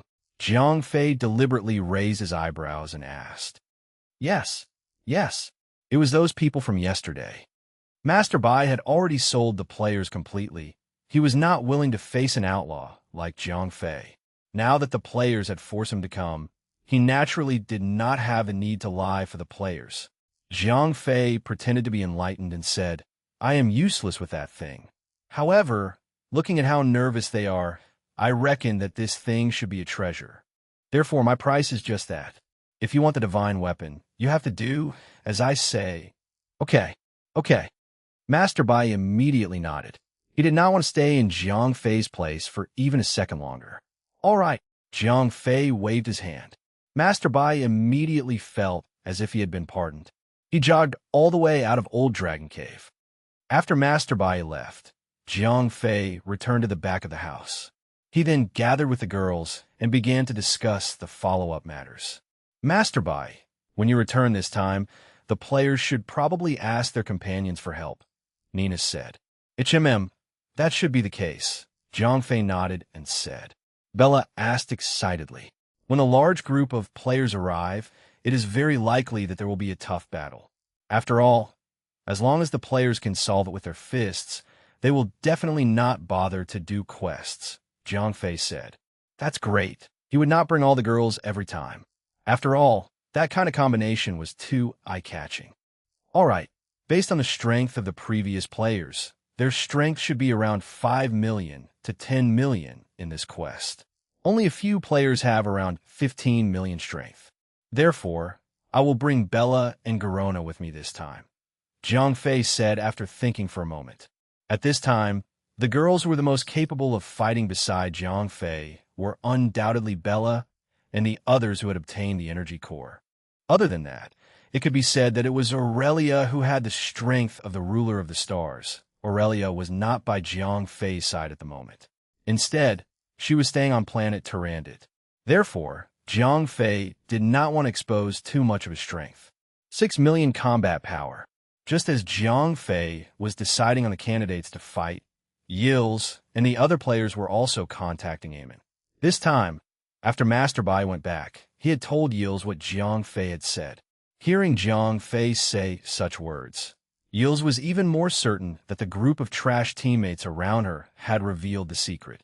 In Yils' opinion, the NPC bandit leader must have known that the divine weapon was very important to them. That was why he dared to ask so much. However, the problem now was that the players, could not defeat the boss at all. It was impossible to retrieve the divine weapon. Therefore, they had to either follow the quest that the boss had given them or ask Eamon for help. They were in a hurry to get more players to defeat the bandit boss. Ilsa, what should we do now? A player asked. At this moment, Ilsa had become their backbone. Nonsense. We can't beat them, and the quest isn't something we can complete with just a few people. Ilsa rolled her eyes at these people, and her hatred for them reached its peak.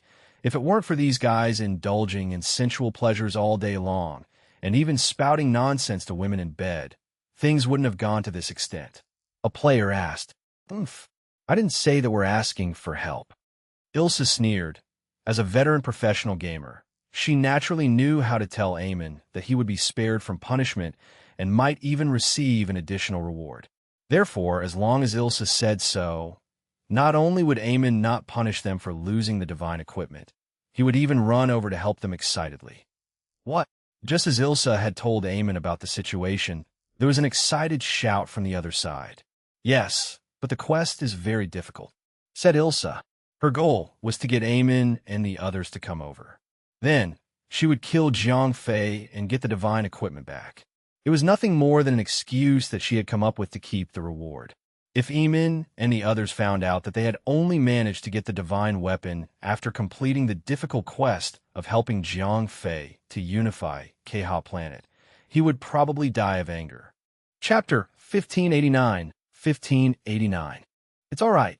Eamon did not seem to mind. In his eyes, there was nothing that money could not solve. This time, in order to reward the dungeon, Eamon himself had spent a lot of money. Although the dungeon's rewards were very tempting, the problem was who would find the rewards too much. Therefore, facing the hidden side quest, Eamon was tempted. But Eamon, this quest is too difficult.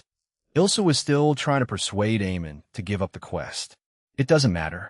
In any case, we can't expand our territory in the short term. Eamon laughed. Yils wanted to say something else, but was interrupted by Eamon. There's no buts. We'll be right there. Eamon was full of confidence. Although the previous quest had been ruined by a group of NPCs, it did not make Eamon lose confidence. This time, not only did Eamon spend money to get a dungeon quest that rewarded him with a powerful battleship, he also spent money to exchange for a powerful carrier. This carrier had terrifying power. It was said that it was close to the highest level in the universe. The reason why Eamon had spent so much money to exchange for a powerful carrier was mainly because he had been provoked by Zhang and the others previously. That was because Zhang and the others had relied on their powerful strength previously, They had forcefully messed up Eamon's quest that was almost completed. Moreover, these people who had ruined his plans were right in front of him, yet he could not defeat them. This made Eamon very angry. After exchanging for a powerful carrier, Eamon himself couldn't wait to compete with these powerful NPCs. In addition to the so-called hidden side mission that Elise had mentioned, how could he not be tempted? Hearing Eamon hang up the communication, Elise sighed. She felt that her lie before was like lifting a stone and hitting her own feet. The other players were also feeling uneasy. Well, let's do it this way first. You guys are the ones who caused the mess. Yils threatened. The players nodded in unison. Yils collected her emotions and began to think about how to deal with what would happen after Eamon arrived. Time flew by quickly. In the blink of an eye, 2 days had passed.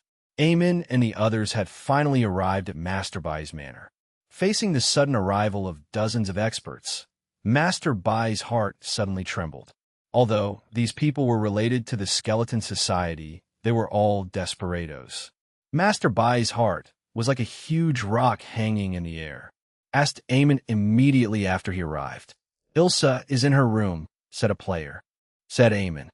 The player immediately brought Eamon to the door of Ilsa's room. Eamon gently knocked on the door. Ilsa asked. Eamon's tone was very polite. He did not have the feeling of bossing others around like he did. Come in, Ilsa said. Eamon pushed the door open and entered Ilsa's room. He looked around and found that Ilsa's room was very simple. It was not as luxurious as the other players' rooms. Eamon said with a smile, I know that this is in the game. That's why I don't want to make it so exaggerated. Yil said calmly. So what? As long as you're willing, I can let you live a luxurious life just like in the game, said Eamon. If Jiang Fei did that again, he would definitely realize that the relationship between Eamon and Yils did not seem like a simple employment relationship. Forget it. Yils was very cold to Eamon. All right, let's change the topic.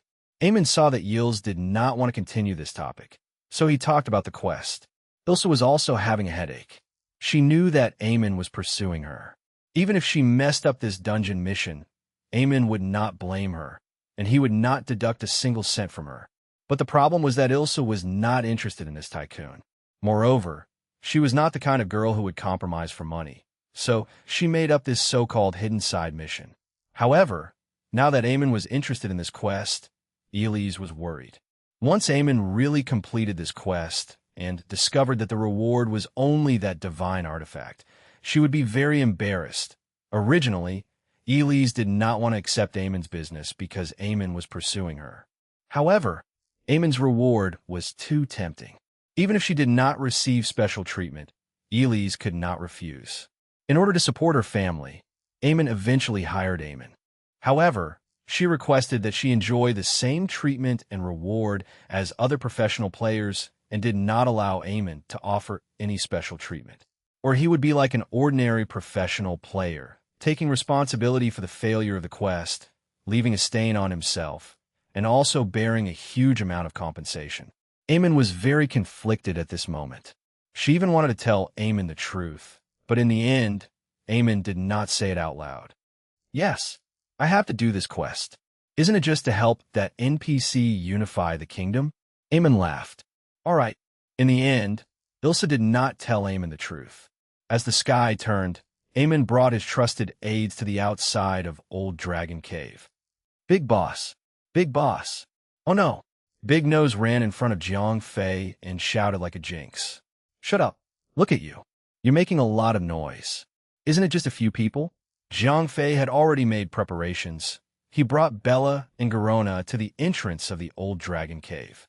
Although Jiang Fei was already prepared for battle this time, he never expected that when Eamon came, he had already made up his mind to complete the quest. He had no intention of fighting this boss at all. Chapter 1590. After arriving outside the Old Dragon Cave, Jiang Fei immediately recognized Eamon. Although after changing carriers, Eamon's appearance was completely different from the last time, however, his superior temperament could not be changed. Eamon took the initiative to greet Jiang Fei. Although it was not the first time he had seen Jiang Fei, the last time they met, Jiang Fei had appeared in the form of a desert human. Therefore, Eamon did not recognize him. That's right. I am the leader of the Old Dragon Cave. Jiang Fei pretended to not know Eamon. My name is Eamon. I am the leader of these people. I heard that the leader of the Old Dragon Cave has recently obtained a divine weapon, so I came to pay you a visit, Eamon said with a smile. We have indeed obtained a divine weapon recently. Why? Jiang Fei raised his eyebrows and said, as he had already prepared for a fight, Jiang Fei did not speak too politely. No, no, no. Divine weapons have always been reserved for those who are capable. Jiang Fei did not expect that Eamon would be so easy to talk to. Jiang Fei frowned and asked, to be honest, that divine weapon is indeed very important to us. I do want to obtain it. Eamon asked. He wanted to confirm whether the hidden quest was real or not. Of course. Jiang Fei laughed. He said this mainly to tease Eamon. As for the other benefits, would picking up a random stone count? All right, it's a deal. Eamon actually agreed without the slightest hesitation. This made Jiang Fei a little caught off guard. What? Jiang Fei asked subconsciously.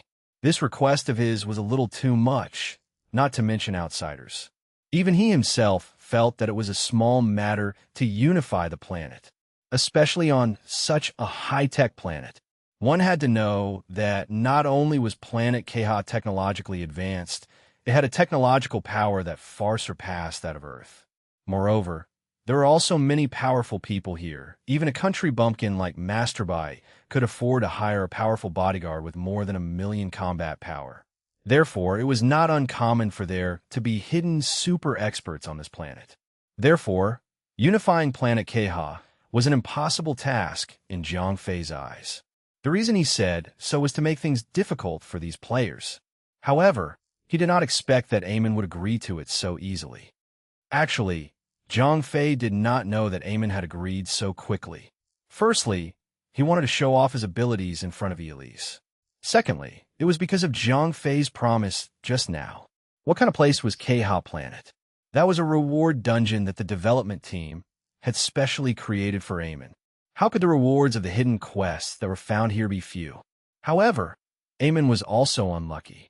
He did not know that Jiang Fei, the NPC, was not a native of this reward dungeon at all. He had come here specifically to cause trouble for the players. If he were to accept a quest from Jiang Fei, he would definitely be scammed to the point that he would even lose his underwear. Eamon nodded and confirmed. Jiang Fei finally came to his senses. Since these players were looking for trouble, there was no need for Jiang Fei to stop them. Master, it is not a problem for us to help you seize control of this planet. However, we are currently busy with something important, said Eamon. Since they were helping the NPC in front of them to complete the quest, this powerful NPC could not stay idle. It was not a bad idea to let him be a free bodyguard. Jiang Fei pretended to be impatient and said, recently, we have been excavating a few historical sites. However, some people have been trying to get their hands on us. Initially, our defense was not a problem. However, if we were to help you seize Keha Planet, we might not have enough manpower, said Eamon. Thinking that he had succeeded in his plan, as this was a reward dungeon, Eamon had never doubted Jiang Fei's identity. Since he was only an NPC that issued side quests, he was definitely not a threat to players like himself. Therefore, Eamon wanted to use Jiang Fei as a boss to guard his house for nothing. Jiang Fei pretended to be calm and said. However, deep in his heart, he was extremely happy. Initially, he was still worrying about how to get information about the treasure. He did not expect Eamon to come to him himself. As Eamon had unexpectedly agreed to Jiang Fei's request, Jiang Fei could not say anything about the joint development of the treasure. Jiang Fei had planned to find another opportunity to investigate the progress of the player's quest. He did not expect Eamon to take the initiative to invite him to join the quest. While Jiang Fei was happy, Bella was very disappointed. She had thought that they would have a good fight today. Now, it seemed that the fight was not going to happen. Then it's a deal. I wonder when the first leader will be able to trigger it. Once you reach your position, my people will be able to free up their hands to help you conquer the planet, said Eamon with a smile. Me? Said Jiang Fei. At that moment, he could not wait to go to the location of the treasure. After all, the purpose of this trip was to destroy the treasure. That's great. Our excavation plan will be completed in about 15 days, said Eamon confidently. As they had bribed the Skeleton Guild, it was not easy to change the dynasty. However, it was not impossible to complete the quest. Moreover, as Jiang Fei's identity had not been exposed, none of the players, including Eamon, doubted Jiang Fei's motives.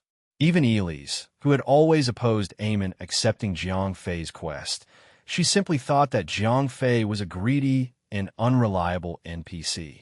In the end, Jiang Fei and Eamon agreed that in one day, he would set off to the treasure excavation site with the players.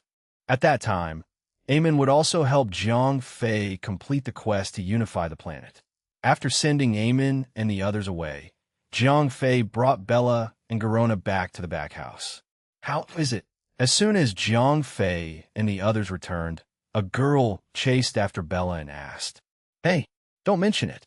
There was no fight," Bella said with an unhappy expression. Chapter 1591. 1591.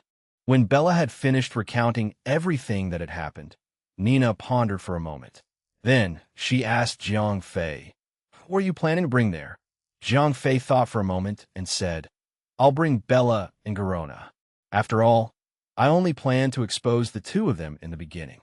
But that is the location of the player's quest. It will definitely be heavily guarded." Nina was a little worried. Actually, the fewer the better. After all, we are not there to fight. The more the merrier. Sometimes, having fewer people makes things easier. We just need to seize the opportunity to quietly blow up those spaceships. There's no need to fight to the death with those players, Jiang Fei said with a smile. What you said makes sense, but I have a feeling that things will not be that simple, Nina said with a frown. Don't worry, Jiang Fei said confidently. At this moment, he was at full power. His combat strength was comparable to that of a hidden superpower house. Jiang Fei believed that those players would not be able to stop him at all. I hope so. Don't forget, Varen said that if you cannot kill the players, don't kill them, Nina reminded him. I know. It's impossible to really kill them anyway. Jiang Fei nodded. While Jiang Fei was discussing with the girls, Eamon gathered the core players around him and began the meeting. One of the players asked, "This hidden quest is so difficult. The rewards must be very generous." The reward dungeon that I bought this time is related to battleships. How should I put it? Although battleships are helpful for us to conquer the universe, they are definitely not as good as personal strength, Eamon said with a smile. Of course, one of the players said, "Don't even think about it. It's still in real life." In this game, except for the boss and a few other people who exchange for permanent carriers, our carriers are all temporary. Now, we can only be arrogant in this dungeon for a while. Another player said disdainfully, "Sigh. This game development team is really a scam. They want money for everything." The player complained at the beginning. "Sigh, don't complain anymore. I think that after this hidden mission is completed, the reward is an item that can increase the strength of the carrier, even if it is not a powerful carrier. After all, we have already obtained such a powerful warship after clearing this dungeon. The reward can't be repeated. I think the reward of this side mission is to increase the strength of an individual," said Eamon self-righteously. At the same time, he secretly despised these players around him. If the development team did not defame him, then what advantage did a rich player like him have? Did these guys not know? Crushing free players was also a pleasure provided by the game development team to paying players. The eyes of the players lit up. Although this dungeon was bought by Eamon, his vector was already very powerful. If it was enhanced, normal tools would definitely not work. Moreover, he was very generous to his subordinates. Therefore, if the rewards of the side quest were really used to strengthen the vector, then they really had a chance of getting it. Just as Eamon and the other players were having a heated discussion, Ilsa and her subordinates lowered their heads and did not say anything.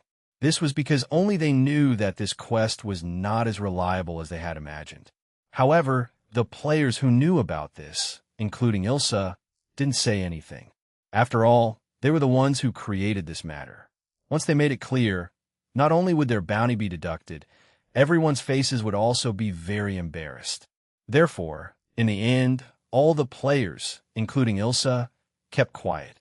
They pushed all the blame onto the development team and said that they had deliberately set up a ridiculous quest to make things difficult for themselves. The night passed in the blink of an eye. When the sky turned, Jiang Fei left the old dragon cave with Bella and Garona. Together with the players who had come to pick them up, they rushed to the location where the players were digging for the treasure. Speaking of which, the players who had come to pick Jiang Fei up were still able to keep it a secret.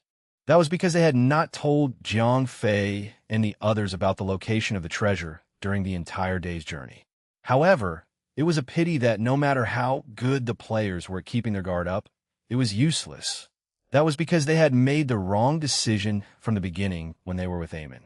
He had actually taken the initiative to invite Jiang Fei to help him protect the treasure. Was he asking for it? After a day, Jiang Fei and the others finally arrived at the foot of a large mountain. "Big boss, we are about to enter the mountain," one of the players said to Jiang Fei with a smile. Jiang Fei asked. Until now, the players were still as tight-lipped as ever. Along the winding and steep valley, Jiang Fei and the others entered the mountain range. As Jiang Fei and the others were already experts, the players also had powerful carriers. Therefore, everyone was as fast as the wind on the rocky mountain road. After a few hours, they arrived at the depths of the mountain. From afar, Jiang Fei heard the sound of metal and stone colliding in the valley. Jiang Fei used his spiritual power to send a message to Garona and Bella. Not far ahead should be the players' excavation site. After hearing the sound of metal and stone colliding in the excavation site, the players could not help but quicken their steps. Soon, Jiang Fei and the others turned a mountain bend. A huge excavation site appeared in front of them. Jiang Fei could not help but sigh. If he had not known that this was the place where the players were digging for divine equipment, he might have really been deceived. This place looked like an open-air quarry. Huge pieces of rock were dug out and then divided into neat cubes. They were transported out of the mountain. It looked like a quarry that provided materials for buildings. However, the players were digging this place for the super battleship that was buried underground. Bella asked quietly, "Let's keep quiet for now and wait for an opportunity. Try not to expose ourselves as much as possible. We'll have plenty of opportunities to deal with these players in the future. There's no need to create trouble in the future just to finish this quest." Jiang Fei instructed the two ladies through his spiritual power. Chapter 1592. After settling down in the excavation site, Jiang Fei and the other two settled down peacefully for 2 days. During these 2 days, they did nothing but observe the situation. In the excavation site, other than the laborers, there were 25 players guarding it. These players included the 2 players who sent Jiang Fei and the others over. Meanwhile, Eamon, Ilsa, and the other main players were not there. They were probably helping Jiang Fei with the Lion's Mouth quest. However, Jiang Fei was not concerned about that, let alone the fact that this was a temporary quest dungeon. This planet might have been destroyed after the players had left. Jiang Fei was afraid that there would not be any planet left to be the ruler of this place. Therefore, the players were desperately doing a quest that Jiang Fei did not care about. The quest reward that they were looking forward to was even more ridiculous. Jiang Fei might not even wait for them to complete the quest. He might just blow up the treasure and leave. After 2 days of observation, on the night of the 3rd day, when there were no outsiders around, Jiang Fei and the other 2 gathered together. Although the players here seem to be heavily guarded, they're actually quite lax. Perhaps it's because this is a reward dungeon. Bella had been observing the players for the past 2 days. I also noticed that those players usually gather in groups of 3 or 5 to gamble. Only at the hour of the hour, 2 of them reluctantly go to inspect the excavation site. Garona added, she was an assassin, so she was much more convenient than Bella when it came to gathering information. It has been 2 days now. They should have already adapted to our arrival. Moreover, to them, we're just a bunch of NPCs who were tricked to help them guard the door. Therefore, they should not be on guard against us. Next, it is time for us to work. Jiang Fei said with a smile. Husband, what do you plan to do? Bella asked. Jiang Fei shook his head. From his previous observation of the excavation site, the rocks dug out by the players were very hard. These rocks could only be cut with a high-intensity laser drill. It was very difficult for the submersible vehicle to dive easily. If they were to dive forcefully, the submersible vehicle that Jiang Fei was driving would have to turn on the laser drill. However, the problem was that the high-intensity laser could cut through such hard rocks. However, the energy waves that it emitted could not escape the eyes and ears of the players. Garona asked. Jiang Fei shrugged. Although this method was relatively stupid, it was very safe. De manuali. Bella pouted. Although the three of them were all super experts, they had to hide their energy fluctuations while digging holes. No matter what, it was still a difficult task. Although Bella was aggressive, it did not mean that she was willing to do the hard work. However, regardless of whether they were willing or not, they still had to do what they had to do. Jiang Fei and the other two sneaked out of their own residence and sneaked into the excavation site. As they did not guard against Jiang Fei and the other two NPCs, the players did not arrange too many people to be on night duty. During the day, they would patrol once every hour. At night, only one person would go out for a walk every 3 hours.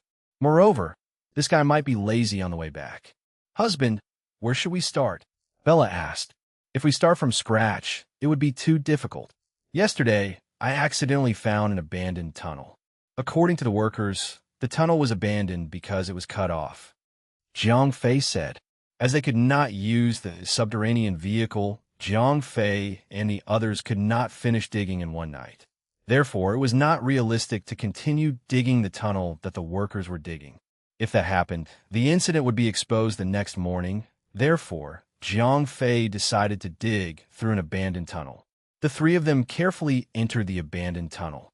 Bella asked, "Which direction should we dig?"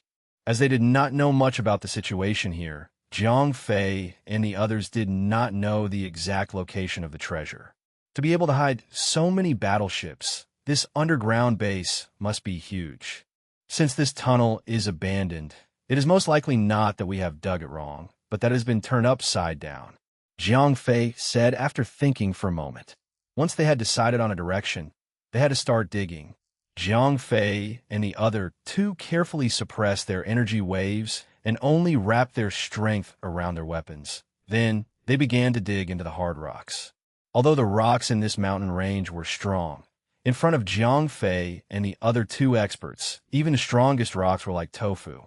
However, there were only 3 of them, 1 long sword and 2 daggers. With such a low-grade digging tool, it was impossible for the excavation to progress too quickly. It's so boring. Bella could not help but complain after digging for a few hours. There's nothing we can do about it. We should try our best not to start a war now. Jiang Fei comforted her. The 3 of them continued digging for more than half the night. When the sky began to brighten, the 3 of them finally stopped. Then, they could not be bothered to pick up the stone fragments that cover their bodies. The 3 of them quickly returned to their own residence. In the next few days, Jiang Fei and the other 2 slept during the day. At night, they sneaked into the tunnel to dig. They managed to catch up with the laborers after a few days. In the past few days, Jiang Fei had sneaked into the laborers' tunnel almost every day to confirm the direction. Whenever the laborers changed their direction, Jiang Fei would also make adjustments. Therefore, they were getting closer and closer to the location of the treasure. On the 9th day, when Jiang Fei inserted the Chungying sword that was infused with metal elemental origin power into the rock, he suddenly felt his hand become lighter. This was completely different from the feeling when he was digging earlier. As Jiang Fei returned his hand, the rock rolled down. At the same time, a large black hole appeared on the rock wall. A wave of ecstasy surged in Jiang Fei's heart. They had had enough of the miner's life for the past few days. Chapter 1593. In their surprise, Jiang Fei and the other 2 made their move. They enlarged the entrance of the cave to a point where people could pass through it. "You guys wait here." Jiang Fei was afraid of danger, so he was the first to enter. After passing through the stone wall, Jiang Fei entered a dark space. It was so dark that one could not see one's fingers. However, Jiang Fei could feel that this place was very spacious and very huge. Jiang Fei instructed 0541. 0541 immediately produced some lighting rods in the ring space and placed them into Jiang Fei's hands. The lighting rod was lit up. The green fluorescent light illuminated the environment around Jiang Fei. Jiang Fei was instantly dumbfounded. At this moment, he was in a huge airport. When he looked up, he could even see the starry sky. At this time, Bella and Garona also came in. To the people in the Gamma space, the rules of our world are nothing. Jiang Fei sighed. The threat of the Gamma space was always pressing on his heart. As long as Jiang Fei could not rush out of this universe dimension, he would not be able to defeat these people. Jiang Fei ordered, "I'm sorry, Captain. Everything here is offline." 0541 said helplessly. No matter how powerful the virus was, it would not be able to hack into a computer that was not turned on or even powered up. All right then. Jiang Fei had no choice but to give up on the shortcut 0541. Then, he began to search for something useful in the airport with Bella and the others. This airport was completely different from the ruins that Jiang Fei had encountered in the Zevera galaxy. The airport that Jiang Fei had encountered at that time had already been destroyed. It was almost completely ruined outside of the Aurora ship. Although the airport was no longer in use, the various facilities inside were all well preserved.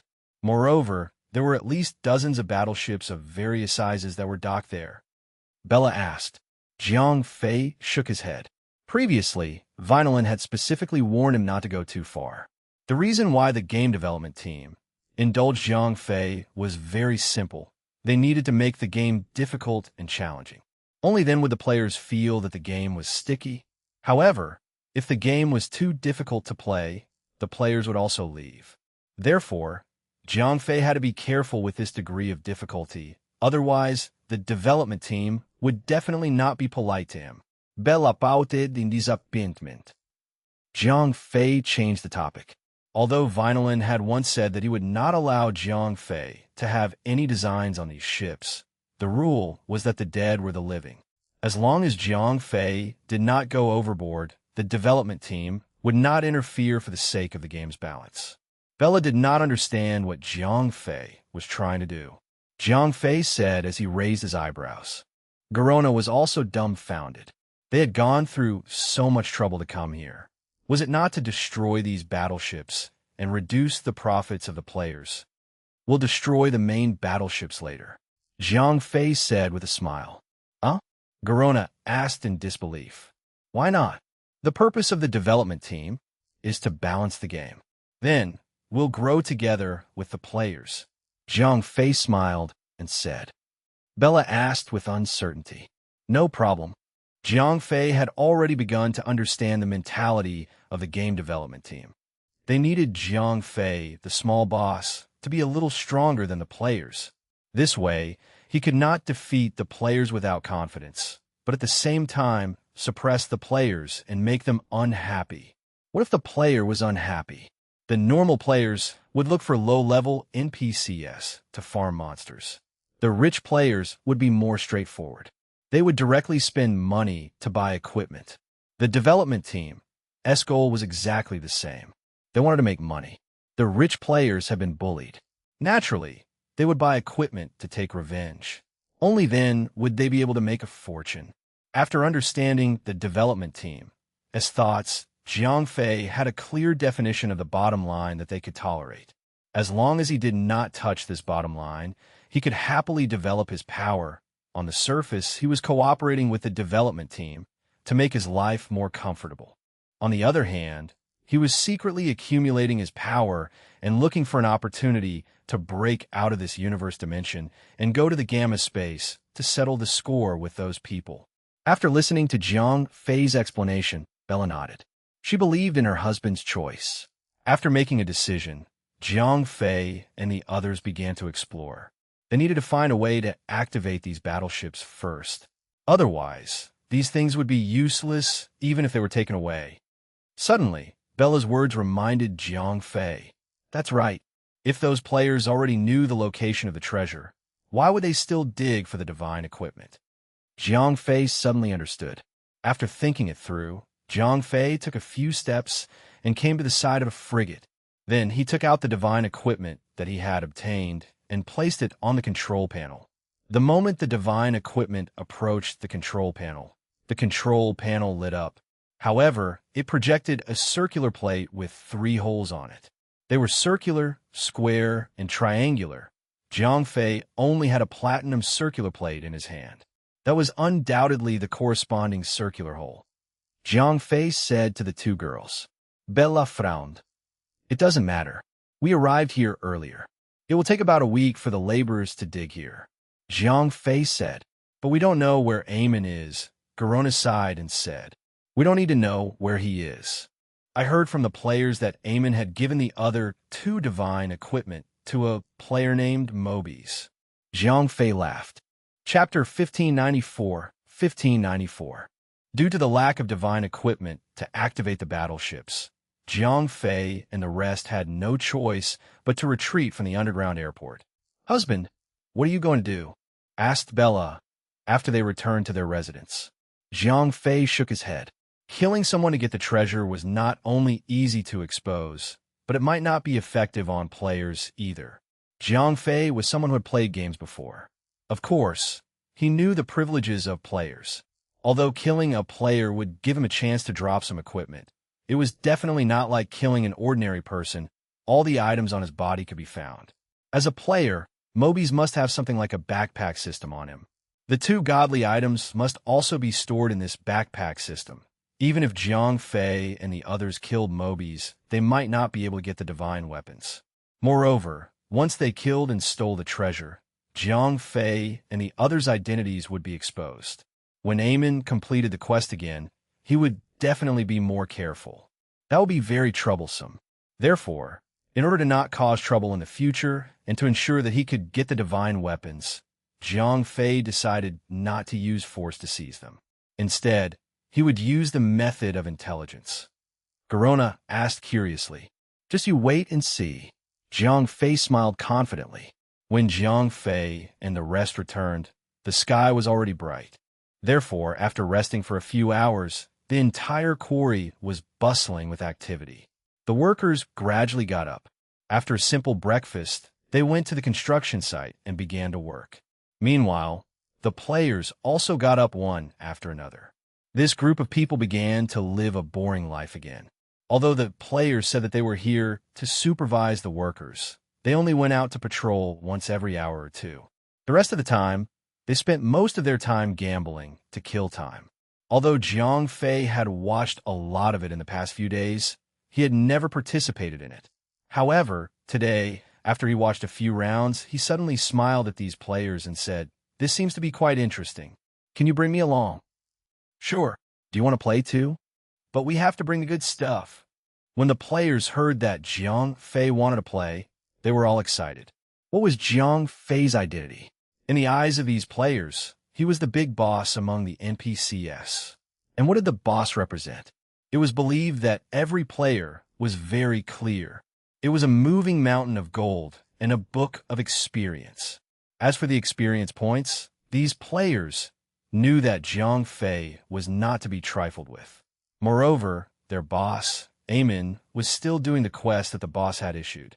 Therefore, it was impossible for them to reject him. In that case, they would not dream of obtaining a huge amount of experience points. However, the equipment on the boss in front of them was very coveted by the players. Initially, they could not kill Jiang Fei, the big boss. They would not have had the chance to get the equipment.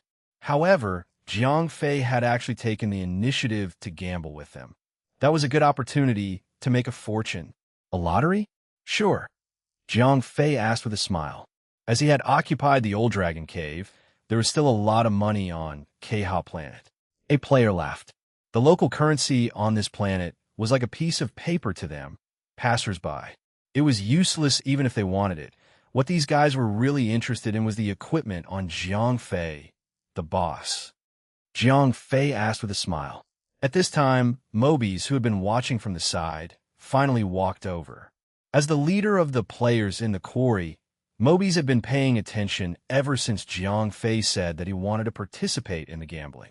Now, when he heard that Jiang Fei was not just talking, he really wanted to play a few rounds. This was when Mobies finally could not sit still anymore. Jiang Fei said as he took out an equipment, Des variants biosynthétiques armor. This was a defensive equipment that Jiang Fei had obtained from Alexei's treasury. This thing had a very strong self-healing ability and could defend against attacks of 2 million combat power. At that time, this equipment provided Jiang Fei with a very strong defensive ability. However, now that Jiang Fei had less than 20 million combat power, this equipment was no longer useful. Mobies pondered for a moment. This item was indeed very valuable to them, but it was not to the point that it made him excited. The reason why he said this was mainly because of the special nature of this reward dungeon. Originally, the strength of the players was only around 200,000 to 300,000, so this equipment was considered quite top tier for them.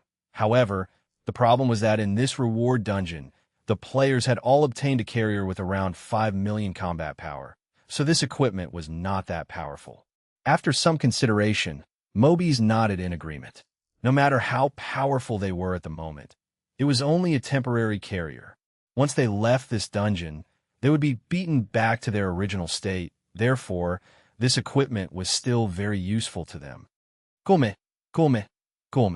After agreeing to Jiang Fei joining the bet, the players were ready to start the bet. Jiang Fei stopped the players. Mobies asked, puzzled. Jiang Fei asked. Jiang Fei's words stunned the players. They had been betting on game coins for a while now, but the problem was that this thing was useless against NPCs. They had to come up with an equal amount of chips. Come. At this moment, a round-faced player took out a ball. Jiang Fei's eyes lit up. Previously, he had obtained this ball from a player on Earth. This thing could provide a very powerful defense. It could even allow a player with 200,000 combat power to withstand Jiang Fei's attacks for a long time. However, after obtaining the ball, Jiang Fei had not figured out how to use it. Therefore, he had put it on hold.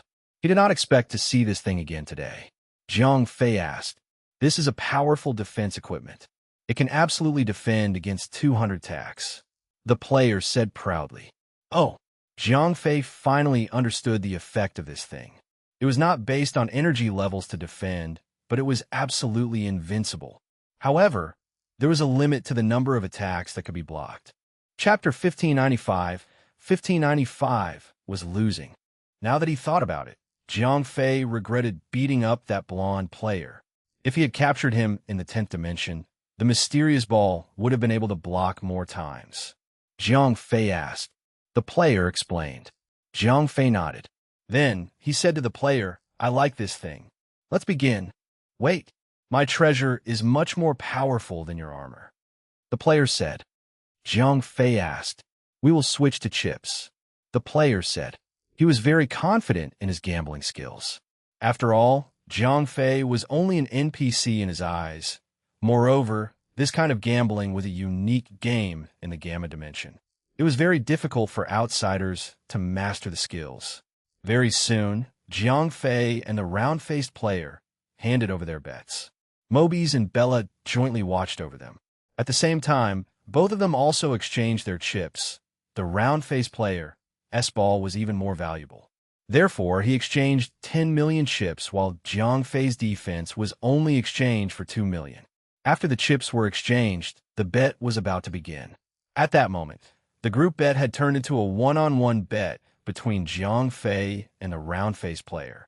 Although Jiang Fei did not know that the round-faced player in front of him was a gambling expert, he knew that the other party had come with ill intentions. However, Jiang Fei did not care much about whether this guy was an expert or not. That was because he had no intention of winning the first few rounds of the bet. The way these players gambled was very simple. It was a kind of card game. Although it was Jiang Fei's first time playing this kind of card game, the rules were not much different from the gambling methods on Earth. Jiang Fei had already understood the rules to determine the size of the game. As for gambling skills and psychological warfare, although Jiang Fei was not very good at it, he was not an honest person either. From the very beginning, Jiang Fei had been playing the game to cheat when he was closing the net. At the beginning of the game, Jiang Fei was playing a big hand. After getting the big hand, Jiang Fei directly threw half of his chips in. At the same time, he could not suppress the joy on his face. The round-faced player was also very straightforward. He directly threw away his small cards. In the next few rounds, Jiang Fei fully displayed his newbie characteristics. Whether it was good cards or bad cards, it could be seen from his face at a glance. Soon, Jiang Fei had lost more than half of his 2 million chips. At that moment, the surrounding players looked annoyed. If they had known that Jiang Fei was a bad *SS, they would have followed suit. They would not have let the round-faced player have all the chips. Haha, I'm sorry. I'll let you win. The round-faced player smiled at Jiang Fei. Although he said it politely, the pride on his face could not be suppressed. How could he not be happy that he had obtained a powerful defensive equipment for free? Lost all your chips? It's fine. Jiang Fei immediately took out another piece of equipment as if he was a rookie who had lost in a hurry. Crete Battle Suit. High-strength defensive equipment. It can effectively isolate high temperature and resist attacks with a combat power of less than 7 million. This equipment was Jiang Fei's spoils of war from Ano's treasure vault. It had once helped Jiang Fei resist countless fatal attacks. However, as Jiang Fei's strength increased, his own defense had surpassed this equipment. Therefore, equipment of this level was no longer of any importance to him. Although to the players in the Gamma space, Jiang Fei's universe was like a game, to Jiang Fei, this was reality. In reality, defense could not be stacked. It did not mean that if one wore an armor that could defend against 5 million combat power and another that could defend against 7 million combat power, they would be able to defend against 12 million combat power attacks. Although the outer layer of the armor could also reduce a little damage, the difference in attack and defense was too big. When these two layers of defense faced more than 10 million attacks, they were as fragile as paper. They had no protective effect at all. When they saw the Crete battle uniform, not to mention the other players, even Mobies could not sit still. In the end, Jiang Fei's Crete battle uniform was exchanged for 15 million chips. Although it seemed that the player's spherical defense was stronger and could completely ignore attacks, it was still a consumable. Once it was used up, it would be useless. However, Jiang Fei's Crete battlesuit was different. As long as it was maintained carefully and repaired in time, it could be effective forever. Moreover, it could defend against attacks with 7 million combat power. For the current player, it was no different from being invincible. Fatty, give me 5 million chips. Mobies did not directly exchange items for chips. Instead, he used game coins to exchange some from the round-faced player. Although the round-faced player wanted to keep it for himself, he would only get it. Other people might not have good things, but Mobies definitely had such a ball in his hands. When the time came, he would still be able to participate. He would not be able to keep the battle uniform for himself. Therefore, instead of offending Mobies, he might as well earn some money and do him a favor. He gave Mobies 5 million chips, and the two of them competed against Jiang Fei. Although the other players also wanted to participate in the bet, they saw that Mobies was determined to win. In the end, they could only step aside. On the other hand, Jiang Fei also started the second round of the bet. Just like the first round, Jiang Fei was still extremely emotional. Once he had a good card, he would immediately be happy. Once he had a bad card, he would sigh. Naturally, Jiang Fei would not be able to win any chips. After dozens of rounds, he had lost almost all of his chips. At this time, Jiang Fei was extremely irritable. When he was dealing cards, he was even cursing. Once he lost, he would slam the table and stare. It seemed that he was really losing too much. I'm sorry, big boss. You've lost again. What? Is there any new bet? Mobies was satisfied as he took the Crete battle uniform. At the same time, he was a little greedy and urged Jiang Fei to take out more and better equipment to bet. Damn it, I came out in a hurry, Jiang Fei said with a face full of frustration. Mobies and the others could not help but feel a little disappointed. After all, Jiang Fei had become a big shot in their eyes. All right, I still have this. Don't you need this? Zhang Fei suddenly took out the platinum disc. Chapter 1596, 1596. When they saw Zhang Fei take out the platinum disc, all the players, including Mobi's, were stunned. Zhang Fei was acting like an anxious gambler. Mobi's eyes were glowing blue. This was the divine weapon that they had been searching for. As long as they obtained the last divine weapon, they would be able to open the treasure. That's right. I'll bet on it, Zhang Fei asked as his breathing quickened. It was the perfect performance of an anxious gambler. Mobi's breathing quickened. He was very excited. Eamon and the rest had been doing all sorts of quests to obtain this magical item. If he had obtained this magical item in advance, Eamon would definitely be willing to pay a huge price to buy it. Moreover, the price was not just in-game coins. In fact, Mobi's was not clear. Eamon's purpose of helping Zhang Fei complete the quest was not just for this divine item. He was also doing it for the reward of the hidden quest that could not possibly exist. However, if Eamon could obtain the third divine item, Eamon would definitely not be stingy with money. This was true. For the sake of the tempting benefits, Eamon was also a little jealous. That won't do, Zhang Fei said disdainfully. Mobi's asked. Zhang Fei said aggressively. Mobi's agreed without thinking. In any case, Zhang Fei was just a club in their eyes. No matter how many chips they had, they could win it over. Zhang Fei threw the platinum disc directly to Bella, who was in charge of watching the bet. Mobi's said. Just like that, Zhang Fei stopped Mobi's. Mobi's was puzzled. I have 1 billion chips in my hand. Each of you only have a few million, Zhang Fei said as he pursed his lips. Mobi's was a little dumbfounded when he heard that. At that moment, he regretted agreeing too readily just now. Because he had looked down on Zhang Fei, he thought that no matter how many chips he gave Zhang Fei, he could still win. Therefore, he did not think too much about it.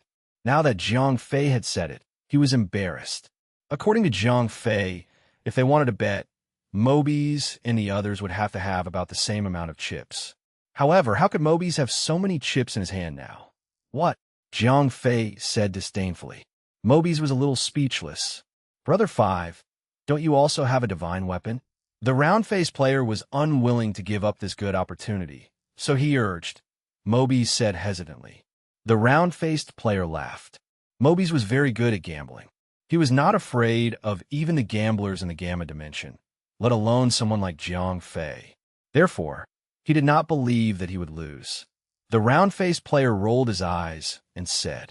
Then, Mobi's thought for a moment and finally gritted his teeth.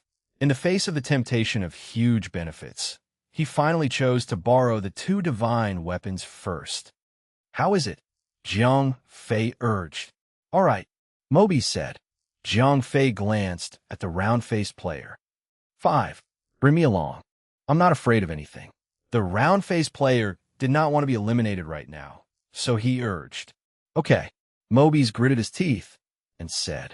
Since he had already decided to bet on a divine weapon, 1 or 2 did not make much of a difference. Moreover, with the addition of the round-faced player, he indeed had a better chance of winning. Zhang Fei stopped Mobi's. Mobi's did not think much about it. After all, Zhang Fei was only an NPC in a reward dungeon. What else could he do?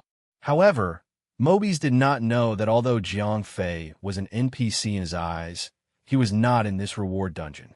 In this game, NPCs were all real people in the low-level space. They had their own independent thoughts. There was no need to negotiate with players. After successfully taking the 2 divine weapons from Mobi's, Zhang Fei ordered 0541 his mind. Duplicate these 2 divine weapons for me. The energy fluctuations must be the same. Yes, Captain, 0541 reminded. There's no need to fool the control panels. Zhang Fei laughed. At first, he did intend to cheat in the bet and then win the divine weapon of the players. Zhang Fei gave up on this idea because the divine weapon belonged to Eamon and not Mobi's. Once he won the divine weapon, Mobi's might fall out with him. The divine weapon was an important item for the players. If Mobi's lost it, he would definitely be punished by Eamon. In order to make up for his mistake, he would most likely take the risk to kill Zhang Fei and take back the divine weapon. When that time came, Although Jiang Fei was not afraid, it would still be troublesome. Because of that, Jiang Fei decided not to win the divine weapon from the front. Instead, he secretly swapped the divine weapon with the players. 0541 smiled. Then, he immediately copied the two divine equipment from Mobi's through the factory in the ring space. Jiang Fei pretended to check for a long time. Then, he took the opportunity to switch the two divine equipment with the mysterious ring. Come. Jiang Fei came in front of Bella. Then, he took the opportunity to switch the platinum disc with Bella's cover. At this point, the three divine weapons had all fallen into Jiang Fei's hands. The players at the side did not notice it at all. All right, Jiang Fei, who had already succeeded, said with a satisfied smile. At this time, the bet was no longer important to Jiang Fei. As long as he lost all his chips, the players would be happy to celebrate. When that time came, he would also be able to find time to go to the underground airport to collect his treasures. Come. The players who did not know that the divine weapon had changed owners were now happily gambling with Jiang Fei. In their eyes, the divine weapon would soon be theirs. Then, they could use this divine weapon to exchange for a large amount of money from Eamon. Money in real life. Chapter 1597, Radiant Class Battleship. After a few rounds, Jiang Fei had lost more than half of his chips. The players were all beaming with joy. Motherf asterisk cur. Jiang Fei cursed angrily. One of his feet had already guessed that it was on the table. He looked very angry. Mobi said with a smile, "Don't worry, I'm a person of honor." Jiang Fei said angrily. That's good." Mobi's praised.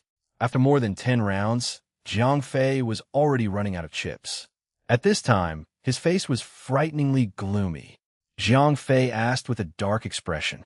Although he did not care about winning or losing, he still had to make the realistic. "Leader, what are you saying?" Mobi said with a feigned anger. In fact, he had indeed done something just now. He just thought that Jiang Fei did not notice it. Jiang Fei was very cooperative. Although he had long noticed that these people were cheating, he did not expose them. After all, the real divine weapon was already in his hands. After a few more rounds, Jiang Fei only had a few million left in his hands. If he wanted to rely on these little chips to turn the tables, he would have to be very good at gambling. However, Jiang Fei was playing the role of a club. Naturally, there was no hope for him to turn the tables. Forget it. Jiang Fei casually pushed the chips, indicating that he was not playing anymore. The first boss is really straightforward. Mobi's and the others laughed happily. Scram, get some good stuff tonight and get some more wine. I'm not going home until I'm drunk. Jiang Fei scolded loudly. Of course. Although they were scolded by Jiang Fei, Mobi's and the others were still very happy to receive the divine weapons. Bella reluctantly handed the 3 pseudo-divine weapons to Mobi's and the others. Her expression was also very appropriate. It could be said that women were born to be full of drama. Thank you. Mobi's laughed loudly as he put away the 3 divine weapons. As the divine weapons were almost never out of his sight, he did not examine them too closely. In addition, 0541's forgery skills were pretty good. The energy aura emitted by the 3 fake divine weapons was very realistic. That evening, in order to appease Jiang Fei, who had lost the divine weapons, Mobi's and the other players held a large-scale cocktail party. They also prepared the best wine and delicacies on Keha Planet for Jiang Fei. All right, I am tired. When night fell, Jiang Fei waved his hand and left the banquet. As Jiang Fei had lost a little too much today, everyone knew that he was unhappy. Therefore, no one dared to provoke him. The group of players just watched Jiang Fei and the 2 girls leave. After Jiang Fei left, the group of players still did not leave. After all, it was not easy to obtain good wine and delicacies. Even these players could not enjoy them very often. Therefore, after Jiang Fei left, they continued to feast and enjoy the excitement of top-notch wine. After returning to their residence, Jiang Fei and the others took a short break. The 3 of them circulated their qi to force the alcohol out of their bodies. Soon, they regained consciousness. Let's go. These guys won't care about us tonight, Jiang Fei said with a smile. That's right. After getting the divine equipment, these guys are going crazy with joy, Bella said with a smile. Soon, the three of them, who had changed into their night clothes, slipped out of their residence. At this time, the players were still singing and drinking. They had no idea that their treasure was about to belong to someone else. Not long after, Jiang Fei and the others sneaked into the abandoned mine. Then, they arrived at the underground port with ease. There's one main ship, 10 heavy cruisers, 30 frigates, 10 auxiliary cruisers, and a bunch of scout ships here. Garona explained the statistics. Let's give the players some face. After all, they paid for this. Jiang Fei said that he was not greedy. However, he was more cunning than anyone else. All right, Bella was absolutely in agreement. Jiang Fei said with his eyes shining. The main ship was what he wanted the most. Although Vinolin did not let him take the finished product, he was determined to get the blueprints. After more than an hour, Jiang Fei and the others came to the side of the main ship. This main ship was also huge. It was over 1,000 kilometers in size. Moreover, it was also streamlined in shape. It was very similar to the style of the Dawnlight. Swish! Swish! Jiang Fei placed the 3 divine weapons on the control panel. A white light flashed, and the control panel was activated. Radiant-class battleship, standing by. The control panel displayed the name of the battleship. Jiang Fei immediately began to read the function description of the battleship. Radiant-class battleship, 150 heavy beam cannons, 100 plasma blast cannons, and 260 energy-gathering laser launchers. Super weapon system, antimatter explosion, bombard the antimatter cabin of the enemy's main ship, causing huge damage and antimatter damage.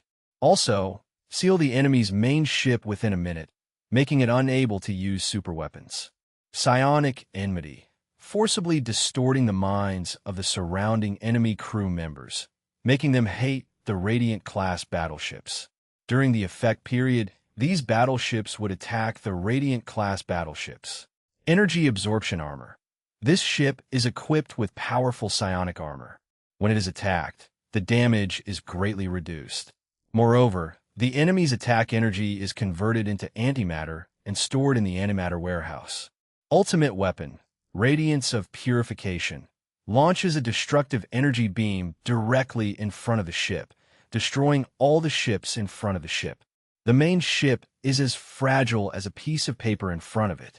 Jiang Fei rubbed his eyes hard. Bella was also in disbelief. Jiang Fei sighed. Although the Dawnlight had shown its powerful offensive and defensive abilities, it was still a support-type main ship. Therefore, its own combat ability was still quite far from the glorious-class battleship in front of him. Sigh. What a pity. Jiang Fei sighed. He copied the blueprint of the main ship to 0541 and planned to destroy the ship. Since Vinolin did not let him take the ship, he would definitely not leave it to the players. Chapter 1598 was a warning from the development team. After more than 10 minutes, 0541 successfully downloaded the construction blueprints of the glorious-class battleship from the console. 0541 told Jiang Fei the good news. Jiang Fei nodded and began to install the bombs. He had previously asked 0541 to build these bombs. After all, ever since he received the quest from Vinolin, his goal had been to destroy these battleships. On the other hand, Jiang Fei and the 2 girls worked together to install the bombs on this super battleship. Because this battleship was too huge, even the high-energy bombs produced by 0541 could not easily destroy it. Therefore, they had to place a large number of bombs. However, because of the structure map, Jiang Fei and the girls could completely place the bombs on the key parts. This provided a lot of convenience for the placement of the bombs. However, just as Jiang Fei and the 2 women were planting the bombs, an ordinary worker suddenly barged into the underground airport. Jiang Fei! Jiang Fei! The worker shouted loudly. Jiang Fei was stunned. He was using an alias here. Moreover, everyone, including the players, called him the boss. No one knew his real name. Vinolin! In a flash, Jiang Fei understood the identity of the person who had come. Jiang Fei shouted. Very soon, Vinolin, who had transformed into a laborer, appeared in front of him. Phew, phew, Vinolin said as he panted heavily. What's wrong? Jiang Fei was also very surprised because Vinolin rarely appeared in the middle of quests. Sigh, you're in trouble, Vinolin said with a sad face. Jiang Fei was stunned. He carefully recalled what he had done. It did not seem to have violated the bottom line of the development team. My ancestor, didn't I tell you? I told you not to go after the main ship. As soon as Vinolin spoke, Jiang Fei immediately understood what he was referring to.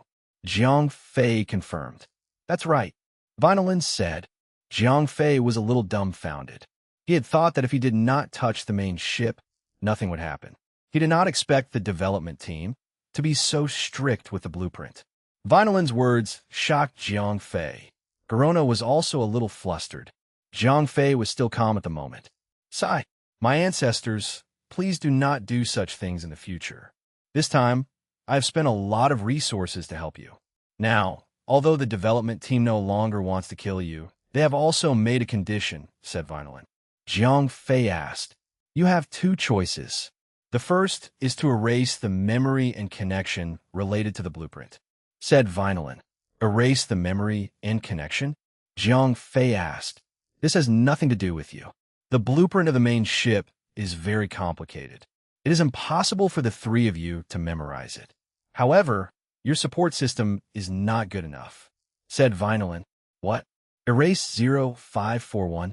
That is impossible, Jiang Fei asked in disbelief.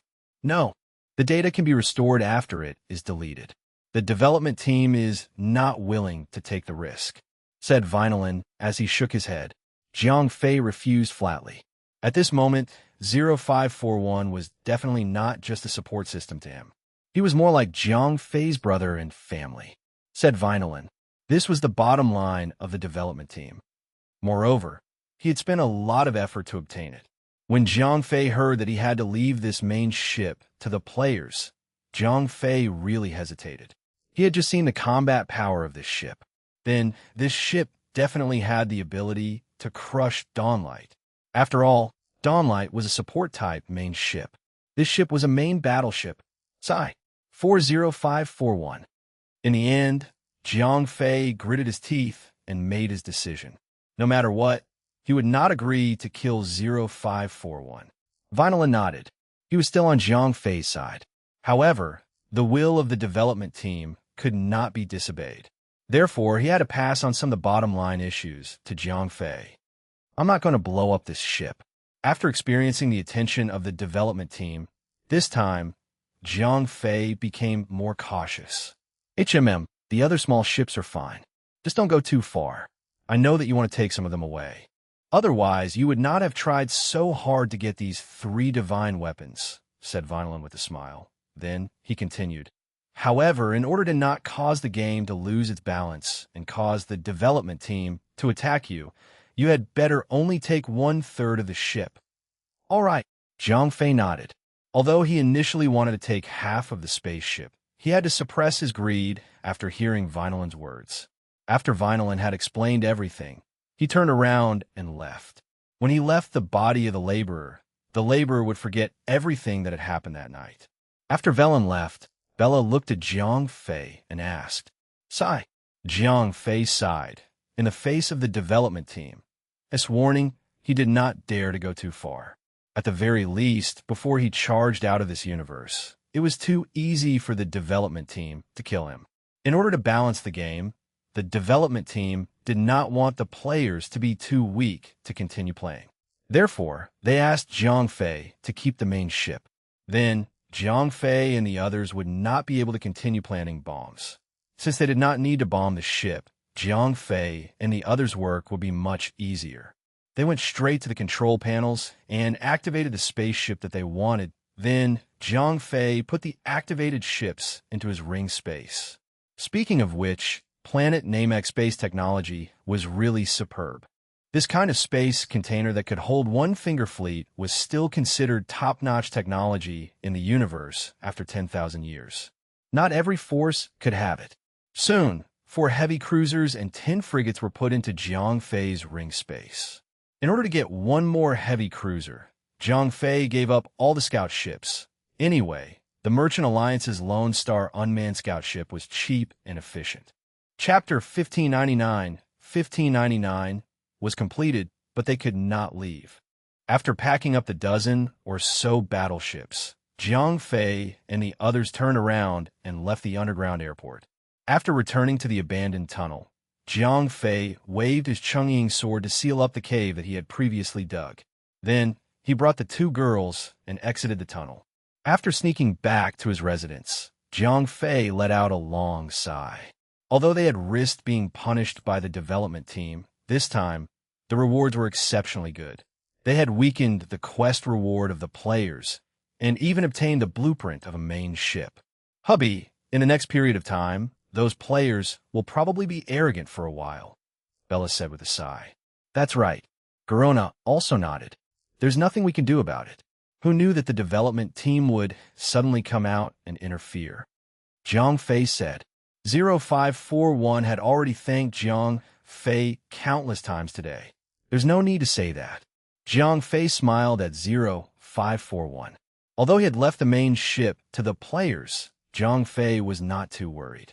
After all, the universe was too big. For a short period of time, they would only be able to run amok in the Dominican galaxy. They would not pose a threat to the entire universe. At this time, Jiang Fei had already mastered the blueprint for the Radiant battleship. He could make use of the time to create one or even a few Radiant battleships to fight against the players. It was only a matter of time before he could build a battleship. He had taken everything that he needed, but he could not destroy the rest. In fact, Jiang Fei and the others' journey to Kohar had basically ended. Jiang Fei and the others could not leave either. When the next day came, Jiang Fei and the others came out of their residence. At the same time, the players, who were hung over the previous night, were still sleeping soundly. Jiang Fei said to the 2 girls, "After all, without these divine equipment, the players would not be able to clear the dungeon." Jiang Fei and the others could not leave either. Soon, the workers got out of bed and returned to their jobs. The players did not get out of bed until noon. It feels so good. Yeah, this kind of wine is really rare. I can't even use my chi to force out the smell of alcohol. Yeah, me too. After the players woke up, they began to chat in groups of 3. The content was nothing more than the fine wine and delicacies from last night. Not long after, Mobies also walked out of his room. When he saw Jiang Fei, he immediately smiled and came over to greet him. Mobies laughed. Because he had won against Jiang Fei's divine equipment yesterday, he treated Jiang Fei very well. Do you think everyone is like you? You sleep like a pig all day long, Jiang Fei said. Jiang Fei's merciless words made Mobies very embarrassed.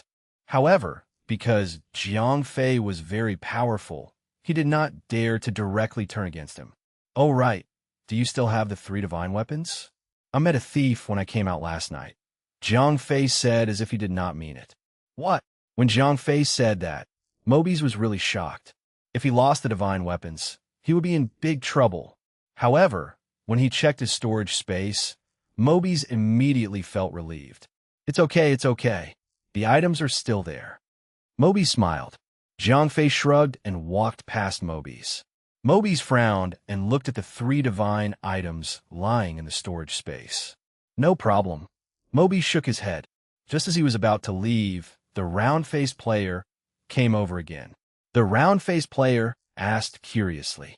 He said that there was a thief last night and asked me if the artifact was still there. Mobies did not hide anything.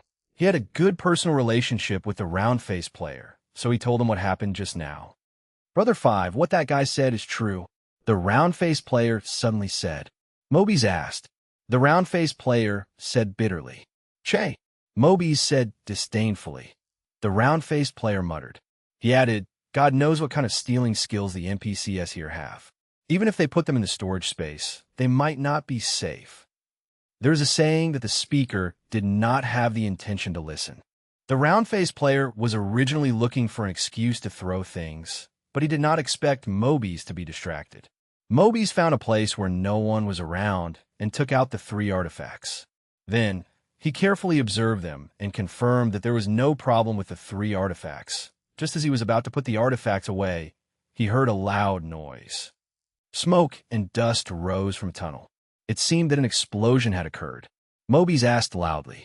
Just as Mobius's attention was focused on the tunnel in the distance, a distortion suddenly appeared beside him.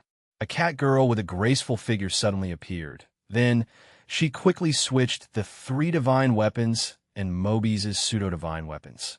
After the switch was completed, Garona quietly left. At this time, Mobius did not notice at all. Sir, the laborers were careless in digging and collapsed the tunnel. A player shouted after investigating. Mobius nodded. Then, he kept the 3 divine weapons into his storage space and turned around to return to his residence. As for the laborers in the tunnel, he did not care about their lives. At the same time, in a quiet corner, Garona returned to Jiang Fei's side. Jiang Fei asked. Garona smiled and handed the 3 pseudo-divine weapons to Jiang Fei. As a top-tier assassin with more than 8 million combat power, Garona was able to do such a thing easily. Chapter 1600, The New Plan. On the other side, Garona had secretly returned the divine weapon to Mobius. Jiang Fei and the rest began to wait patiently. The players did not make Jiang Fei wait too long.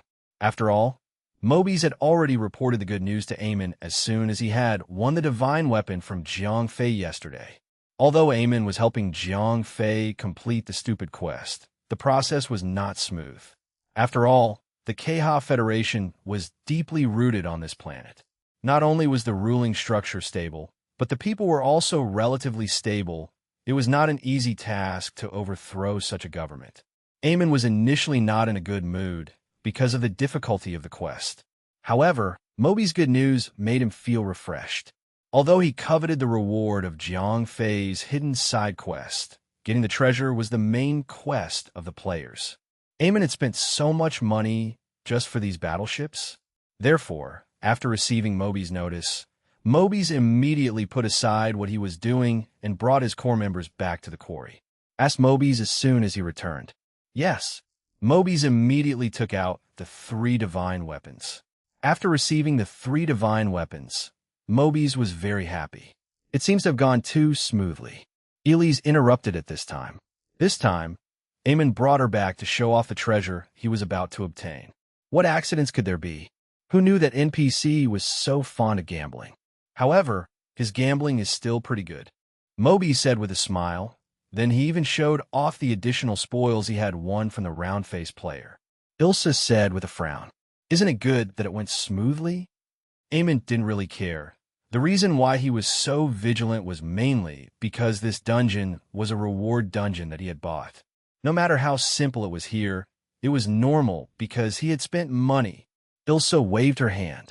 Although she felt that this mission was too simple, so simple that it was a little strange, she could not say the specific strange points. It could only be said that it was a kind of intuition. Don't be too suspicious. This is a reward dungeon. It shouldn't be that difficult to begin with. Eamon smiled. Then, he asked Mobius, how is the excavation of the treasure going? It is going more smoothly than I expected. This morning, there was a sudden collapse. Mobius laughed. However, he did not know that the collapse of the tunnel was entirely due to Jiang Fei's trick. That's great, asked Eamon. Tonight or tomorrow morning? Mobius said confidently. That's good. In that case, we will not leave, said Eamon with a wave of his hand. The treasure was about to be obtained, which allowed Eamon to sweep away the haze from his previous quest. In the past 2 days, Eamon and his players had made many contacts with the Skeleton Association. Eamon had thought that would be a simple matter. However, it was not that easy. The Skeleton Association was the true ruler of Keha Planet. Both the black and white factions were under their control. However, they were not close enough to change the dynasty for them. The change in the government had been designed to distribute too many benefits. Of course, the Skeleton Society would not make such a huge sacrifice because of strangers like Eamon and the others. He was immediately rejected. As a tycoon, no matter in reality or in the game, very few people dared to disobey his will. This was especially so in front of Elise. Therefore, the rejection of the skeleton society made him extremely furious. However, in the face of the powerful strength of the Skeleton Association, Eamon was also very self-aware. Although their arrival this time had a very powerful strength, the Skeleton Association was not to be trifled with. The background of the Keha Planet dungeon was a high-level martial world. There were countless experts here. It was impossible to destroy the Skeleton Association with just 100 players. However, the early completion of the main storyline mission gave Eamon hope. Didn't the Skeleton Association not give him face? Then they would fight until they gave in. After Eamon bought the reward dungeon, although he did not know what the specific reward was, he had obtained some general information.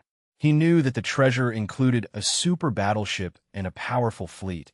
After he had obtained these spaceships, Eamon swore that he would make the skeleton pay for their previous choices. Hey, isn't that Mr. Eamon? As Eamon was talking to Mobies and the others, Jiang Fei came over. Eamon was still very polite to Jiang Fei. After all, he still had a quest that Jiang Fei had yet to complete. He was still counting on Jiang Fei to get the reward. Not bad. It's just that I lost a little yesterday, Jiang Fei said with a smile. He had already completed all the quests, so he was quite relaxed. No problem. Eamon smiled, and then changed the topic back to the side quest. Big Boss, we have been in contact with the Skeleton Gang for the past few days. Unfortunately, these guys are not very tactful, Eamon said with a face full of anger.